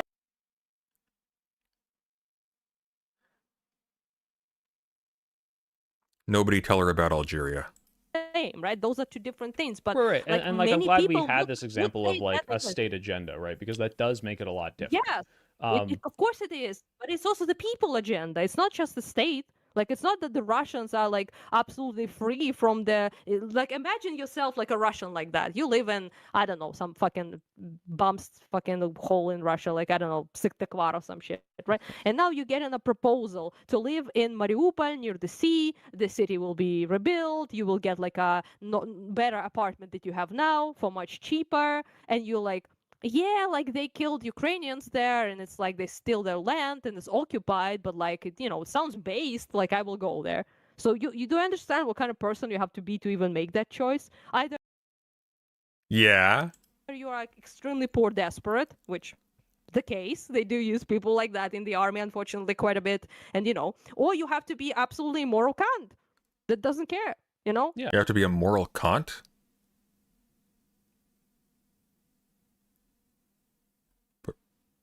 But he believed in universal maxims as the basis of morality. Yeah. And- And don't you think, like, instead of having a broad policy that will fuck over the people who aren't immoral, it would be okay to try to have programs and ways of How about you just return the illicitly divvied up property to the people who were displaced? You make an office, and you make it so people can make a claim with whatever records they have, and you investigate. And if it looks like a house or a plot of land belong to somebody, they get the rights to that or to whatever property is now on top of it. And the people who bought it illicitly, whoever owns it, they get kicked out. And if there are tenants there for whatever reason, then the person who comes back can choose what to do. And if there's, for whatever reason, some way in which that's impracticable, you make compensation. That's all. Like, you actually don't need to ethnically cleanse a place to give land back to people that was stolen illicitly. You actually don't need to do that. That's kind of an extra step that you don't need to take. assessing this and making sure a How? state government. How do you assess who's lying and who's not? It's Like, not for about example, lying. Like, here I'm not comes- saying we like literally have like a poll where we test their ideology. Oh, so you're just collective guilt then. Brilliant. Amazing. But it's like, that's why I don't support a policy of just, and then we'll kick them all out just in case. It's all right. let's try to incentivize the people who have this not immoral character that we disagree with to work with us. And then if there's people that are You can part of only do that if you are in power to do that. If you are powered up to do that, if it's not a big risk to you, right? Yeah. So if we had zero risk of Russians attacking us again, or like a very low risk, let's not go zero, let's go like just quite low, right? And we have we were not fighting with a country 30 times our fucking size that tried to destroy us like 10 fucking times during our history, right? And occupied us like 5 times by now. So yeah, it's just, if we were in that position, then yes, we should maybe make moves like that. But we're not in that position, and we'll never will be. So why the fuck should I risk my people to my sovereignty, risk our nation? Yeah, for the potential like to individuals for who the would be good. fucking I understand. yeah, So yeah. Like, so I guess settle for them, but like whatever. She's saying this like 20% of the Russian population wasn't Russian. Sorry, the Ukrainian population wasn't Russian before the war. Like, it's so weird. It's so weird. Like millions of Ukrainians are Russians. Millions of them. What is wrong with you? She's saying immigration risks your sovereignty. She's a bozo. Like, she's genuinely dumb as a rock. The problem is she's hanging around people like Destiny, and Destiny is fundamentally a conservative who's angled his way to take advantage of an upswing of progressive content a few years ago, and has completely flipped on everything because he never believed it. Because he's fundamentally a Nazi pedophile. So, like, I've met smarter rocks. Well, I mean, rocks at least know not to talk about stuff they don't understand at all in public. So there's that. You know, I see a in the question in grand scheme chat of that's a things. little more of an extreme example of a question I want to ask, where it's like, because when you said like, I'm okay with fucking over like the 1 or 2 like non-immoral people here, but someone in chat's like, you know, like what to what extent, or like where this is maybe a little unfair, but like where is the line drawn? Like if you had to fuck over 1 million people, Rocks are talking in private. Oh, you're not in the loop, clearly. For what you think is the sake of your country, right? If you had to fuck over like, I mean, 10 million people, by definition here, you know, depends of how what fucking off for fucking me we mean. I don't support obviously killing them. I don't support any of that. But like, yeah. But point is just to make it clear that I don't mean we should kill those people. But just in case. But I don't believe you. like, yeah, it's just that they are by default already immoral because they came there. You know. So it's not immoral like, you know, just from coming. Yes. Well, but like what's you not said, like some of these immoral people about are it? like poor, maybe they have no other choice, and Russians are exploiting their situation.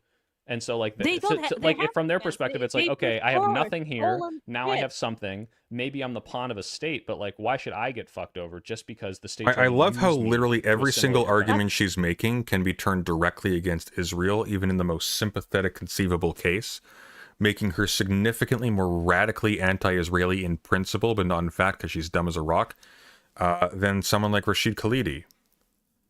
I find that fascinating. I find that genuinely fascinating.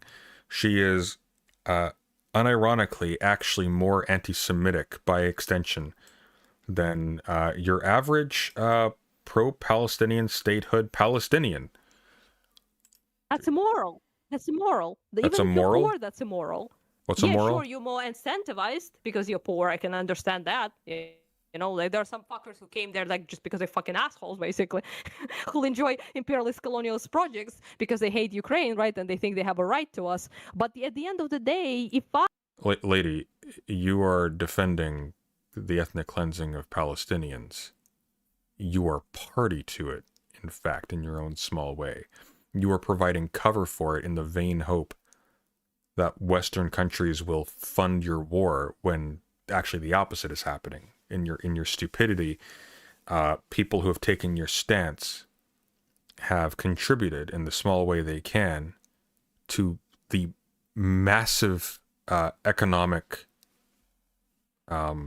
boosting of your direct enemy.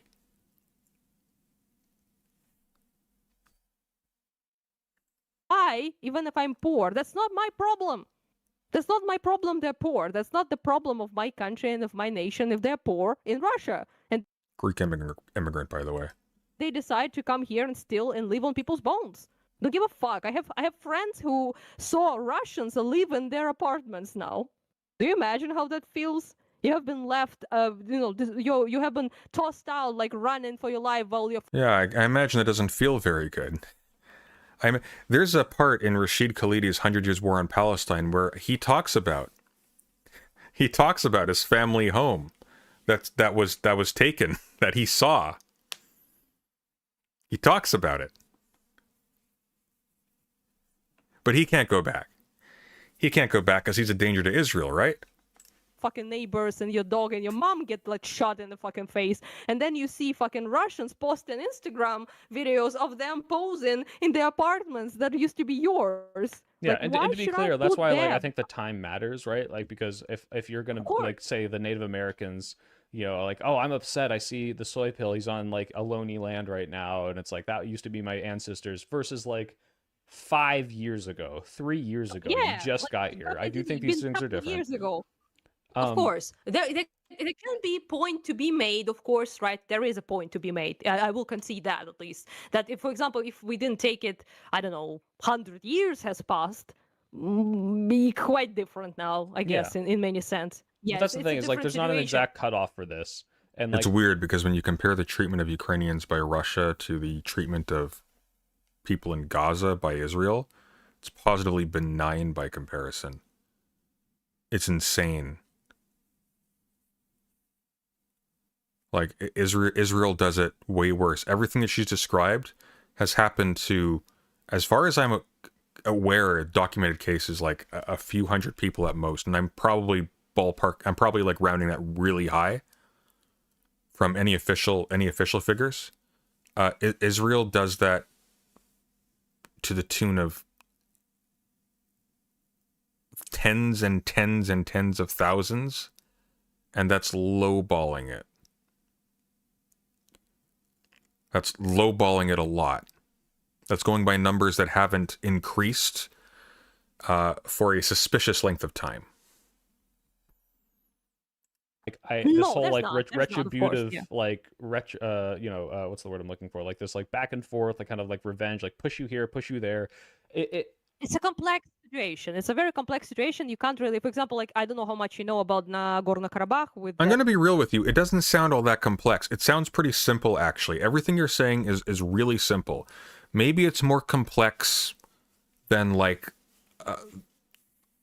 I don't know, the kind of complicated moral quandary you encounter in, like, a Disney cartoon. Maybe. The Azerbaijan-Armenia whole situation that happened recently, that basically nobody cares, but they did toss the fuck out the fucking Armenians there now, Azerbaijani people, and they have been like back and forth, and they have been fighting who is in control, who is in the majority there, based on ethnic grounds again, right? But the recent Azerbaijani took Nagorno-Karabakh, and Russia, as an ally of Armenia, was not able really to defend them or didn't give a fuck because they were bogged down here and they just simply didn't care, basically, to assist their allies, I guess. Same with Syria and, Assad and shit like that. So they just tossed the people the fuck out. And, like, it happens, This is making me think now, like, how do I phrase this? Like, okay, so it's like, okay, you're sitting at a table with a Nazi. That's what it should be making you think. Obviously, we already were on the presupposition that the ethnic cleansing would be bad, if like from the Palestinians doing this to Israelis. But like part of this to you is like, because where like where are they pushing them back to? Versus in the Russia case, it's like, I'm pushing these Russian settlers that were actors of the state. Just to make it very clear, is if you're doing this against settler colonialist fucking invaders, that's a little bit more morally justified, to put it mildly. So you realize, let me ask, I'm not prescribing this to you, but like, so Palestinians being like, okay, West Bank, Gaza, Israeli settlers, kicking them out back to Israel, this would be like more morally justified. Yeah, Right. fuck Okay. him. I don't Okay. care about those guys. Like, Okay. fuck him up big But time, actually. but Do I whatever the was fuck you want. also to flip this, like, Yeah. where do the Palestinians go? Like, if they keep getting pushed out, right? Like, there's no Palestine to return back to. It's That's not like I don't support settlers whatsoever. I think they're a fucking legitimate target. They should be fucked big time. Israel. Right. Careful. Ones, Well, I mean. what I'm saying is, like, yeah. from their point of view, the country Careful. of Israel is that. This is like, oh, well, the Jews Yeah. came in and That's made- not even from their point of view. That's a matter of historical record.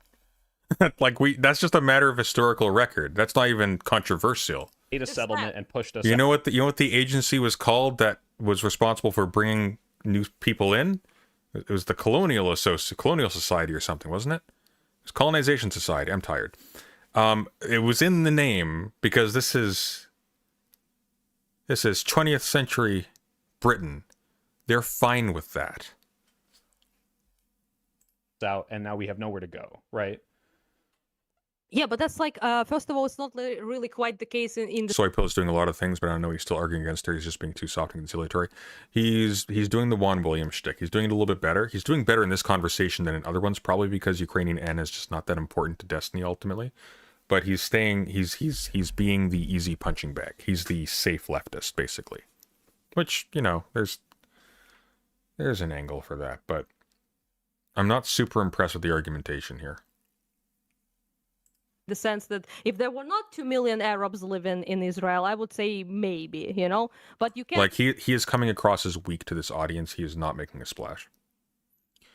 He is not making a splash. Anna's volunteering all these awful takes by herself. If Anna was intelligent, she would veil it. But she's not. She's a very awful human. Very awful human. Can get a citizenship, and they do, and they live the non-Jews. There are 2 million people. That is quite a bit in a small country like this, you know? Yeah, but the So it's- Palestinians can't do that. What? I mean, Wait. What about 2 million Jews? What are you talking about? living in Israel, I would say maybe. The case in the sense that if there were not 2 million Arabs living in Oh, 2 Israel, million I would Arabs. say maybe, you know? But you can get a citizenship, and they do, and they live the non-Jews. There are 2 million people. That is quite a bit in a small country like this, you know? but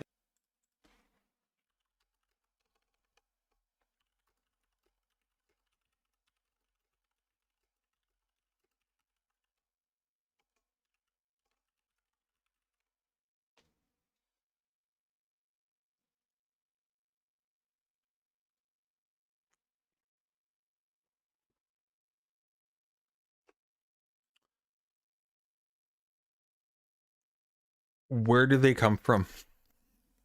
Where do those 2 million Arabs come from, Anna? Anna, why are there 2 million Arab citizens in Israel? Why? Where are they from? Is that because Israel is giving out citizenship to Arabs from Morocco? Or is that because there were a bunch of people that stayed within Israel when everybody else was expelled? Lonerbox told her they're invaders. Did he? Because, like, those people lived there the entire time. Those people are those are natives, Anna. Those are the natives, Anna. the So it's- Palestinians can't do that. I mean, you mean the one in the occupation right now? Yeah. Or that's the problem. That's the occupation problem. That's why Israel is fucked up in the head because of that. Not because they're fucking settler colonial Brooklyn guys, as you guys like to say, but because they have permanent occupation. That's insanity. That shouldn't be happening. Obviously, you can't The entire state is permanent occupation. What are you talking about? have people not be part of your country, but also not be in their own country, and just permanently keeping them in a fucking limbo of endless occupation. That's where the fuckery happens, really, because it. No, I'm actually pretty sure the problem comes from them stealing a bunch of people's homes and kicking them out and killing them.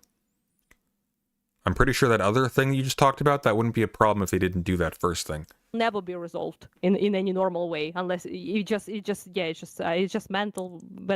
Of course they need their own state, Palestinians, but problem is that their state biologic will also be an ethnostate. But and you should Yeah. be then opposing them, I guess, Yeah, because they're not I going to be would if having. they're like, yeah, no one else can come in. But I mean, That's stupid, actually. No, you don't do that when the people in question have been genocided, and that is that is. I'm sorry, what? Really? Like, I mean, I wouldn't like that. I think that'd be dumb, but I just feel like your priorities are out of order then. yeah, but that's silly to oppose. That's silly. If you lived in a like Palestinians had, they have dreamt about their own country, like just in a way that Ukraine. That's not why, though. No, they actually generally don't dream about their own country. Generally, they dream about not being bombed and being able to go to school and have a life. Do you know there were universities in Gaza once upon a time? There were universities in Gaza. There were bakeries. There were barber shops. There were schools. There were... I don't know if there were... There were probably theaters. There must have been theaters. There were lots of things. I just haven't seen a theater in Gaza. But there definitely were. There were restaurants. There are cafes. There are still cafes. Some weirdos on Twitter were recently posting a bunch of photos of a cafe in Gaza, being like, look, there's no genocide happening. Look, they still eat like people. It's crazy. Ukrainians for far longer, let's be for real. But we have been fighting to have our own country. Before, like Lenin, Soviet Union occupation, we had 4 or 5 years of war for our independence that we lost. And then we got, separated, partitioned by Polish, by the Soviet Russia, by fucking all sorts of people, Romanians and all sorts of counts, right? And they, no offense to all my fellow Europeans, but you stabbed us in the back big time over there. But yeah, it's just stabbed us that in the back. Whoa, this is Nazi rhetoric now, man. Yeah, the Polish, they fucking always do this backstab when nobody wants it. Okay.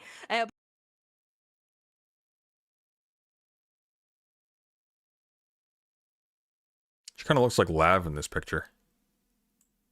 You seeing it? I'm seeing it.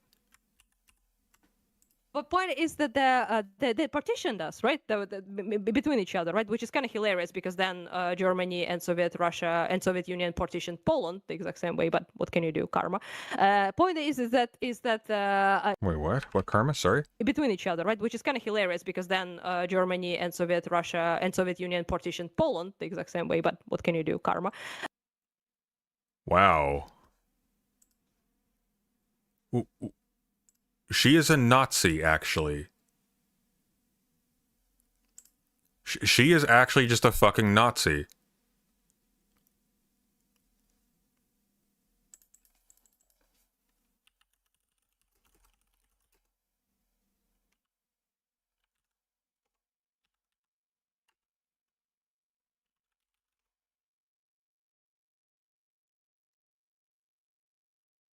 Like...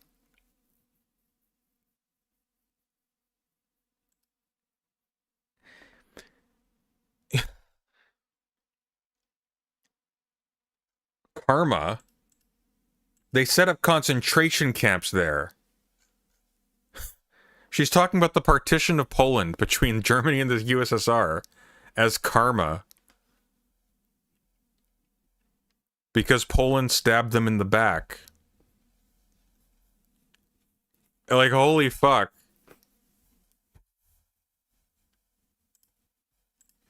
Point is that was wrong, obviously. I mean, I don't. I notice he's saying almost nothing while she digs a very deep hole on her own. True. Except he keeps nodding. Support the destruction of Polish people by Germans and Soviets, obviously. But yeah, point is, jokes aside, right? Is that it's the situation there is that I understand the wanting to be your own nation and wanting to have your own safety net that hegemony provides in the countries like this. Because those are the countries who have been fighting to have their own fucking hegemony, their own fucking rights. What are the comments like?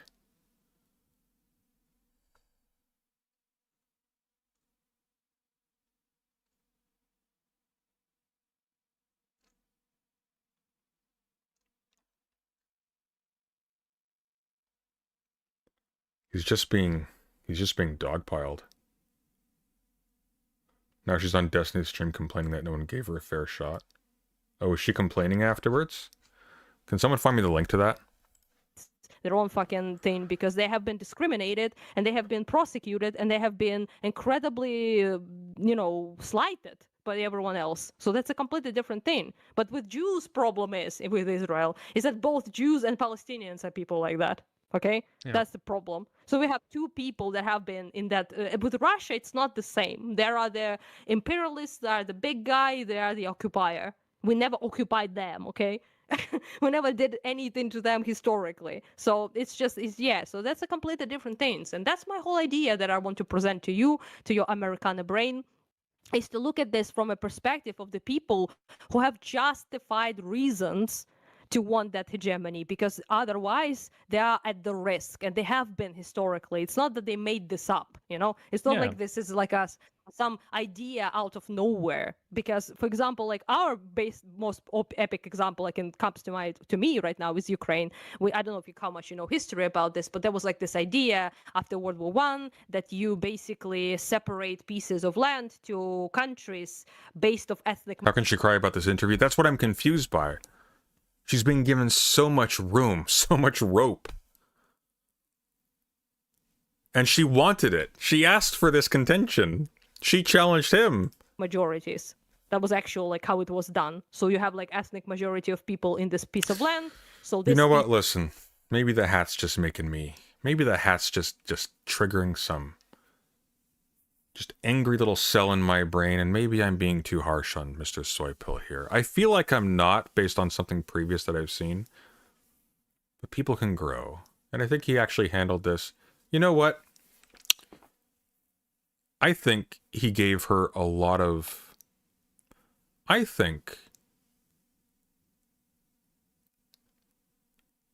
do I want to put this?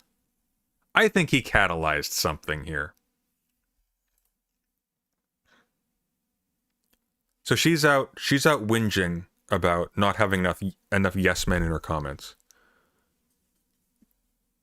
For her rattling off Nazi talking points for a solid hour and a half, 2 hours. I'm done. I'm done. I want to go to bed. This is awful. And I told you so to every single person who defended this person. Oh my God, Ukrainian Anna is a horrible wretch. Let's never speak of her again. Who's live right now? Is anybody live? Anybody worth rating? Or nah? Are you just all stuck with me?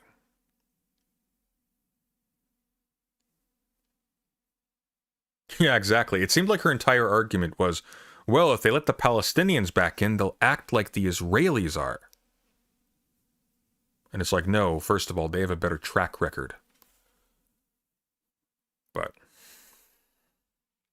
I could steelman her positions.